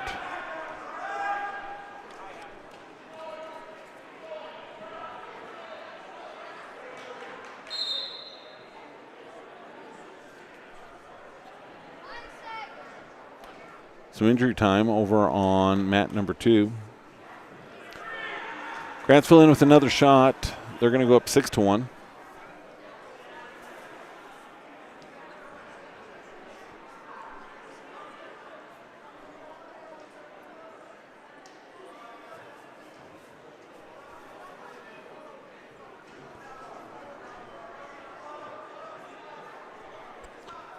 So we have 2 Delta wrestlers on deck. We have Carter Anderson on mat number 1 and Kyler Jenkins on mat number 2. Tristan Ashby started wrestling on mat number 4.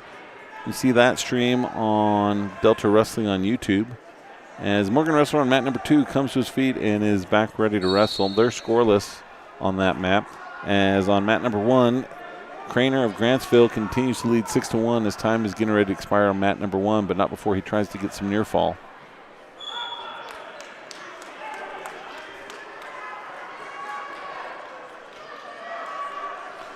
Okay, 2 reversal for Morgan on mat 2.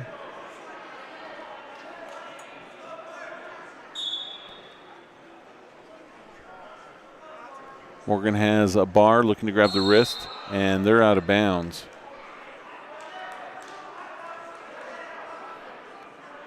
Six to one's the score on mat number 1, as in the red and black singlet, Craner, he leads as he goes for a low-level pick, now trying to double off. Needs to pull his head out.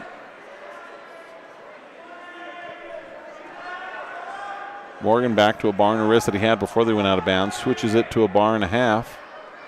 Loses the half.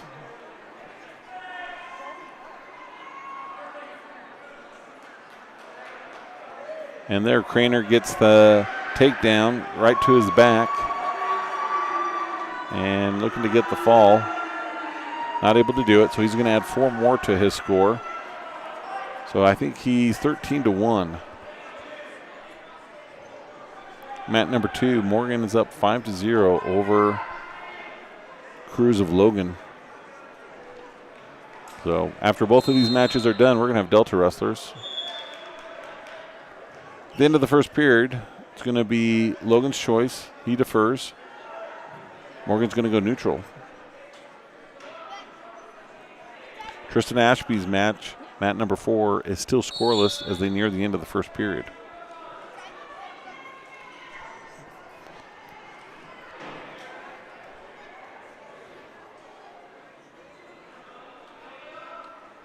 Tristan Ashby now 7-0 as they are at the very end of that first period.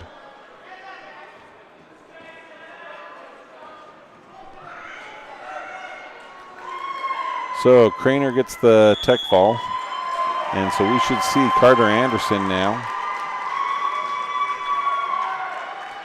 And, sorry, Craner, who just won right there. That should be the lineup that Uriah Anderson has in the finals. That should be a good one.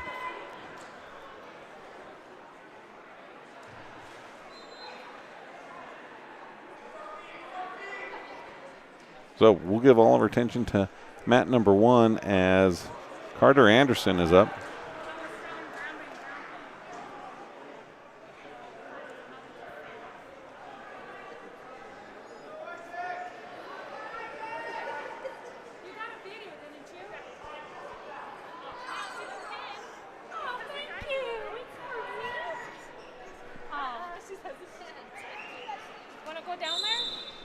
Carter Anderson, senior from Delta, 2-time state placer. He's taking on Ryan Collard of Emory.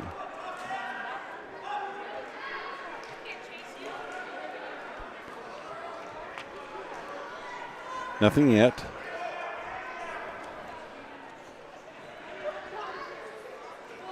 Collard in with a shot. Anderson trying to counter.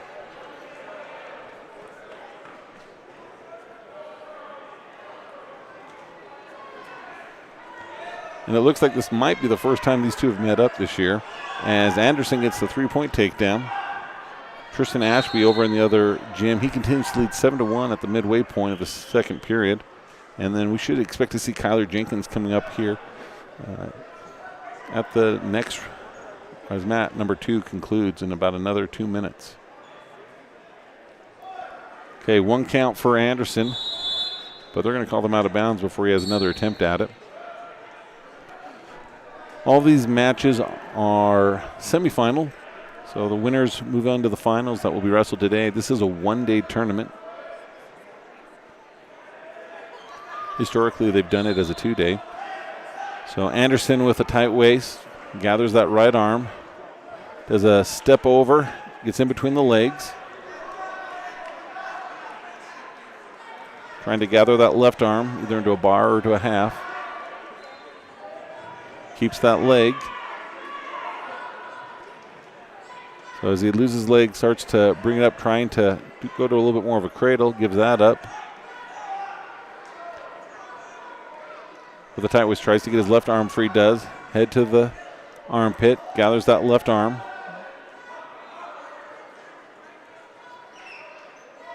Big step in. And there at the half, he's got that sunk in deep. He should be in a really good situation right now. Should get the 4-point near fall. He'll work to tighten that up a little bit. Lots of time left.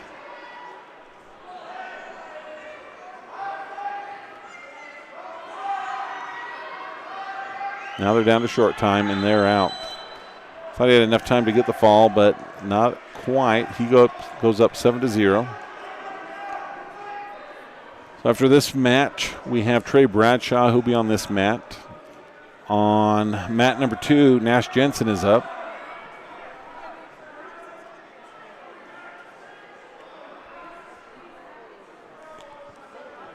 So to begin the second period, Collard of Emory is going to choose bottom. Anderson's on top. He leads 7-0. Gets him broke down. Trying to get control with that left arm. Reaches in, another big step. He's had good luck with that in this match. In between the legs. Now try to switch to a half. But just goes in, keeps that leg.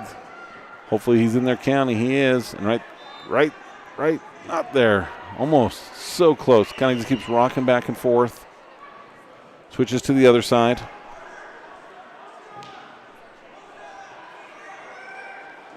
And there's the fall.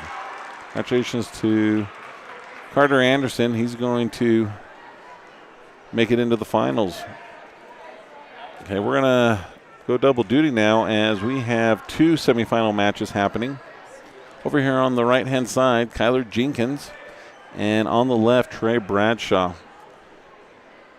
Kyler's going to be taking on Justice Smith, a junior out of Logan with a record of 16-6 on the season.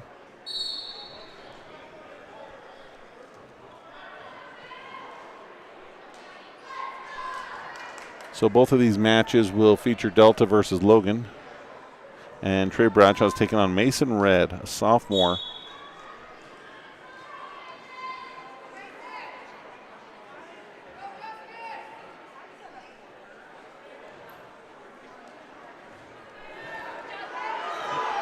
Okay, Trey, they gave that as a takedown.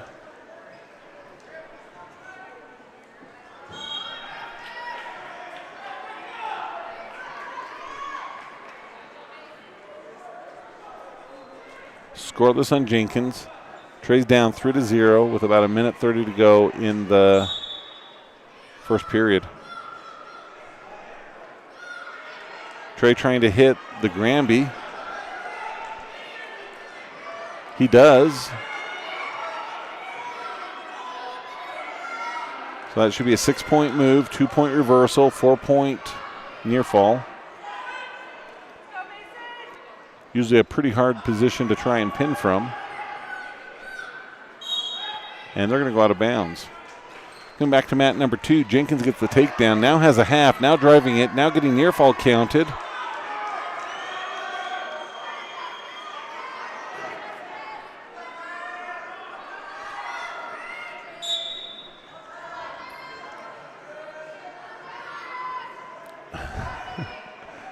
Trey brings him back down. Looked like he was going to try to set up for a spladle. Official right in there watching that arm. A lot of pressure being applied. Trying to get Logan to go. Trey's strong. Trey's patient. And the official's going to call potentially dangerous. Even though he doesn't get it, still a lot of pressure. Trey leads 6-3. And then over on the other mat, Kyler's up 7-0. As it looks like they may have some blood time.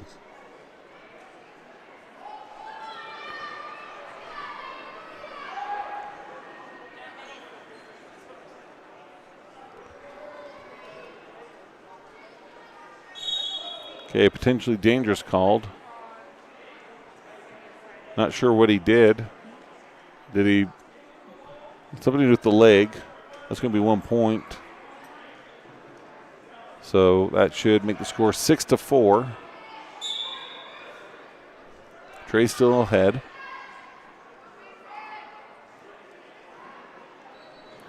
Has a bar on the left-hand side. Brings him back down. Has the wrist now. He's going to jump to the other side, run it. Nearly there. Has it. Here comes the near fall. So he's going to get the 4-point near fall. So he's going to go up 10-4. They're still working on cleaning up blood on mat number 2.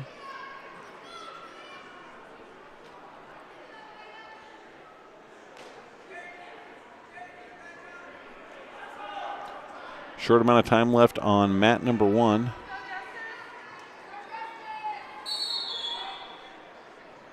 So at the end of the first period, Trey leads 10-4.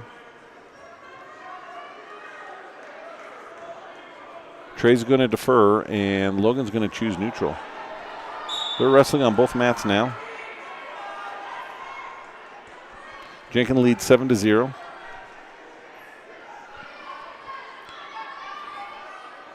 Trey in with an underhook. Logan tries to take a shot.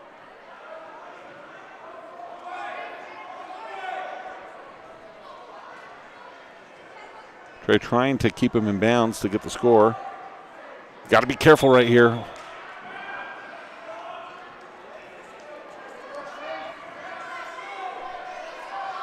Kyler over with a bar and a wrist, trying to drive him over. He's up 10-0.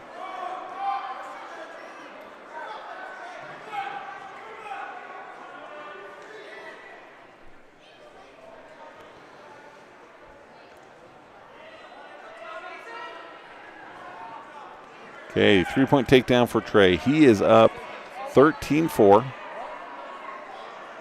Mat number 1. Mat number 2, Jenkins is up 10-0. Getting near fall. And they go out of bounds before there can be a change as he got a little bit of out of position. Officials are going to consult.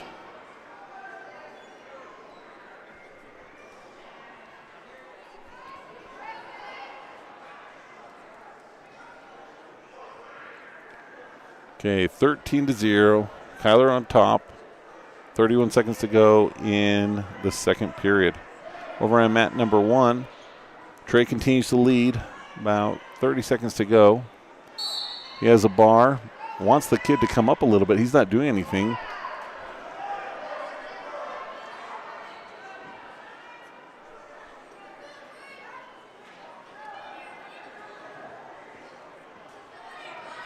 So now he's got a bar and a wrist, and he's going to run that. Gets the count. And there is short time. So with that, Trey's going to go up 17-4. As Coach Jensen wants there to be a stall as Logan just ran right out of bounds. Again, both these matches feature Delta and Logan. On mat number 2, Kyler leads 14-1 at the end of the second period. And as we start the third period, Trey Bradshaw, he leads 17-4. Throws in that leg lace. And just starts ripping on that right leg, trying to get Logan to go over.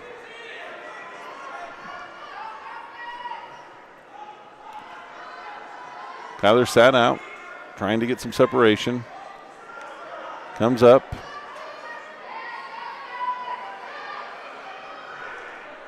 Okay, so Trey's going to win.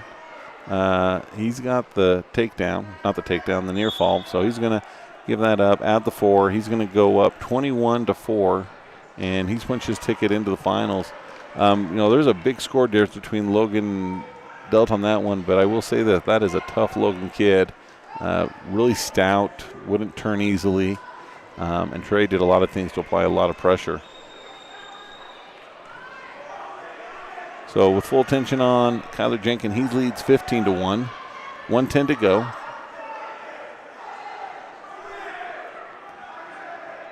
So if Kyler can get the reversal, he'll get the tech fall.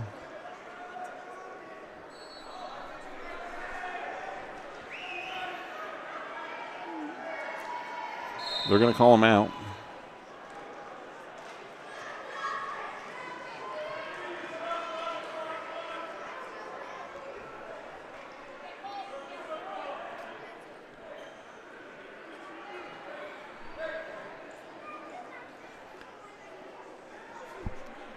So I'm not sure what Coach Jensen is talking to the official about.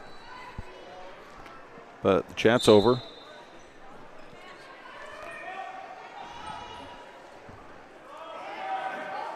So now the two officials are talking. But they're ready to wrestle. 50 seconds to go. Score is 15-1. They're looking for some blood. And they find it. Wrestling on mat number 1, Colton Red of Logan. He is wrestling Rowdy Royball of Union. Logan, for being kind of new to 3A, I don't think he had any state placers last year. They've had a pretty good tournament. A few kids into the finals. A look at the team scores showed Delta in first place with a score of 179.5. That's a 30-point lead over second place Union. Morgan is third at 127, Logan 122, and Grantsville 107. So this has been a good round so far for Delta. All of the kids in the semis have punched their tickets up to this point. And Kyler, leading 15-1, has 49 more seconds in the third period to go to win. But with this takedown right here, that's going to be enough to tech fall. So Kyler's pumped about that. And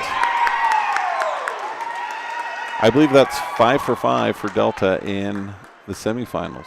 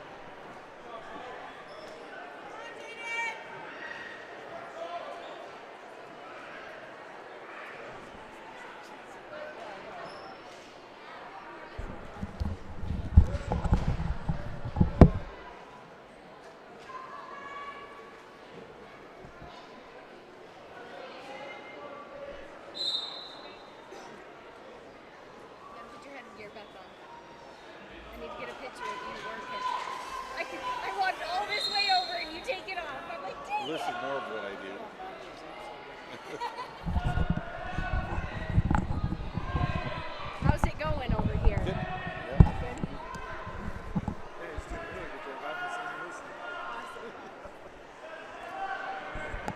So we'll have a little break for some Delta wrestling as we have a little while before we have some in either of the two gyms.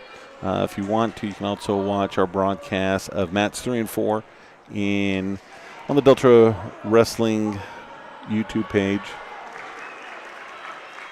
So we'll try to see if we can kind of see where people are for Delta with some of our team results.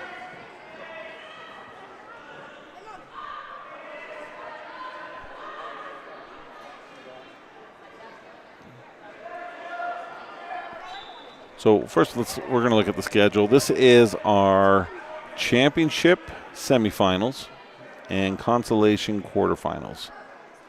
This is the blood round for those in consolation. If they win this, they will be able to continue their tournament. If not, they just may find themselves on the outside looking in. After this, we'll go into our consolation semifinals and placement matches. And then it says at 4:30, but we've been a little behind schedule all day. Third and fifth place match are going to start at 4:30, and then 6 o'clock is scheduled for championships. But all that depends on the speed at which this tournament continues to go. I've liked it. It's been a one-day tournament that's a little different than what they've done in the past. For most of the wrestlers, that wouldn't put them over their normal amount of what they're allowed to do. Over here on mat number 2, the way they're kind of acting, you can't just tell if they're excited or if that's a little bit of an upset, as Grantsville is on top against a wrestler from Union.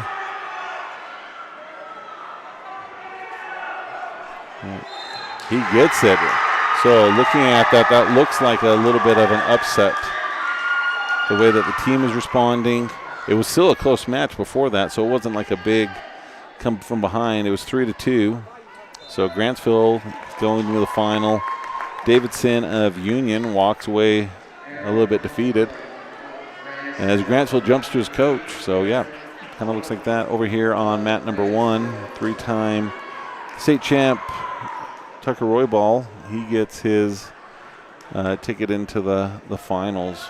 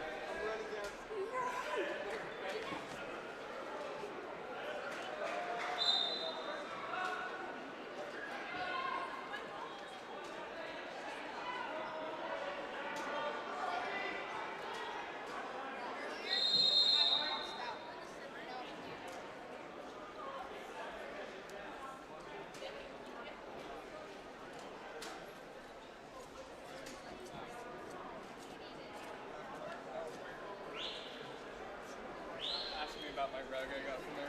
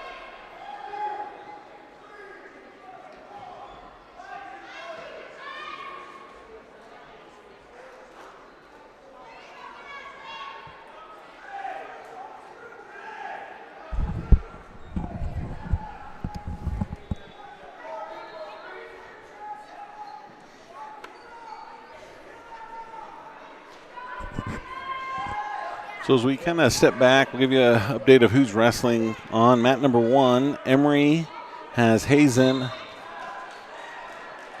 We'll try to say it. I don't know.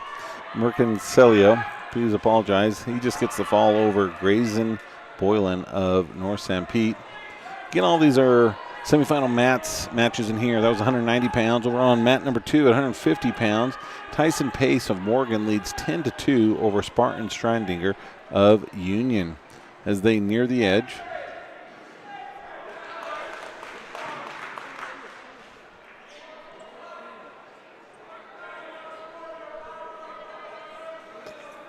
Now going to be wrestling on mat number 1, Chase Allen of Morgan.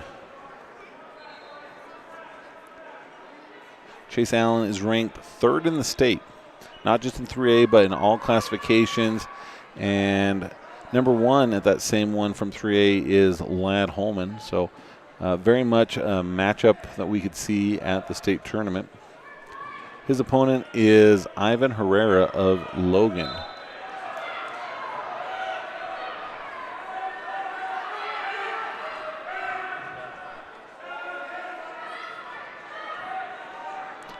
We're here on mat number 2, Tyson Pace, who's winning 13-3. He plays 6th year, last year at the state tournament. And he defeats Emory's Spartan Strandinger.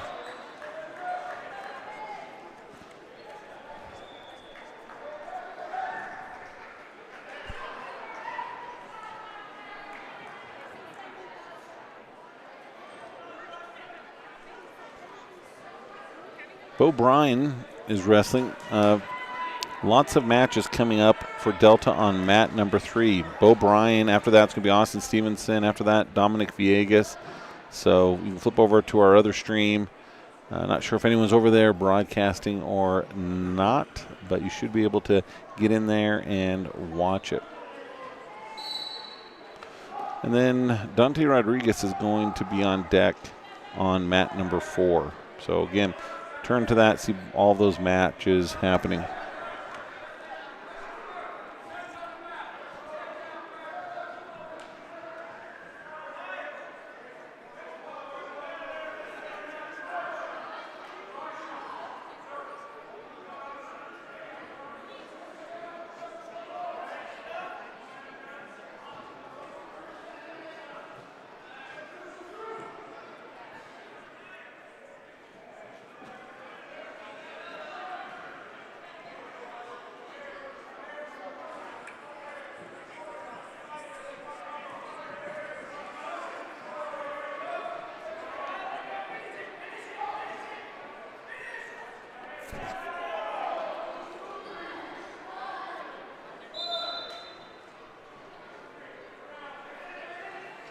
So Austin Stevenson is wrestling now on mat number 3 on the other stream.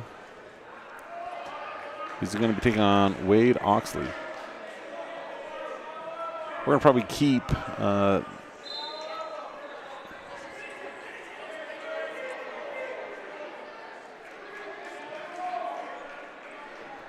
me go over and do a quick check on that other camera. Sounds like we're maybe having a little bit of problems.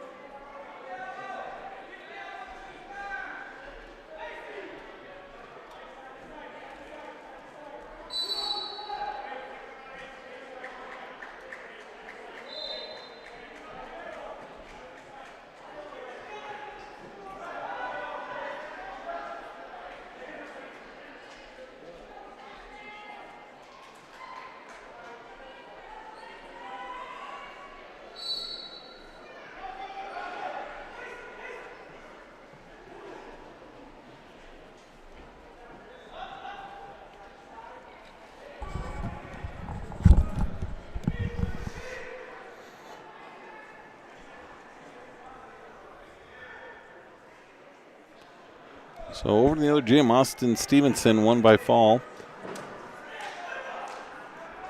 So he's wrestling to try to get to 9th place.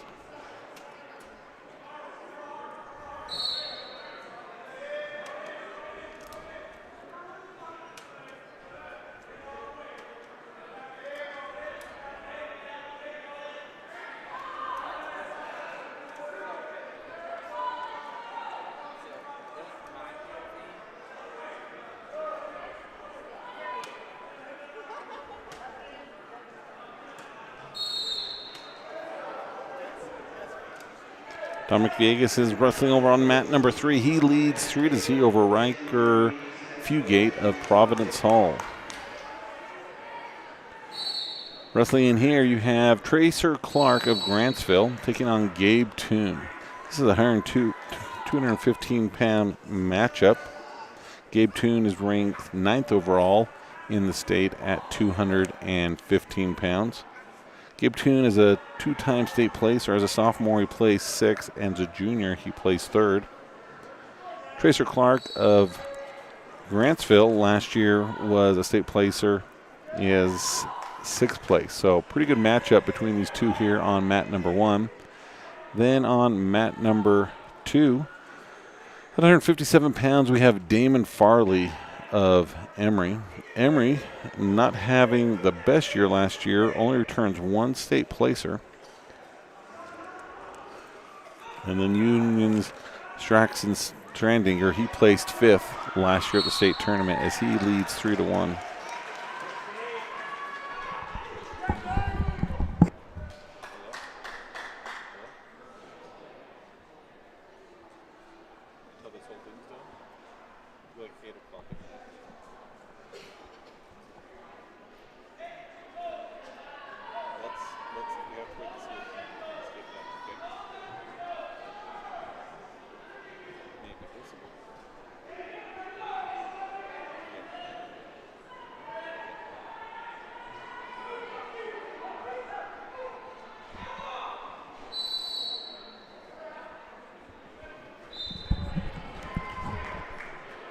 Now up at 270, or sorry, not about 279. Mat 1, weight 285 pounds.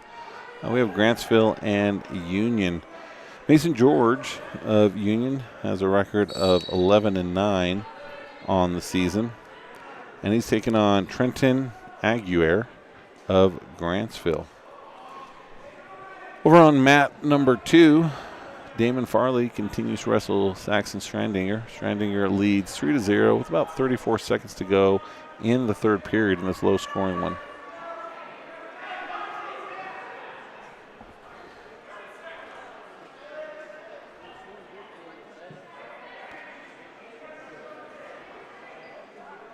So if I've heard correctly, Dante Rodriguez, he's going to be medically forfeiting the rest of his matches. Tweaked his shoulder a little bit, but he'd already put himself into a position where he would qualify for the state tournament.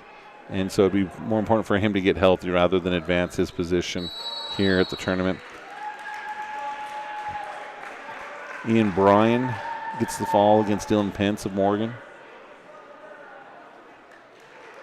Austin Stevenson, Dominic Villegas, Bo Bryan, they all won their matches.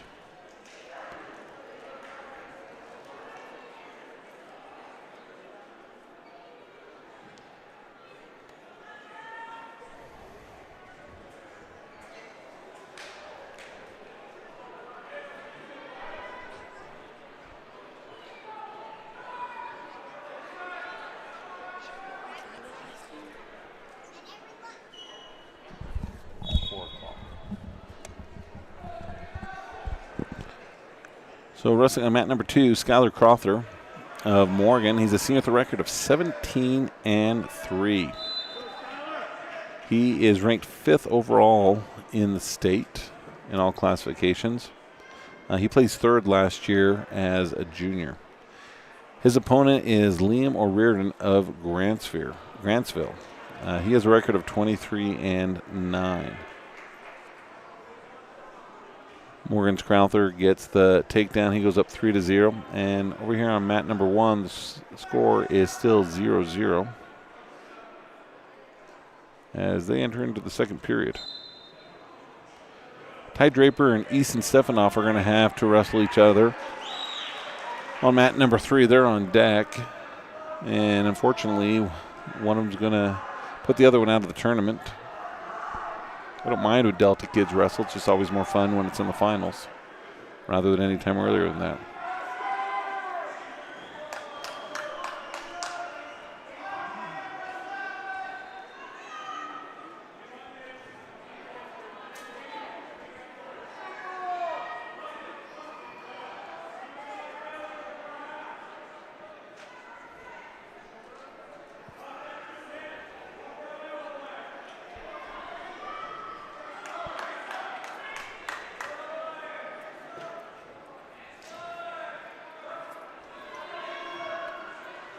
Okay, mat number 1, Grantsville's able to get an escape after Union got a reversal earlier, so that's going to be 2-1.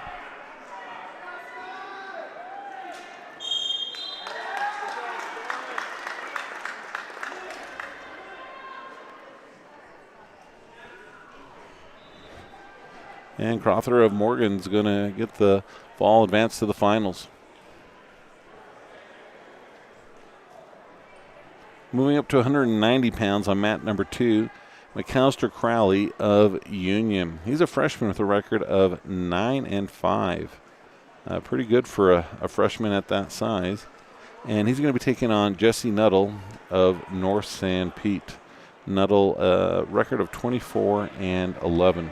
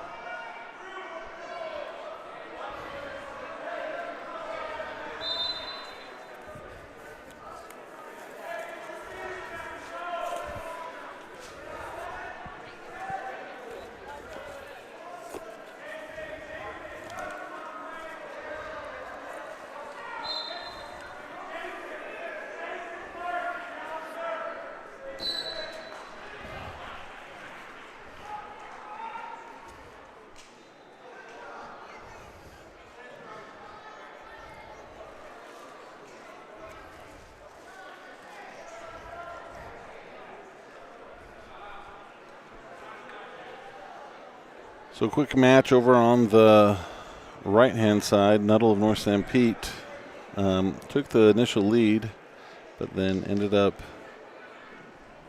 getting pinned. So a close one here on mat number 1. George of Union up 2-1 in this third period. About a minute and a half to go. Aguirre of Grantsville has an opportunity to win, but needs to find a way to score. Union's done a good job pushing kids to the edge of the mat during all of his matches today. Stalling called on him, though.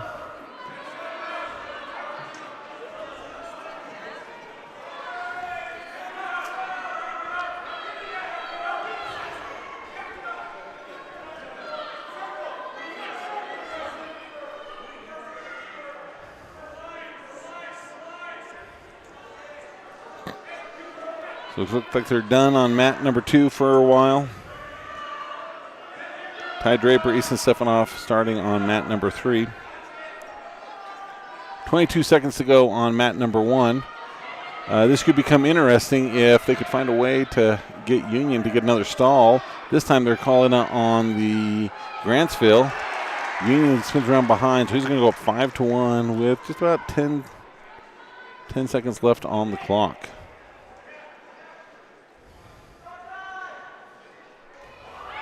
Oh, but something could happen right here.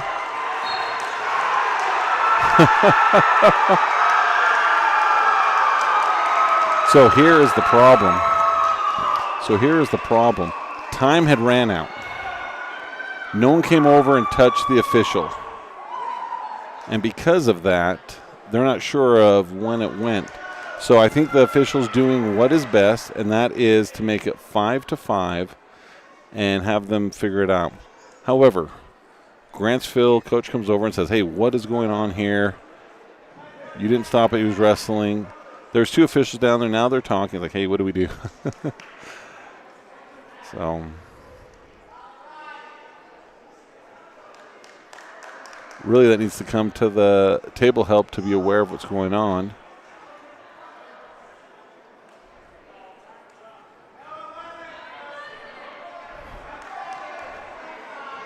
So Union, if you're asking me, I think that time had expired, maybe even before the reversal. I wasn't really watching, but just kind of as I had seen it before, it felt like it should have ran out. That's why I was even surprised that he got anything there. So this is a tough decision for these officials to make. So they're going to talk it over with the coach, and I think basically like, we don't know. So let's just let them wrestle.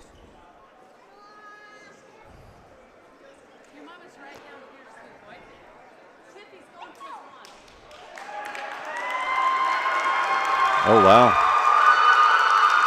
That kid seems a little bit in disbelief.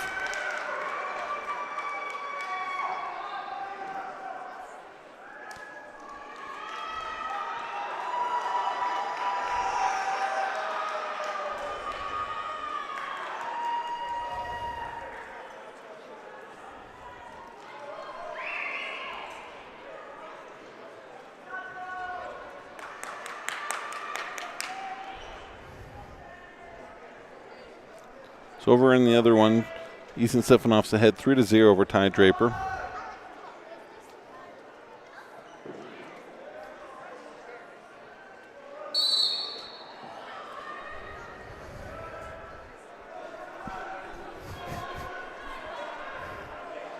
Wrestling now on mat number 1, Hunter Critchlow of Grantsville. He's a senior with a record of 9-6. He's taking on Morgan's Gage Denton.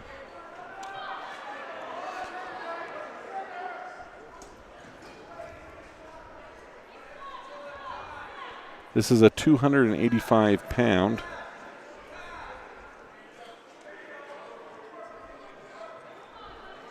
And both of them look severely undersized for 285.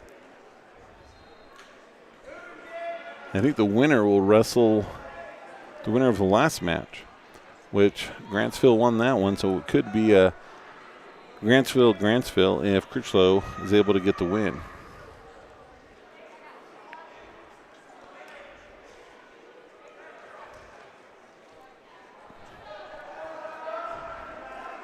Critchlow has the size advantage. Looks like Denton may have the speed and strength advantage.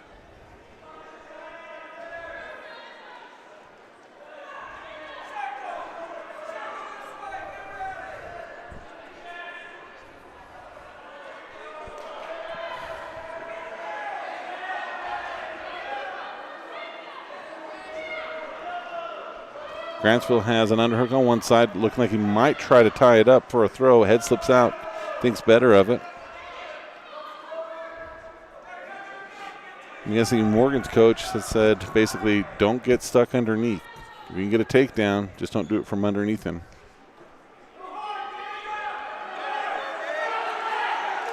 So this is where Morgan's behind. If he could trip him down, short amount of time, trying to keep him in.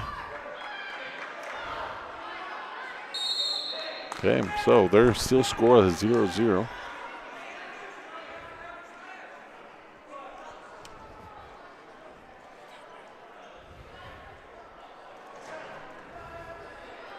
Oh, Grantsville's throwing up. He was able to make it over to the garbage.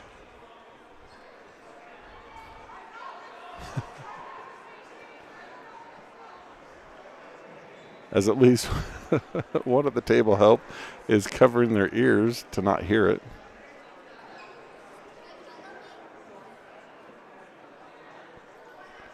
So even though Grantsville's over there, he has two coaches showing him what he needs to do when he gets back in.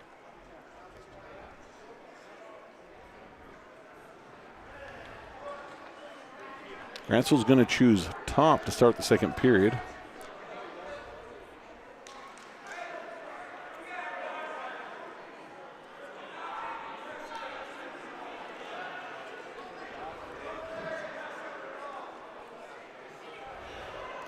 Okay, caution.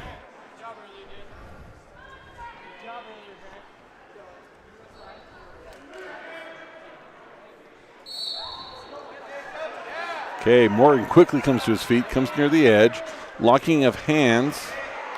One official showed it to the other, but the other one didn't call it. Now Morgan out in front, gets behind. He gets the 2-point reversal. Now lifts and drives him, going to drive him to his back. Here comes some near fall.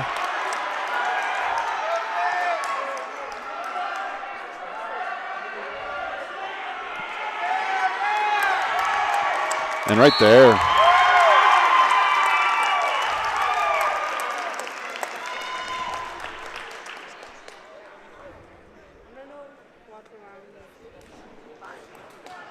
So Morgan beat Grantsville in the semis, and now he'll have a chance to beat the other one in the finals. My guess is this one right here is probably their varsity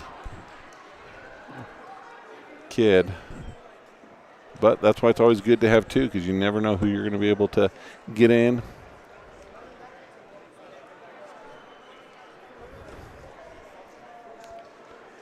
So that's going to end this round. Over in the other one, may have a couple more still going on. So that was our championship semifinals and Consolation quarterfinals. So moving into our next round will be our Consolation semifinals. The winners of that will be going for 3rd and 4th and 5th and 6th. And then we have placement matches. These will be people going for 7th and 8th and wrestling for true 9th. After that round, we'll have our 3rd and 5th place matches. And then our final round will start immediately after that, scheduled to be at 6. We'll just see how time goes. So as we take a moment to look at the results, we'll see where Delta's sitting at.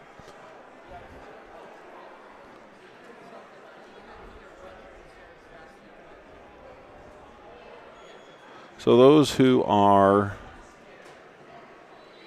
still in it to some point or not, looks like Trig Wright is out. Trayton Manus is into the finals. Ranger Losi is guaranteed no worse than 6, so he'll be in the Consolation semifinals. Winner will wrestle for 3rd, loser will wrestle for 5th. Nash is into the finals. Regan Anderson won his match after losing 2, so he's going to wrestle for 9th place.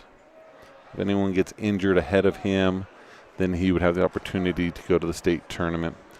Uriah Anderson's into the finals. Manny Lopez, he lost 2, had a little bit of a bell rung. Seems to be okay, but they still decided not to have him wrestle to try to get that true 9th place, so they medically forfeited him. Kumar is out. Tristan Ashby is into the Consolation semifinals. Carter Anderson is into the finals.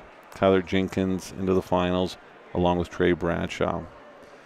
Ian Bryan is in the Consolation semifinals, along with Bo Bryan. Austin Stevenson won his last match, so he'll be wrestling for true 9th place, along with Dominic Villegas. Dante Rodriguez, he got a little bit hurt in his consolation round, but he'd won enough that he'd guaranteed that he was going to go to state, so they medically forfeited him with his shoulder. So he's going to be 8th place, and that's, I mean, good for him. I think this is his first time qualifying for state. And then Ty Draper has placed 8th. He's going to state. I think he'll be wrestling for 7th place, so he could even get 7th. Easton Stefanoff is in the Consolation semifinals. Colton Anderson. Let's see. The Colton Anderson tournament is done. Zager Thatcher is going to be wrestling for 7th. White Harris will be wrestling for 7th. Chase's tournament looks like it's done. Corbin Curtis will be wrestling for 7th place, and Cole Bailey. So a lot of kids still in there. A lot of wrestling for Delta to be seen in these next few rounds. As we look at the dashboard, Morgan they took the lead at the end. They've got some bigger kids there that had a nice round. They're in first place, 211 points. Delta's in with 189.5. So about a 20-point difference, give or take, and be able to. I maybe spoke a little too quick on Colton Anderson. Looks like he's going to be up along with Wyatt Harris in the other gym. So if you're watching me or you're listening to this one, you shouldn't be listening to me. You should be switching over to the other stream on Delta Wrestling to Mat 3 and 4, where you can be able to watch those. So we'll step away and come back when they'll resume action here on Mats 1 and 2.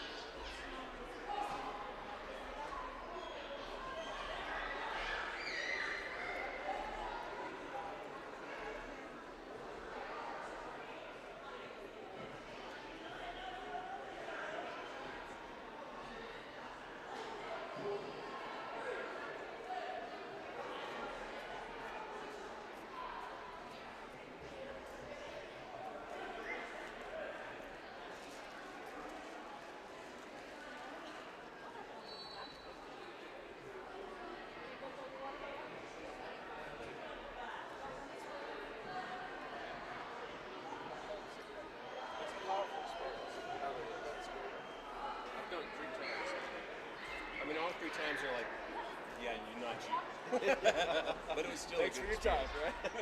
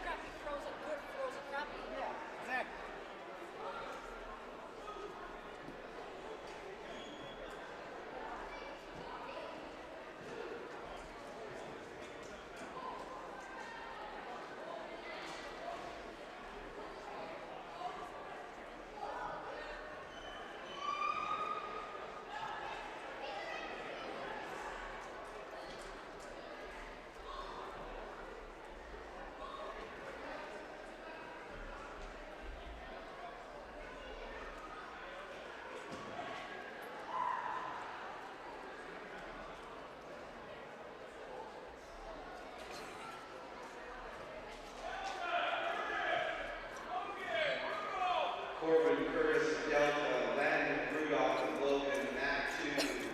Landon Rudolph of Logan, Corbin Curtis of Delta, Mat 2. On deck, Mat 2, Raphael Contreras, North Santa Beach, James Horn Beach, Union.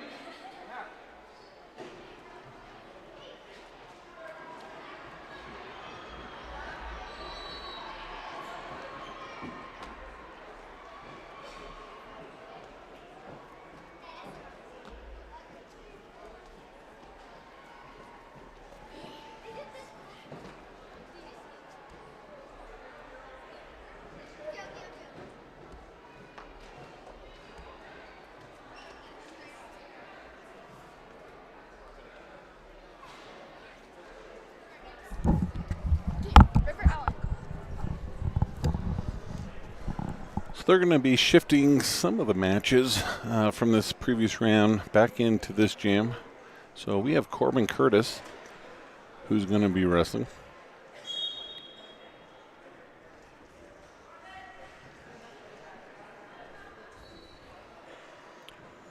He's wrestling Landon Rudolph of Logan. Corbin with a varsity record of 7-9, taking on the Rudolph with a record of 22-20. Logan wrestler has some tape on his shoulder. Corbin has a lock around, trying to decide if he wants to throw. Doesn't have it in quite tight enough, thinks better of it. And just like that, there must be blood. The Morgan wrestler must have felt it because he tapped a couple of times on Corbin's shoulder and stopped. White Harris is wrestling in the other room. He's trailing 3-2, and Trace Nilsson's on deck on mat number 4.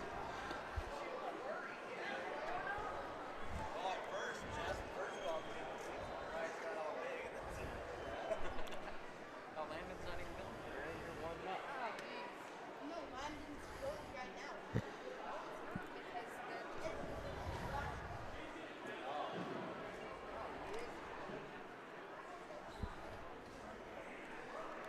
should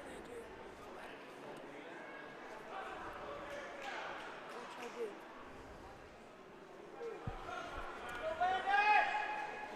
So it looks like they've got the blood stopped on Corbin. Now they're cleaning up the mat a little bit.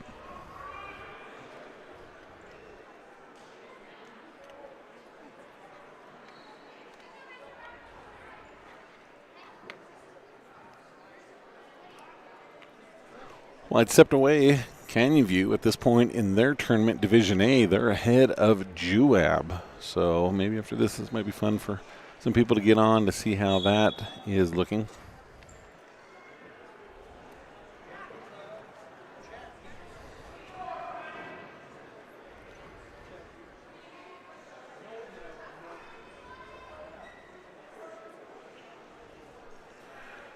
So they're scoreless with 1:10 to go in the first period. Curtis in with underhook on the left-hand side. Not 100% sure he wants it, but he's got it. Starts to jack it up a little bit. Now he reaches around and locks it up. Trying to pull a little bit. Reaches down for that leg. Pretty good move. Got a little out of position. Luckily went out of bounds. He's got to go forward with it. Can't go to the side or that's where he'll get into trouble.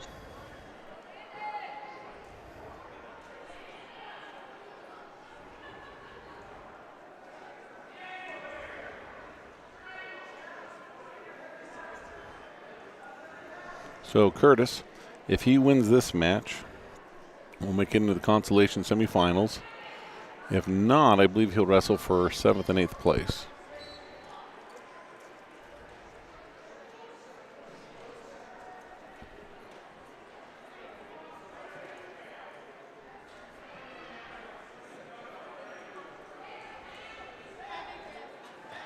Mat 2, 10 seconds to go. red ankle band. Please check your ankles. Mat 2 is missing a red ankle band. Please return it if it's on your ankle. Thank you. So at the end of the first period, scores 0-0. Corbin's choice, he defers. Logan looks to his coach, and he's going to choose bottom.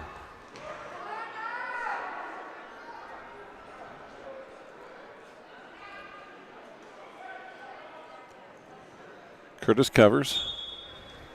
Quick off the whistle. Grabs that right ankle, drives him forward. Decides to go back over to that left arm. He's 2-on-1 with it. Tries to bring him to his left hip. Tries to bump him forward.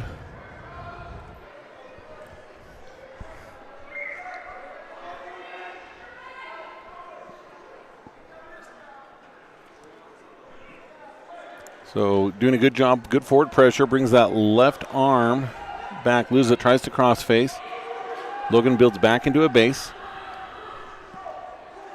Logan's able to come to his feet and get a 1-point escape. So they're going to stop him. Nose is bleeding again. 1:14 to go in the second period. Who am I joined with? Oh, hold on. We got to plug you in, Waylon. So one of our junior high wrestlers has just walked by, so we threw the headset on him. We've got Waylon Jenkins. And tell us about what happened last weekend at junior high. We did really well. We just lost by not very much by Joab. Yep. I took fourth. You took fourth, so you had a good tournament. Yeah. Yep, that's good. And why do you choose to wrestle? Just to help me be a better person. And You're a pretty good person. It must be working. yeah. Yeah. So right now we have Corbin. He is down by 1 point, 1:14 to go. Good aggression right off the bat. He goes, ow, that should be a takedown. It is 3 points. He's trying to get to that outside edge so he could bring him back in, but he's not going to be able to get that movement that he'd like, because if he steps out, that's probably going to cause them to be called out of bounds. But I like that. A little bit of a break to get care of the blood, and that almost caught Logan a little off guard.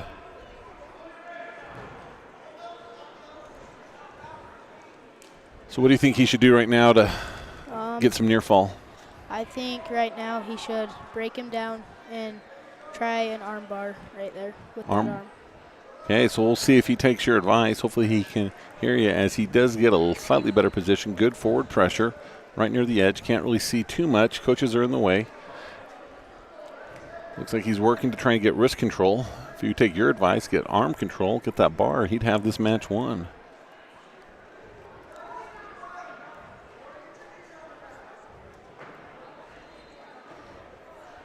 Trying to get that half, about 10 seconds to go.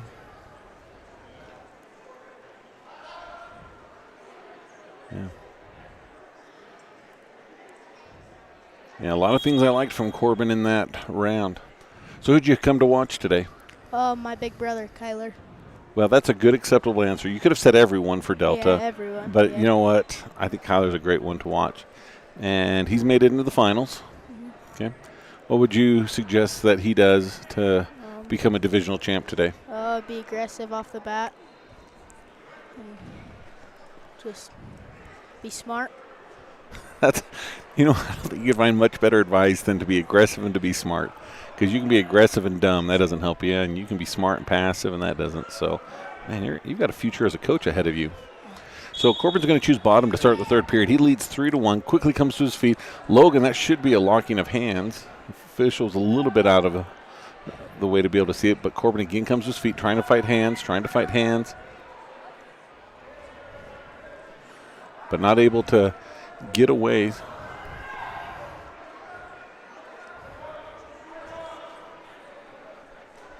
So 1:35 to go. Again, he comes up. He's doing a good job right there, locking hands. That official needs to get into a position so he can catch it, because it feels like the Logan wrestler's a little slow letting go of it.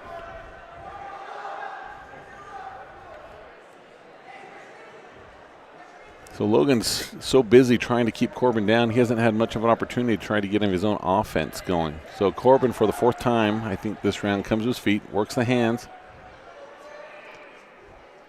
So he's going to go up 4-1, 1 minute to go.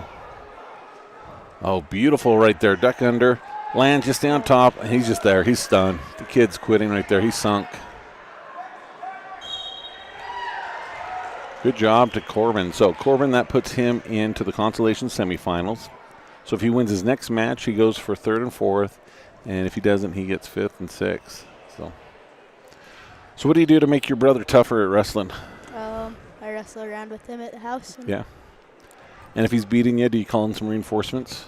Yeah. Rifle comes over? Yeah, Rifle and Dutch come Yeah. help me It takes 3 of you? sometimes. So how often does Kyler go to the weight room? He tries to go every morning. Yeah. So He shows up. When is he going to start taking you? I'm gonna start going soon. Good. Been talking about it. Yeah. He's been trying to make sure you haven't gone in. He doesn't want you to beat him too early. He wants to wait until he's graduated before you can do that. Yeah.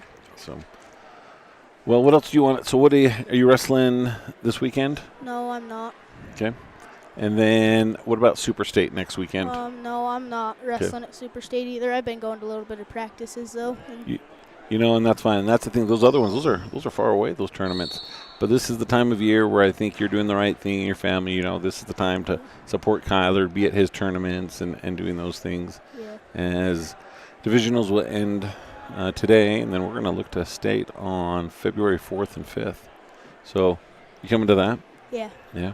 I don't know if I'm going to have any headsets there, but if I do, we'll see if we can get you back on. And, of course, you're welcome if you want to come over and call any of the matches that we go on a little bit more. So, well, what else do you want to tell the Delta Rabbit Nation that's out there listening? I don't know. You don't? Okay.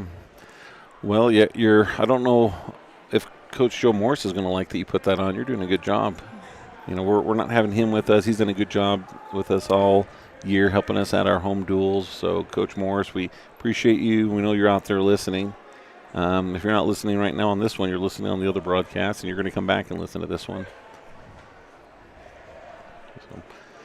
So it looks like they are having a little bit of wrestling going on mat number 2, still trying to finish up this last round. So, again, we're going to just step away for a minute and wait until the next round gets going on all 4 mats. We'll have consolation semifinals. That will determine who's going to go for 3rd and 4th and 5th and 6th. And we'll also have our placing matches to see who's going to be 7th and 8th place.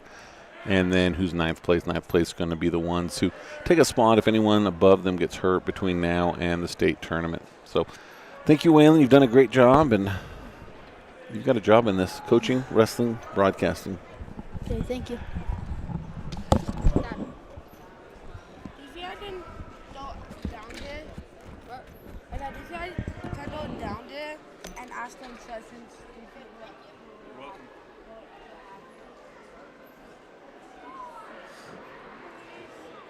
Please, Dad. Please don't do it. He said I wanted to do something, and I found something.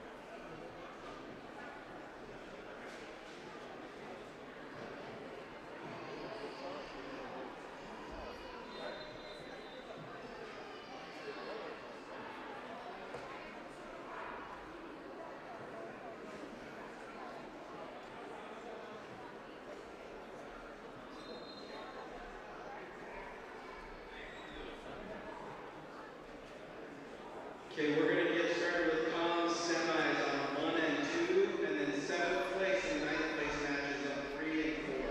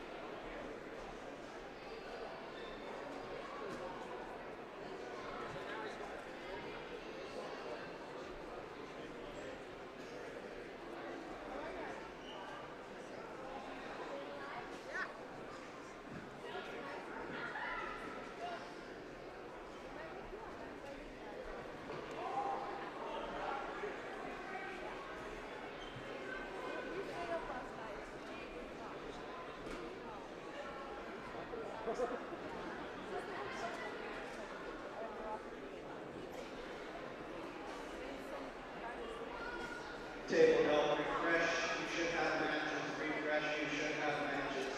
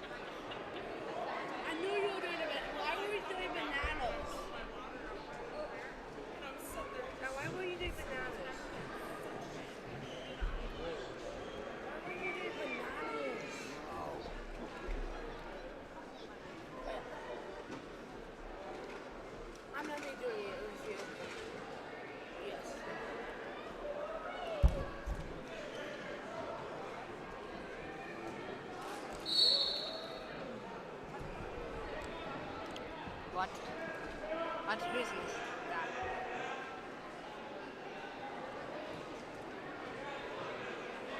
Come on, Sam!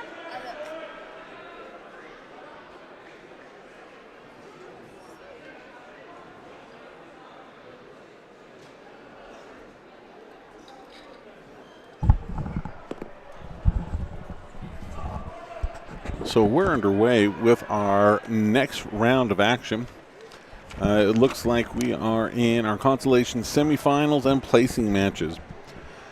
Winners of our Consolation semifinals will be wrestling for 3rd place.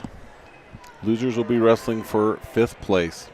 In our placement matches, those wrestlers will be wrestling for 7th and 9th place. And then we will just kind of head that direction. As now wrestling on mat number 1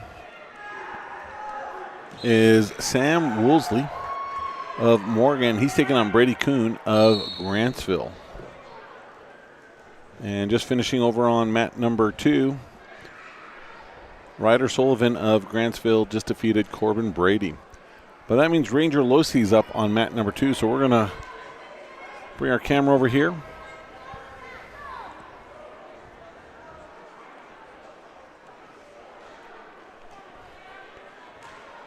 And watch them wrestle. Regan Anderson's on deck for a 9th place match over on mat number 3.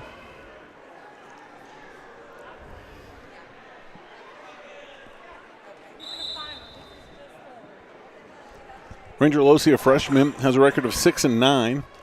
He battled with a hand injury for most of the season, just coming back last week. Has it taped up, still looks really good, really aggressive, a lot of gas in the gas tank. And he's wrestling Morgan's Jonathan Newton, a freshman. So both are freshmen. Official brings them back to the center, talks to them.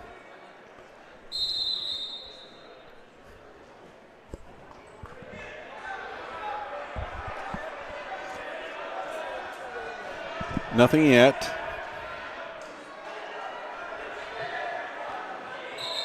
Yeah, potentially dangerous on that knee, and so Ranger had a good hold of it. Morgan was turning on it, and official, always better to be safe than sorry.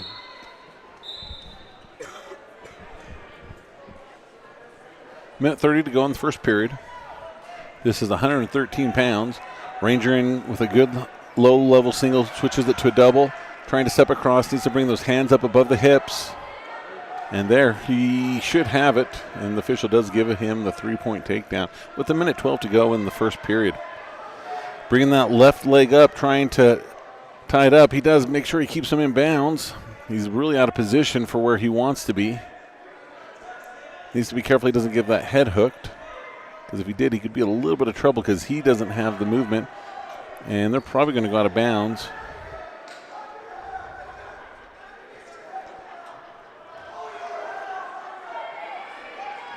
Coach is telling him, pull your head out, as official's going to start them.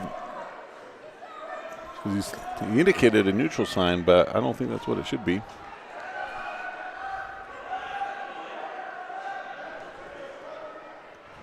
So I do have Paxton, my little boy, here with me. He wanted to throw on the headset, so he can share any insights that he has to it. Ranger with good forward pressure. He's in near the outside edge.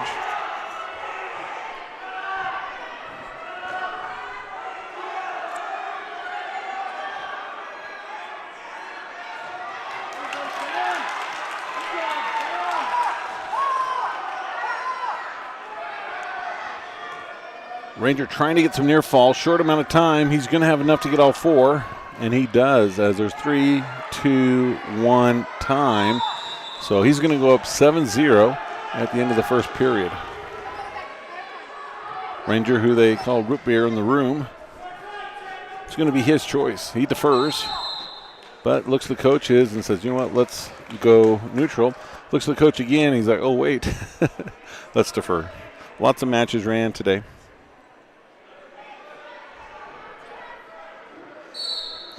And again, Regan Anderson on deck on mat number 3. Watch that on our sister broadcast on Delta Wrestling on YouTube. Been a fun day of wrestling here at the divisional tournament. New format in which there is just one day of wrestling. Ranger needs to get back behind, trying to. As underhook lifts that leg, he's in a pretty good position. Loses that position a little bit. Not quite sure exactly how. Gotta get that leg back. Maybe goes to a power half. Gets that left leg hooked over. That's gonna help him maybe get a little bit better position.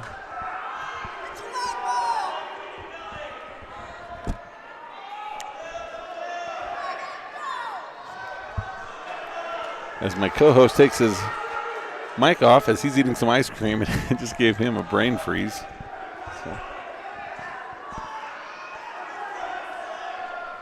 So about 53 seconds to go. Ranger leads 10-0. Good control, puts the head into the armpit. Over on mat number 1, it's a high-scoring affair. It is 22-13, 34 points scored, so there's a lot of action. Here, Ranger looking for the half, gets it in, trying to push him over. Just about there. Here comes the near fall. Gets a couple swipes. We'll see if he gives him 3. He does get 3. That makes it 13-0 with 10 seconds to go. I think we're going to see in a second here. Thought maybe that was going to be a fall and this place was going to erupt a little bit as we were short on time over here. Final score 22-17. 39 points scored for Morgan against Grantsville, where Woolsey wins. Both of them having opportunities to kind of roll the other one through onto their back, get the near fall than the other one would.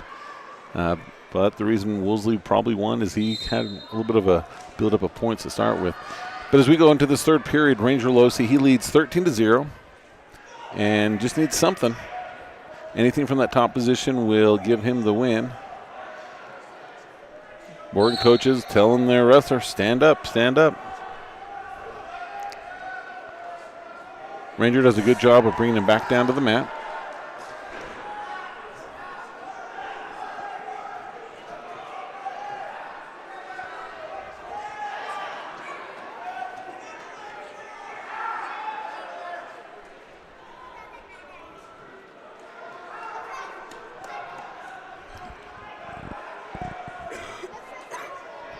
Ranger with a wrist and a half. Now he's going to drive it. So there he's got the victory, but let's get the fall. If you look at Coach Jensen, comes off his seat, and his team is excited for him. So Ranger now has punched his ticket into the third and fourth place match. Great job as a freshman coming off of an injury, doing what he needed to have a good tournament. Wrestled someone earlier that was tough. And so, Paxton, you wanted me to ask you a question. Is that right? Mm-hmm. Okay. Tell us about your wrestling experience at state last year or last week. How'd you do? Good. Yeah? How many matches did you win? I think 3. Yeah, I think you won 2. Yep, you won 2 matches. No, I think 3. Okay. And why do you like to wrestle? Because it's helped me get strength and it's fun. It's fun, yeah. Are you ever going to quit wrestling? No. No, that's a good answer. So I just wanted to get that documented, so we have it here. So if he ever comes back and says, I don't want to wrestle anymore, we have it live that he's not going to do that.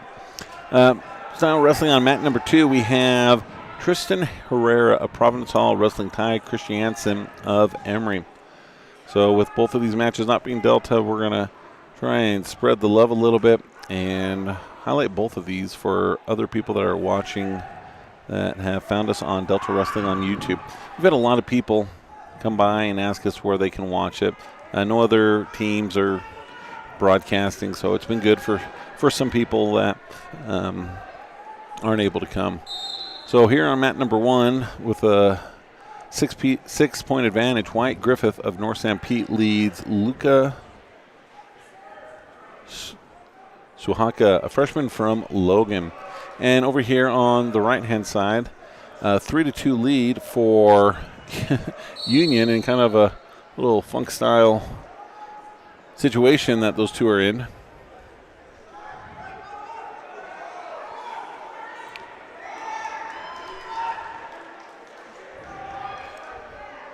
.40 seconds to go, and Union's able to get the reversal. So he's going to be, after all of that, 5, and Providence Hall's going to be 6.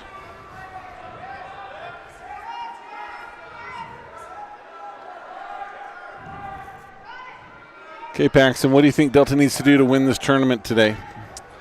I think we need to watch the old matches to know what to do. Yep. And figure out what to do before the next match so they can do better. Good. I like that. Watch the matches, see what they can improve upon. As over in here on mat number 1, North San Pete's Wyatt Griffiths trying to get the fall as he's ahead 9-0. And over on mat number 2, the first period is over as Providence Hall leads 6-5 over Christiansen of Emory.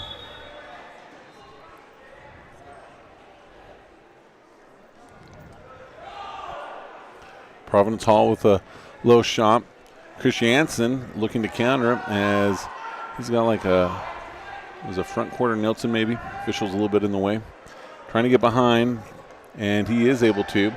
So that's going to make it tied 8-8 with 1:35 to go in the second period.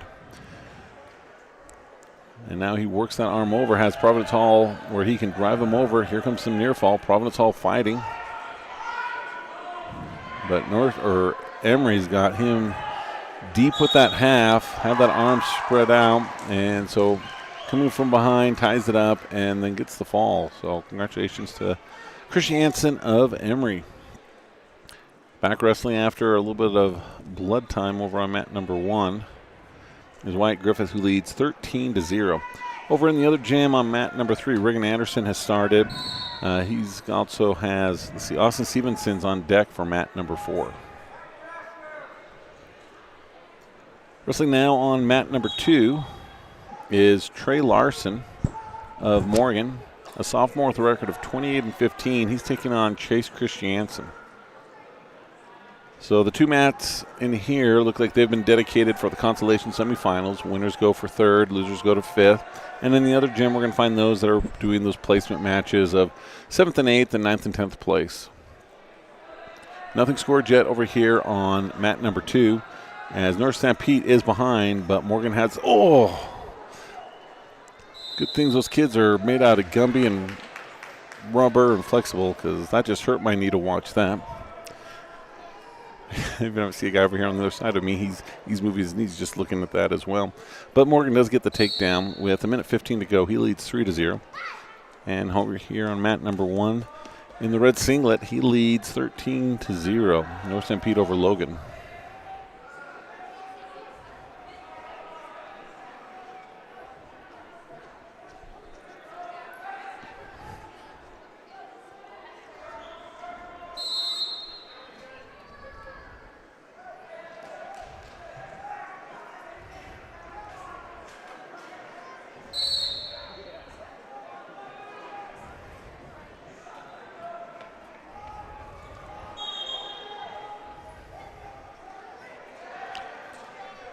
As a bit of a note, in the other division, Canyon View currently has the lead over Juab, 263 to 249.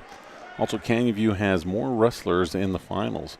So Canyon View making a push to take away a little bit of Juab's dominant run. This will be the first time in almost a decade since Juab has lost a division. Winning over here on mat number 1 was Wyatt Griffiths, who led the entire time. Trey Larson of Morgan here on mat number 2. He leads 3-0. And over in the other gym, Regan Anderson, he trails 5-4 in his 9th place match.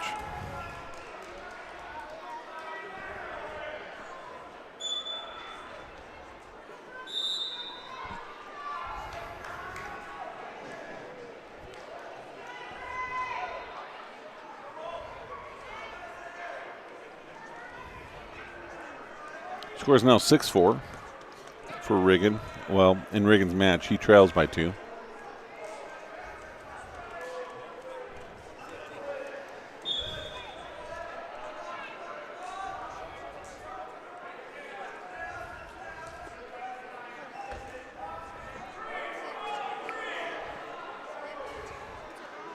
North Pete tries to escape on the right-hand side. Morgan quick to grab the ankle, not to let him.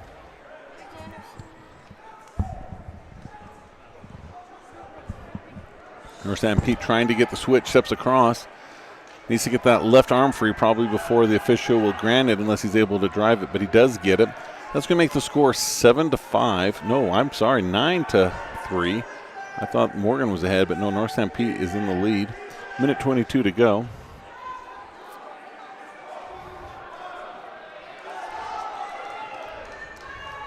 Here on mat number 1, they're still scoreless. Nope, they're 3-1 as North Pete trails to Logan. Here in trouble, Morgan on their back on mat number 2. In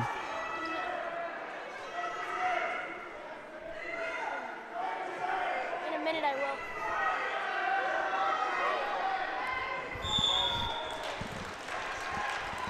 So North Pete ends up getting the fall on mat number 2.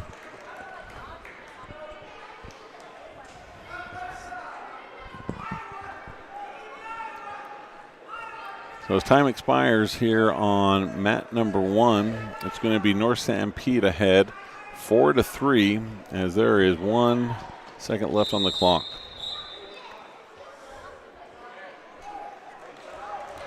But we're going to give our full attention now to mat number 2 as Tristan Ashby comes out. Again, this is a consolation semifinal. The winner gets to go for 3rd and 4th. We have another one of our junior high wrestlers who's put on the headset, so jump in anytime you want when we ask some questions along the way. But we have Strand the Man Bradshaw. Strand, if you were down there in the corner with Coach Jensen, Coach Ashby, what would you be telling Tristan he should do? Probably just keep moving and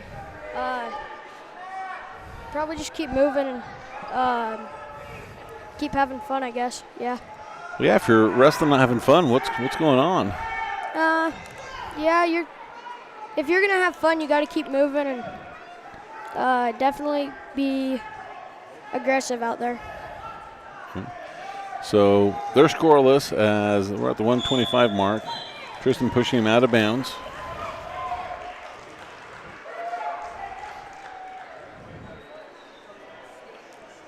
Tristan with a little bit of a wrapped up left hand.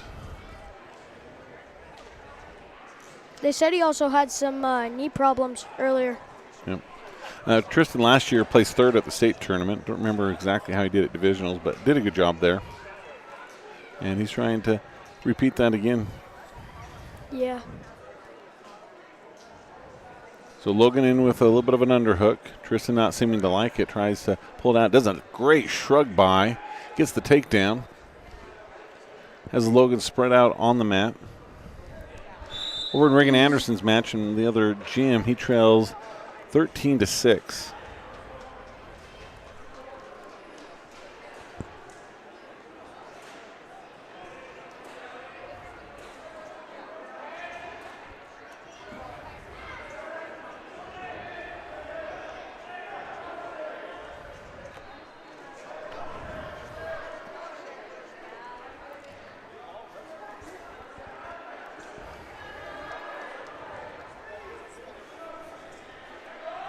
$15 seconds to go. Ashby doing a good job. Goes to the claw ride. Kind of brings him near the outside edge. 2 toes in. 5 seconds. 1 toe barely in. They're going to stop it. So with 2 seconds left, Tristan Ashby in the first period leads 3-0. Yeah, and I think he's just doing that, having fun and staying aggressive out there. Mm-hmm. What would you do in this situation? I mean, obviously we're going to run out of time in 2 seconds. Yeah. So if you win the toss, what are you doing?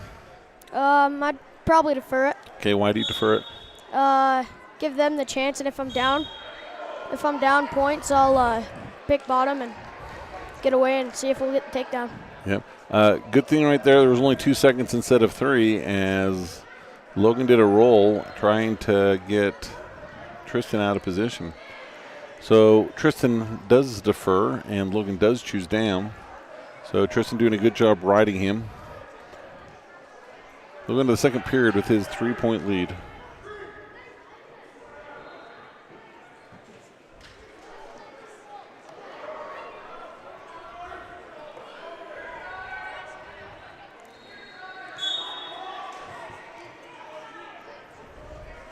Tristan's going to stay with him pretty good. Yep. Looks like he tried to do a little bit of a switch out, hook that arm, and roll through, but Tristan stayed hip to hip. He's keeping him down. Logan's starting to build a little bit of a base.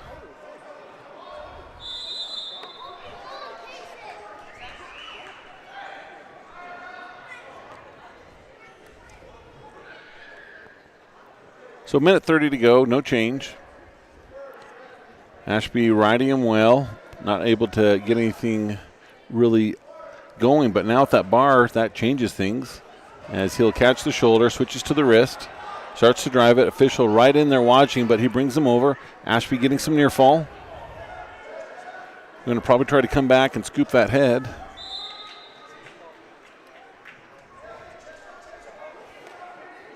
Tristan would like to be a little more chest to chest, I'm sure.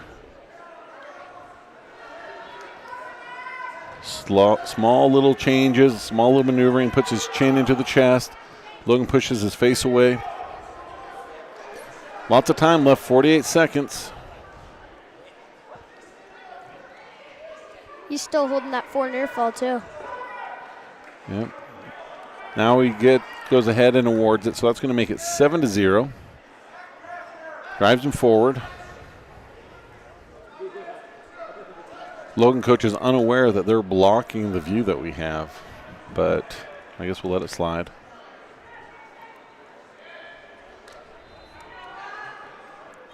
Oh, they're going to go out of bounds there with 17 seconds left on the clock.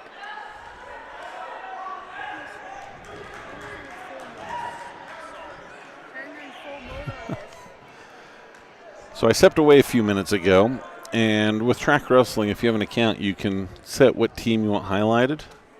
Now all of a sudden all the Morgan ones are highlighted, so I'm thinking that maybe a Morgan person walked by and said, I'm going to highlight the Morgan ones, so he'll broadcast those ones as well.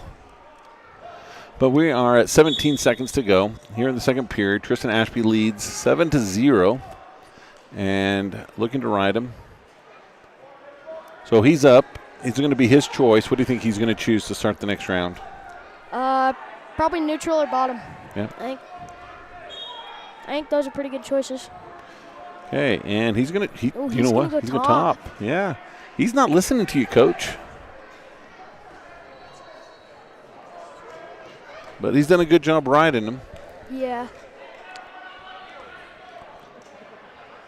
I think if he can keep riding him here and maybe get some back points, looking for the, looks like he looked for the fall that last turn, but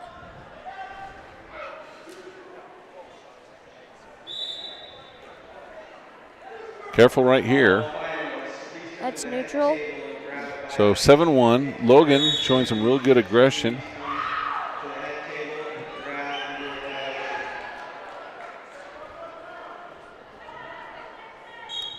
So Logan has made the transition into 3A. They've been in 4A the last few years, but with realignment, they've moved down. Tristan, though, he's looking to get behind. He scores. And so he goes up 10-1 with 1:25 to go in this third period. In this Consolation semifinals at 126 pounds, 132 pounds. Austin Stevenson's wrestling on mat number 4 in the other gym, and he leads 5-3 in the second period as it ends. And so they'll head into the third period. Looking to hopefully give himself a chance. You know, we don't necessarily want someone in front of him to get hurt or anything, but Yeah. I think back about when Campbell was a sophomore, he got that 9th place spot. And his grandma said, I prayed that someone would get hurt so that you could wrestle. And it's going to be neutral. Looks like Now Logan was able to come to his feet, so that's 10-2, 42 seconds to go. Tristan looks over the clock. Logan sees that slight little bit of distraction and takes a shot. Tristan now looking to do that Front quarter. front He's quarter got slide, tries to get him out of the way and doesn't quite able to do it. Yeah, about 20 seconds left on the clock. He's winning 10-2. So just be smart right here.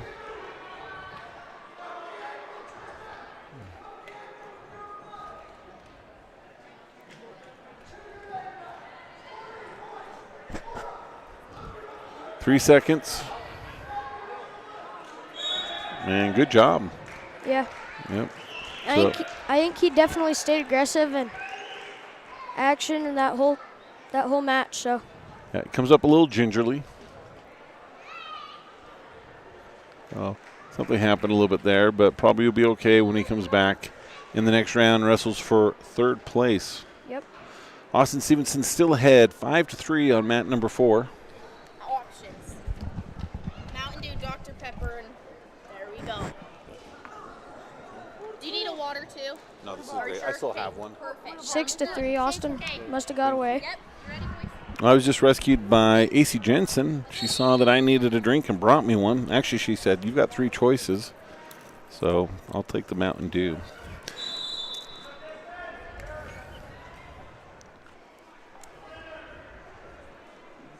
So with no Delta Wrestling, we'll put both mats going. Austin Stevenson ahead 6-3 with 18 seconds to go on mat number 4. And in here wrestling, we have Kadena of Morgan, who gets the takedown over Cruz of Logan. And over here on mat number 2, Logan's Justice Smith, a junior, taking on Easton Henry of North San Pete.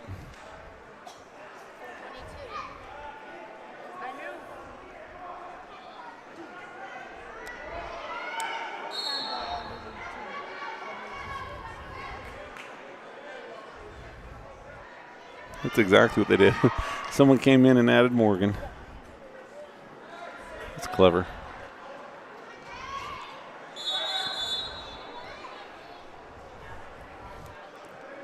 So, as I was trying to fix something on my iPad, injury for Logan as official jumps in, stops it. He's kind of hunched over. Looks like Austin got that win there. That's good. So, you know, he's probably not going to get the opportunity as a senior to wrestle at state. Yep. But he's given himself the best chance he has after not getting one of those 8 spots. Yeah, definitely. Now we got Dominic Villegas. Yep, he's going to be wrestling on mat number 4. And same situation, wrestling for that 9th place spot. He's a junior, so he still has a year after this year to get to the state tournament. Looks like Bo Bryan's over here warming up.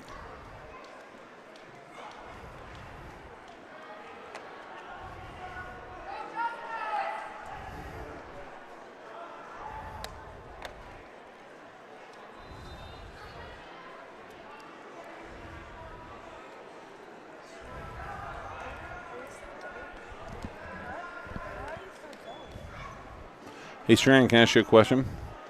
Did you see that Juab is losing to Canyon View? Yeah, I did see that. I sent Mary to go get my stuff. I think Kayla Jenkins came up and told us that when I was sitting up there with my family. Good. Sorry to bother you. Do you know if the finals of the championship? They were last time, and they've been doing like the semifinals over here. Yeah. They've been doing. Like these are the consolations. That and the head table is here, so that's kind of what I meant. Okay, we're just trying to be strategic about getting our seats. So. Well, that's how I am. Like I throw them through all that block. I know. So I'm kind of feeling the same thing you are. Okay, cool. Well, here's the question. Go Aggies. Hey, I like you. We got a big basketball game tonight. We're gonna hit their heads. There you go. UNLV and the Lincoln bench. Maybe it's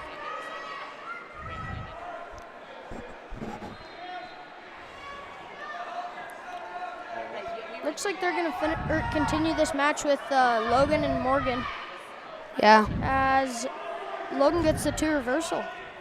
Mm-hmm.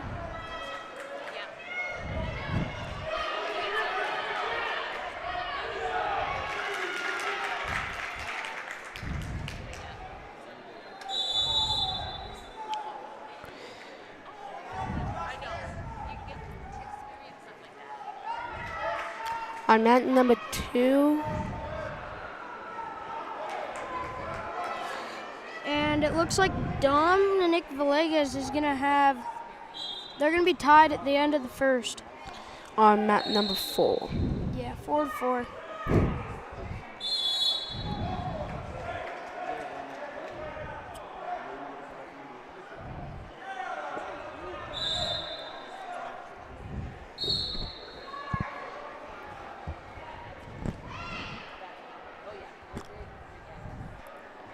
On mat number 2, Justice Smith, if he gets one more point, it'll be 15 points and the match will be over. Yep, that'll be a tech. And Easton Henry is going to have the 2 reversal. So, yeah, Dominic Villegas is going to get 3 takedown over Dean Harris, 7-4 for Dom, with a minute left in the second period. And, Ethan Henry just scored 2 more points. So he did I have 0 info. 5-18, so he only needs, Map 1 and 2. So I assume this is where they plan. if Justice Smith gets 2 points here, he can get the win. Yeah. But looks like Logan's going to use some injury time. Looks like they're going to be hurt, but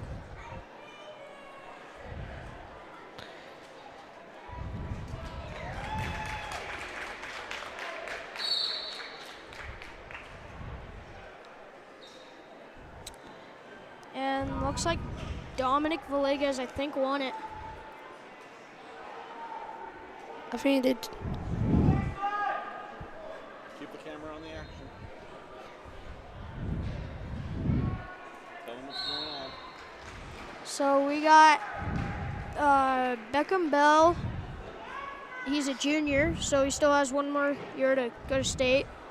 This is for 9th place, and he's trailing 11-13 against Hayden Rary, who's a freshman from Union. So he still has 3 more years to make it after this. On mat 2, we just saw a tech fall from Justin Smith. Yeah, Justice Smith got that tech. That'll help Logan, but I I think that's only 4 points, 4 or 5 points, so that won't help him a lot, but it'll help him. Yeah. On mat number 1, we got Mason Wed and Trevor Main.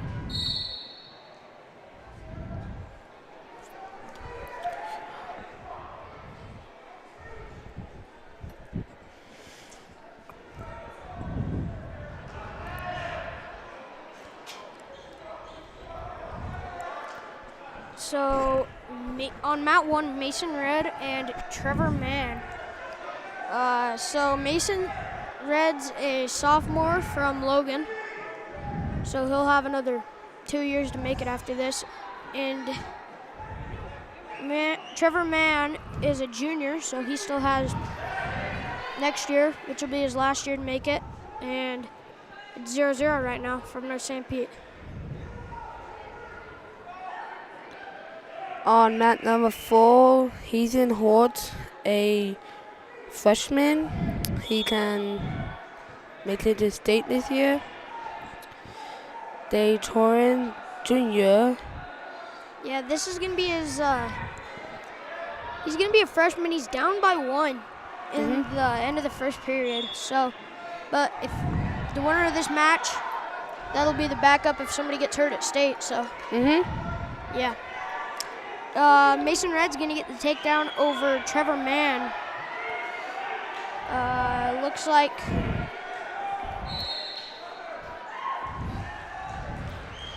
Yeah, looks like.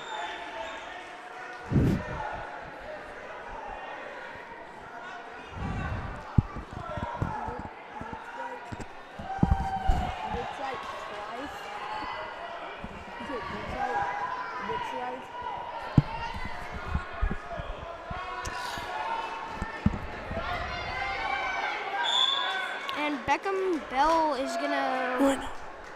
Bell's gonna get the pin over Hayden Rary from Union.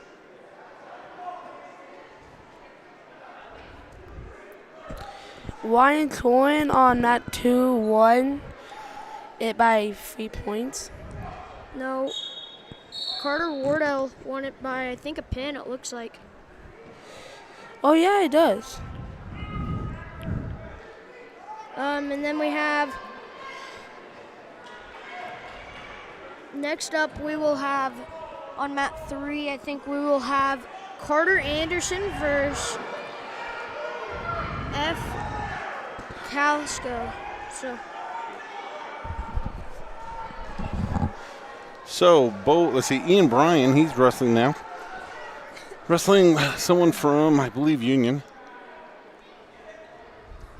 Yeah, Ian's one of our seniors this year.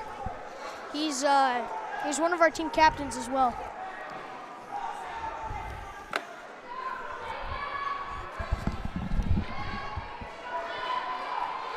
And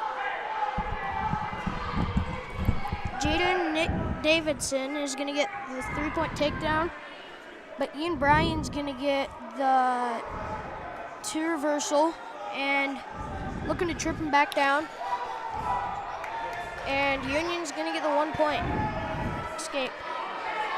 And up on mat 4, we have Carter Tague from Grantsville trailing by 5 to Made Yahi Herb. So here with Ian Bryan's mat, he's down 7-2, 30 seconds to go in the first period. Ian trying to get some movement, some separation. Comes to his feet.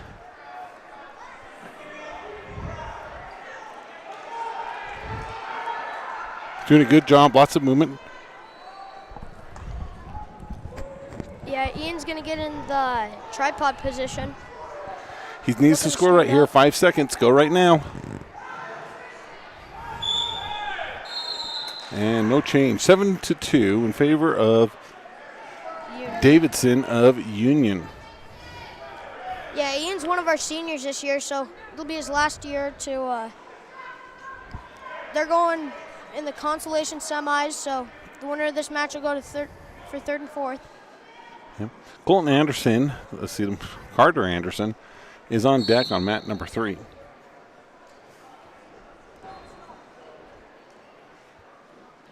Yeah, looks like it's going to be 7-2 for Davidson over Ian Bryan. Ian had come to his feet now, looking to go for the Granby. Doesn't quite get the Granby, but he gets the reversal in on the legs. He needs to keep his legs in there.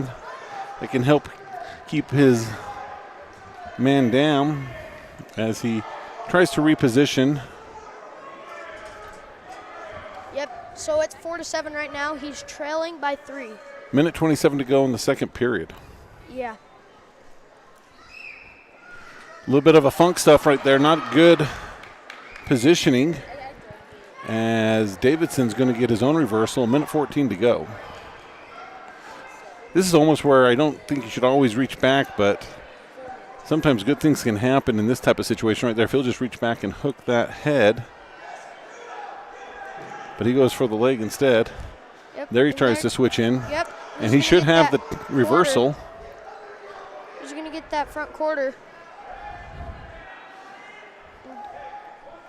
He needs to get at least one as they near the edge. Comes a little bit back more towards the middle. Ian's going to try and get the arm in, overhook in. 40 seconds to go. Hip over, hip over. Oh, a little bit of trouble right there. Able to land on his belly. Afraid he might get caught on his back. He's got his left arm trapped, not in a good position. 24 seconds to go. Working to get that arm back. Yep. Ian Bryan's one of the seniors in the room that I think will pick up everybody's day if they're having a bad day. So I think he's one of those guys that'll brighten up the day. And yeah, he's got 5 seconds to score in this second period. He continues to have good movement and is not able to translate it into as many scoring opportunities. And Union's going to choose down with the lead 9-4. Ian Bryan's trailing.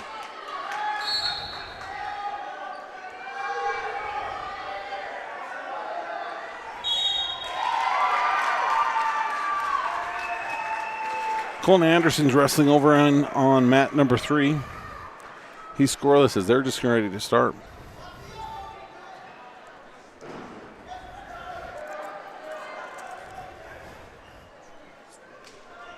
Yeah, Ian's not having a lot of action up over here, but he's going to grab that ankle, try and power him up, and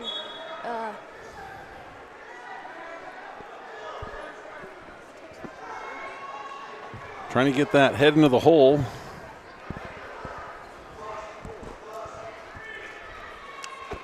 Not a lot of action from on the bottom. Ian going in for a hard crossface. going to try and get a head lever in.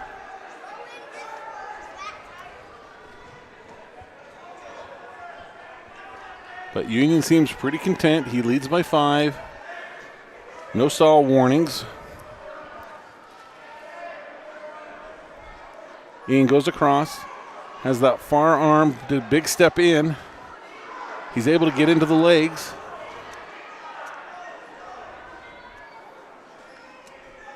Ian using a lot of effort, but not able to get anything to convert. 33 seconds to go. He trails by 5. Yeah, it's not. Ian's going to get out in front of him, trying to sprawl out when Union's got that leg in.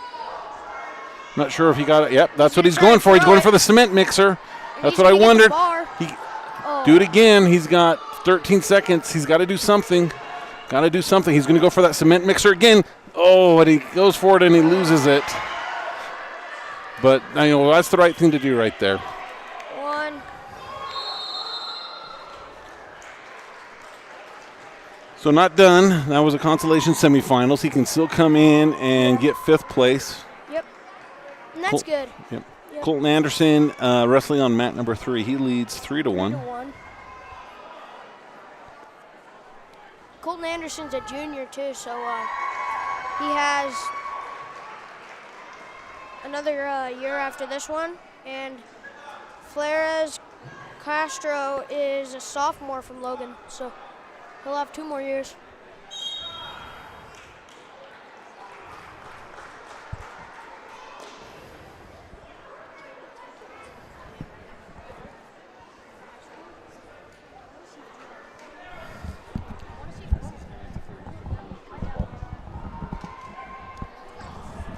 Bo Bryan's on deck on mat number 1. What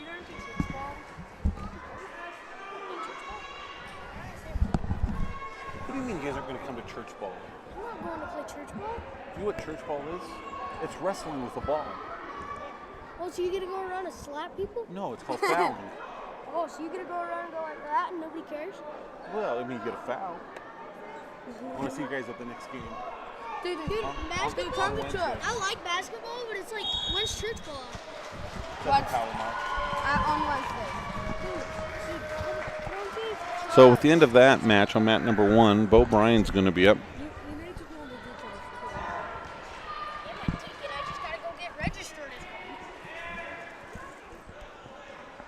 Yeah, so Ian's going to go for 5th and 6th. And now time for little brother to wrestle. Bo is a sophomore. He goes over to coach Kip Jensen, puts on the armband, get a little bit of information. Bunker gives him a little wake-up call on there. And it's going to be Bo Bryan taking on Spartan Strandinger of Union.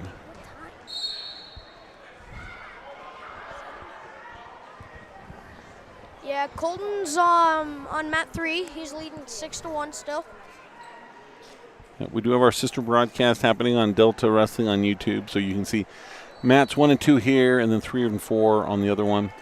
And then the finals will be on mats 1 and 2. We haven't heard yet if they're going to do 3 and 4 all in here, and 5th and 6th in the other gym, or if they'll have a 3rd, 4th mat, and a 5th, 6th mat.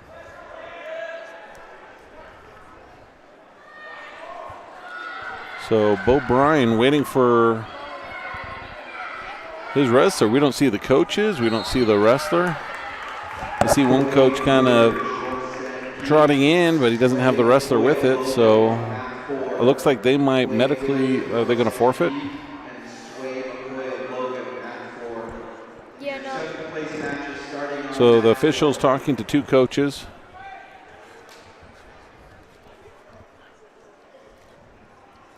gonna Let's stay see. warm, keep pacing. Yep, it's going to be a forfeit for Bo. Yep. So Bo, he's going to go for 3rd and 4th. Good job, Bo.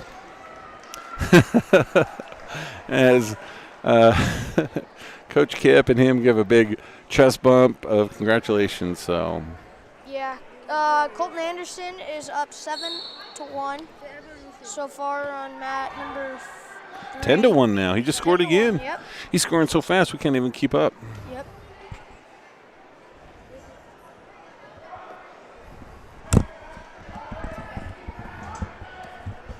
So that was Strand the man, Bradshaw, in here helping for a minute.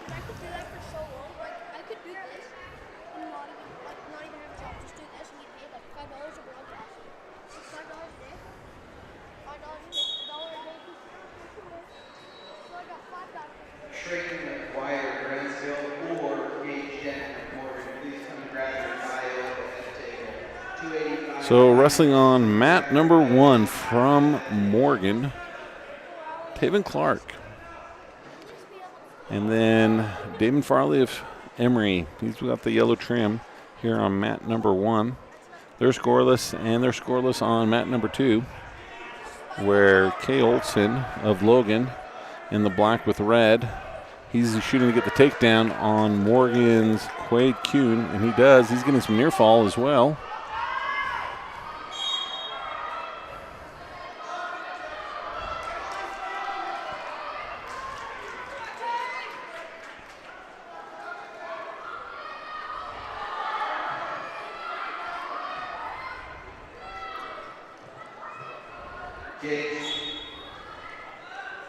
So Logan's up 7-0, gets a cradle, getting more near fall counted.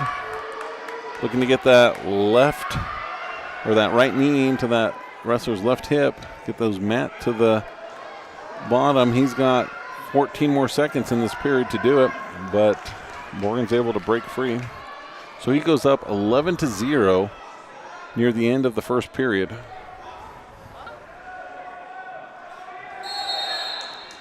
And here on mat number 1, Emory gets a quick pin over Morgan's Taven Clark.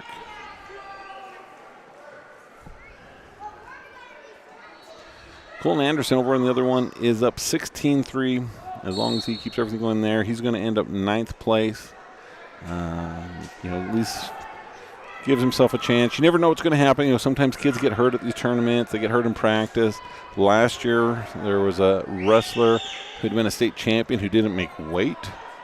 And so that put a position in. So you just never know what's going to happen. So being ready is critical, and maybe he'll get his chance.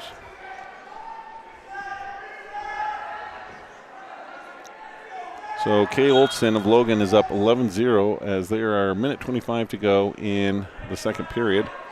And a lot of quick movement here on mat number 1 as Liam O'Riordan of Grantsville is wrestling Isaac Banks of Union. Grantsville in the red, Union in the yellow.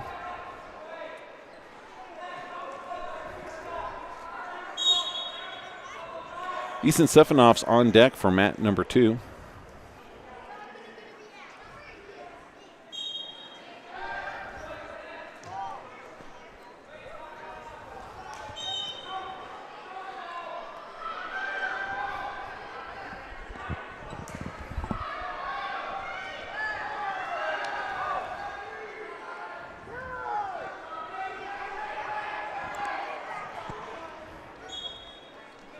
So no real changes, still 11-0 over on mat 2 and scoreless on mat 1.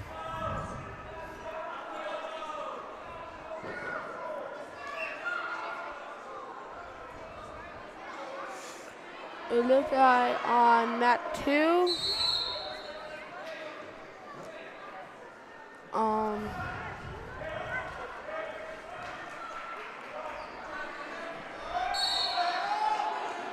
So some action happening on mat number 1. Grantsville has Brinks of Union on their back.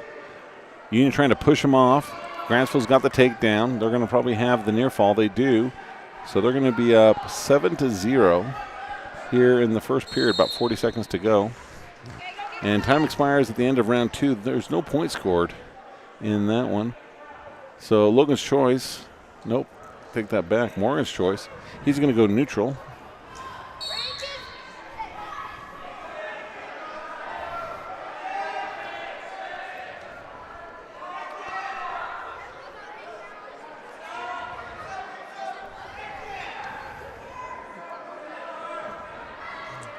On mat number 4, we got Holden Hanson from Logan and Boston Blackham from North St. Pete.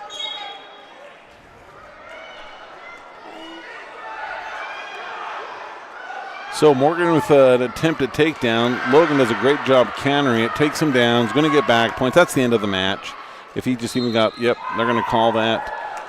Really good, aggressive, strong kid from Logan going, let's see, probably 18-0 to win that consolation semifinal match. So that means we're going to be able to watch Easton Stefanoff as he'll come to mat number 2. Easton, a freshman at Delta. You know, getting to this point is good. Getting to 3rd and 4th place match would even be that much better here his freshman year, giving him a better seed for the state tournament. Just as a reminder, 1st place at this tournament will wrestle 8th place at the Division A tournament, and our 2nd place will wrestle their 7th, so on and so forth. We haven't looked for about 10 minutes, but last time we looked, Canyon View had about a 20-point lead over Juab and had more kids in the finals, so might see a little change of the guard. Oh, Easton doing some scrambling. About had him taken down, but he almost got put onto his back, but he's able to recover. That's where you can see his strength and skill and experience come into place. So he gets the 3-point takedown and 2-point near fall. He's up 5-0 with 1:34 to go in the first period in this 165-pound consolation semifinals. Has a bar, has a wrist, looking to drive him, kind of brings him forward. As Grantsville comes to his feet, Easton goes back to the leg, brings him down again. Great job, right to his back. Near fall being counted again. Better position than he had the first time.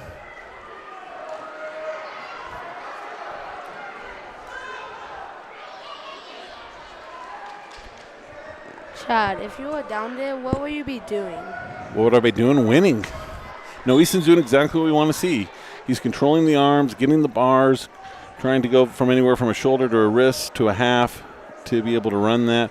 He has that bar. He tries to run it. It's starting to get a little high. Official's probably going to watch it. He needs to tighten it up a little bit. Goes back.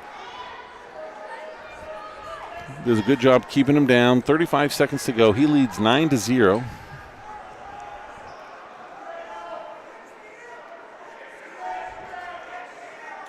And Easton kind of waiting for him just to bring that arm back so he can break it down. He gathers it.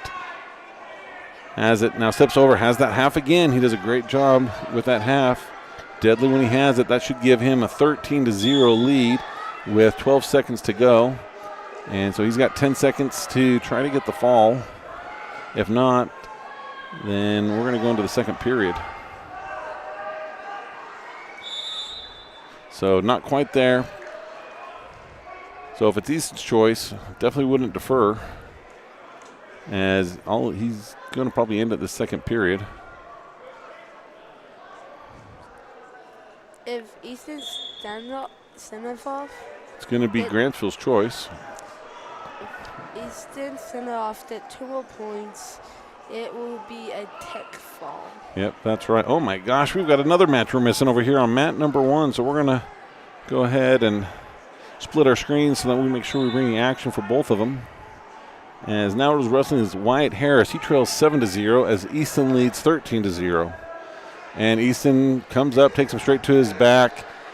Even though he's got the tech fall, he still has the opportunity to get the fall. And every little thing helps with the team points. And he rolls him off, says he comes off of it. I don't understand why he would do that, because even if he comes off the tech fall, if he still has the hold, you think he would still do it. But either way, Easton's going to go wrestle for that 3rd place match as Wyatt Harris is a little bit in a hole right now. He needs to change it a little bit so that he can get some offense going. So 7-0 for Grayson Boylan of North St. Pete.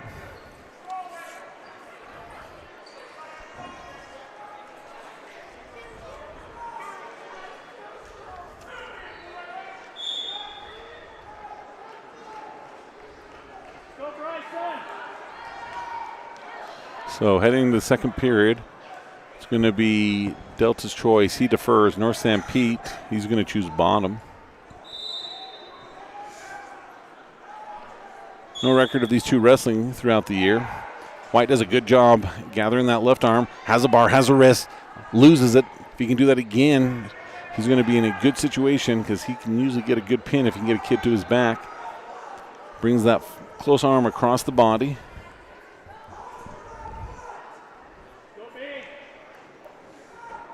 So 2-on-1 with that arm. He's got the wrist controlled on the far side. Tries to roll him back. Wants to bar it up.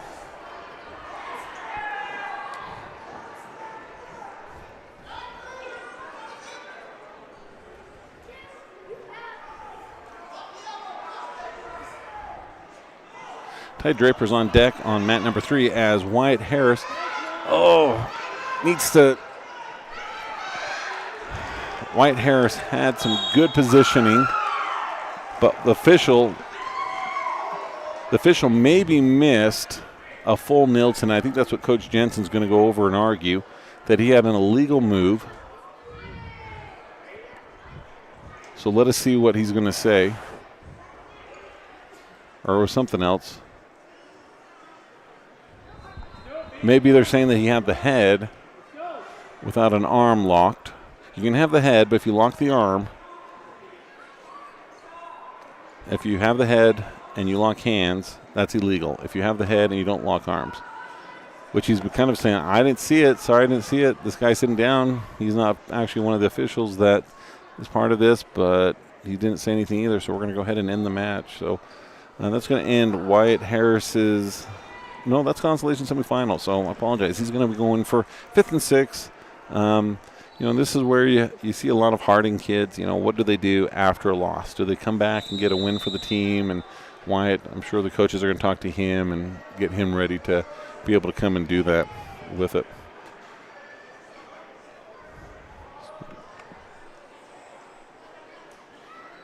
Let's go, Bryson. Come on.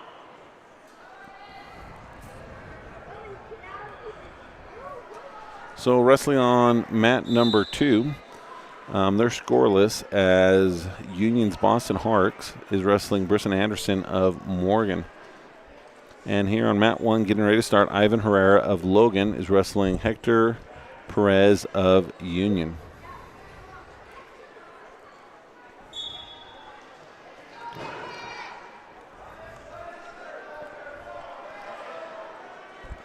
Looking at the score, Delta trails Morgan in the team scores by 4 points, 223.5 to 219.5. Union's at 192.5, Logan at 180, and Emory at 132. Over here on the right-hand side, Morgan gets a fall over Union's Horrocks.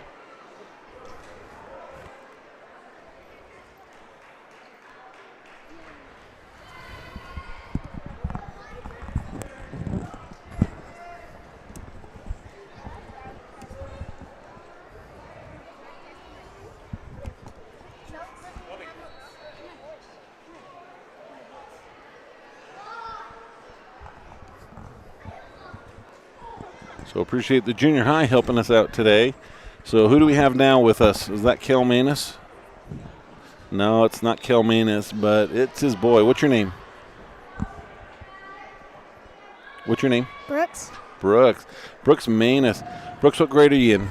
Second. Second grade. Now, you didn't get to wrestle at junior high state last week. Yep. What grade do you have to be to do that? Fourth. Fourth grade. So a couple more years until you're able to do that. But you get the opportunity to go to different tournaments and different things throughout the year. We're going to be getting into the Bantam tournaments coming up. So why do you like to wrestle? I don't know. It's just fun. Just fun. It's just fun. Mm-hmm. Yeah, why don't people know that? It's just fun. Now, practices can be hard sometimes, but there's nothing funner than being out there on the mat and imposing one's will upon another. So, who's your favorite coach for the high school team? Probably Jansen. Jansen? I thought you might say that. Yeah. Do you ever wrestle with him? Sometimes. Sometimes. Can you beat him yet? No, when you get a little bit bigger, Yeah. you'll be able to do that. So what advice would you give to Trey? Trey's going to be our first match of the evening in the finals at 113 pounds. What advice would you give to him to get ready for his match this evening to win the divisionals? Don't get taken down. Don't get do you know what? If you don't get taken down, you're going to win a lot of matches, right? I like what Waylon said earlier, be aggressive and be smart. I think that was some pretty good advice as well. Corbin Curtis is warming up here next to mat number 1. He's coming up, and we're still waiting for Ty Draper to wrestle over on mat number 3. He's been on deck for quite a while in this long-lasting match that's ahead of him. On these mats here in front of us, we have on mat number 1, Perez of Union. He leads 3-0 over Herrera of Logan. And on mat number 2, Union's Olivius is scoreless with Crowley of Union. So teammates in there wrestling for who's going to get to go for 3rd and who's going to go for 5th. Anything you want to tell all the listeners back at home? Should they find their way to state on February 4th and 5th? Yeah, they should. Should be a great time. Are you going to go? Yeah. See if Trey can get that state championship? Yeah. Do you think he can? Yeah. You think he can? I think he can too.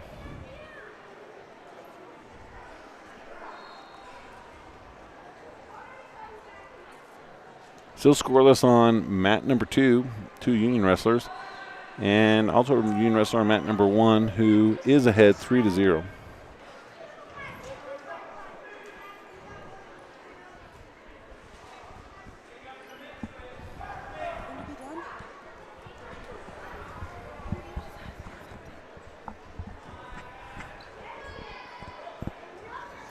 Short time on mat number 1 as about 8 seconds to go. Second period. And Herrera of Logan needing to find some offense as Union continues to hold on to their 3-0 lead.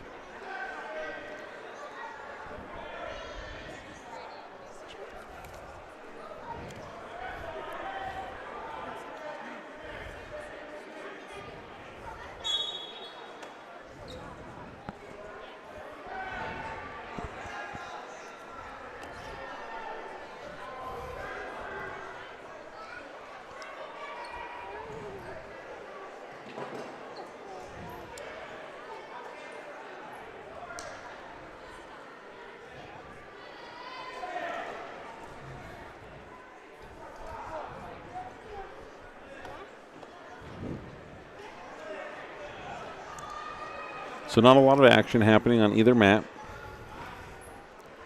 Logan on mat number 1, they're trailing. They need to find some offense as they have about 1:20 to go. Union tries to snap down. Logan kind of launches at him.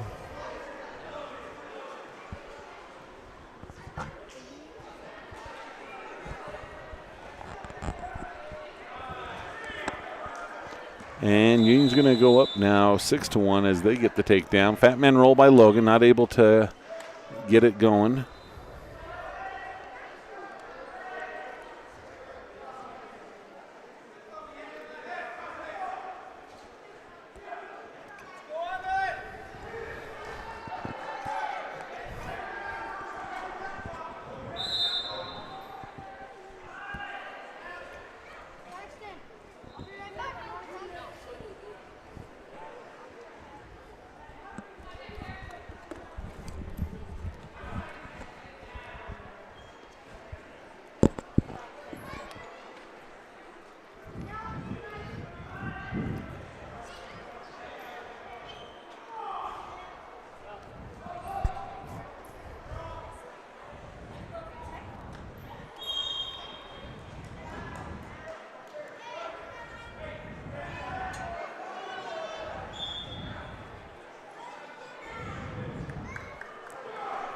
So Logan's trying to be a little aggressive now. Stalling's the call that the fans want as they kind of go in under. And not enough time for Logan to do anything as he's going to lose 6-2. And that's going to bring up Corbin Curtis here on mat number 1.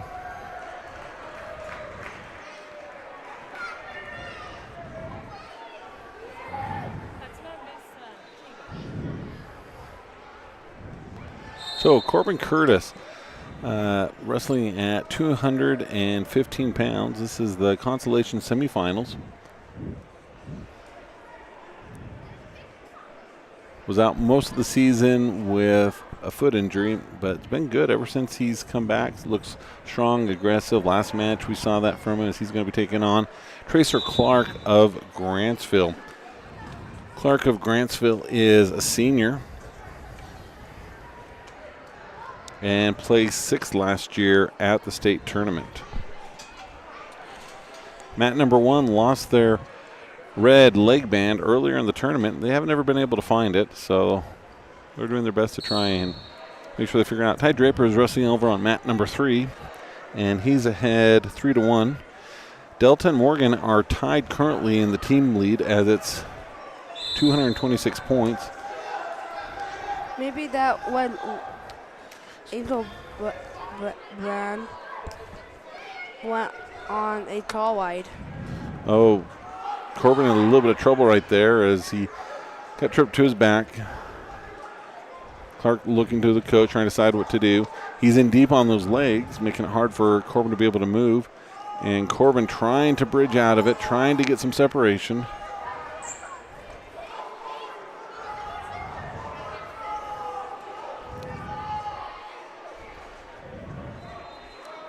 Okay, 4 near falls. So that's going to be 7-0 as they drive towards the outside. Corbin trying to build a base, and he's going to have an opportunity to redo that in the middle of the map. Just over a minute to go in the first period. Corbin, a freshman, Tracer, senior.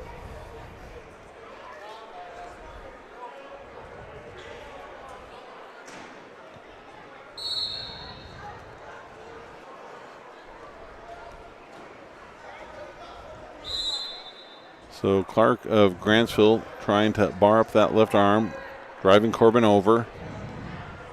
Corbin fighting hard, keeping his right shoulder off the mat. Grantsville's trying to reposition. He is able to. Now, he's able to get the 1-point escape. Chad, do you think that Angel Brand went on to a tall wide?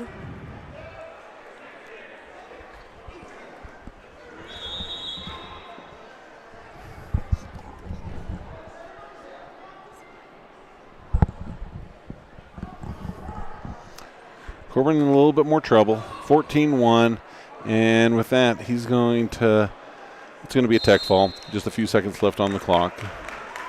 So Corbin obviously not thrilled with how that went, but he's got another opportunity to wrestle today. Wrestle for 5th and 6th.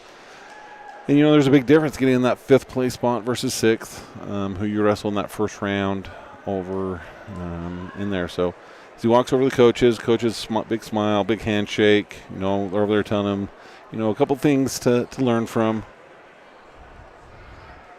and to be ready.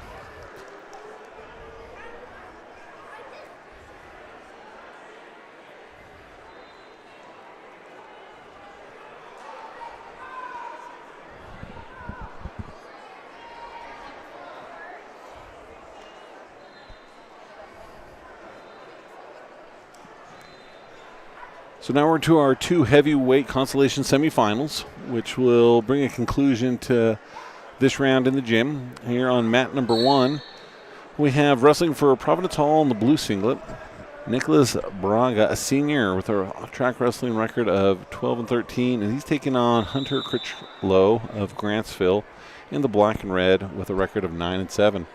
Over on mat number 2, we have Mason George of Union in the the yellow-topped singlet, taking on teammate Tegan Terry, who's currently on the bottom, a little bit of red hair.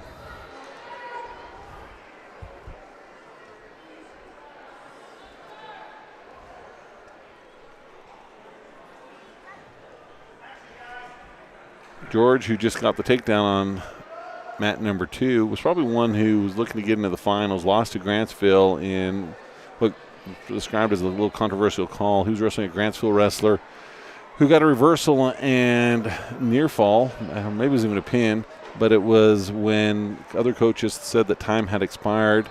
The table hadn't paid attention to the time. No one had come out, and they weren't sure, and the official just went with what he thought was the right thing. Providence Hall bringing Grantsville down to the mat.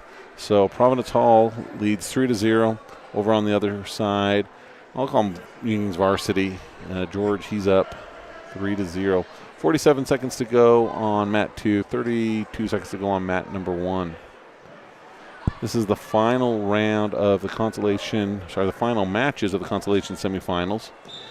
As, George of Union gets the fall.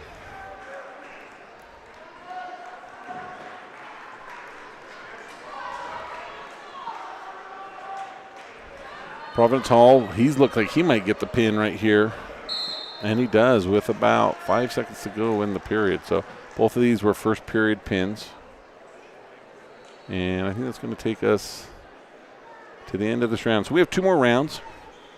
Of the rounds that we have left, our next one is going to be our 3rd and 5th place matches. Quite often we call those our consolation finals. And then following that, that will be our championship finals. So I think that will bring a conclusion to mats 3 and 4. But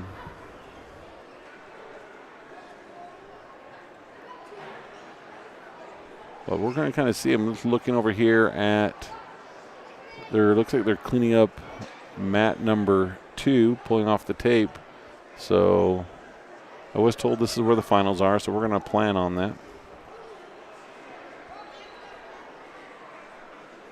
All Cougars Wrestling Club kids, all the girls high school wrestling team, all the boys JV team come to mat 2 and start this mat 2.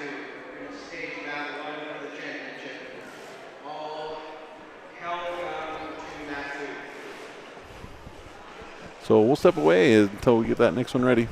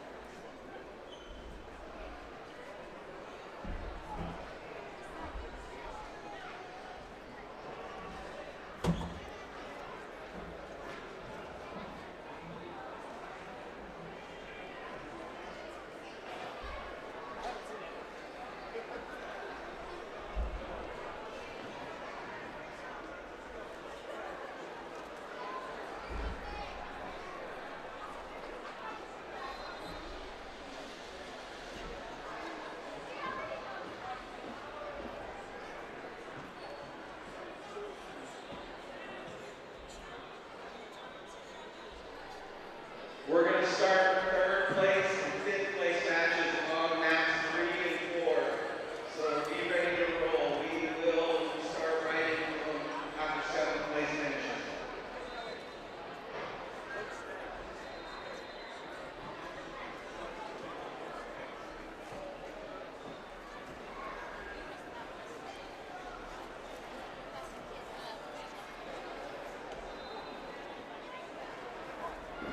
Third place matches will be on mat 3. 5th place matches will be on mat 4. Third place matches will be on mat 3. 5th place matches will be on mat 4. Omen, we're going to the other side so we can color again. And we're going to color on that side now.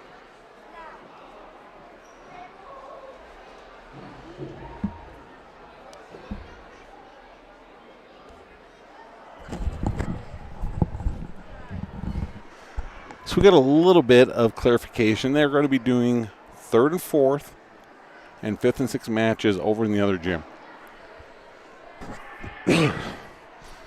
So you can catch that on our other feed. We'll have that on our other broadcast that's labeled Mats 3 and 4. Still trying to get some clarification if the finals are going to be here on mat number 1 and 2. But we'll probably end up ending this broadcast, if that's what they're going to do, temporarily, and then start a new broadcast for the finals. But we'll let you know for sure.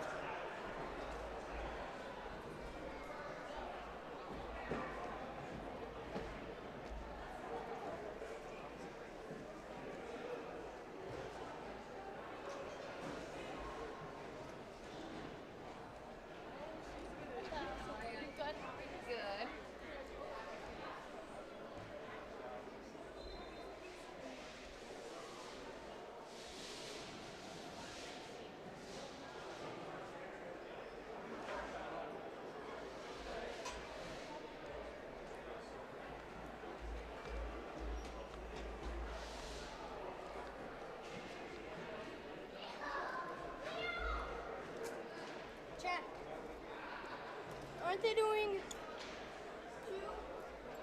They're doing the finals in here, and then third and fourth in the other.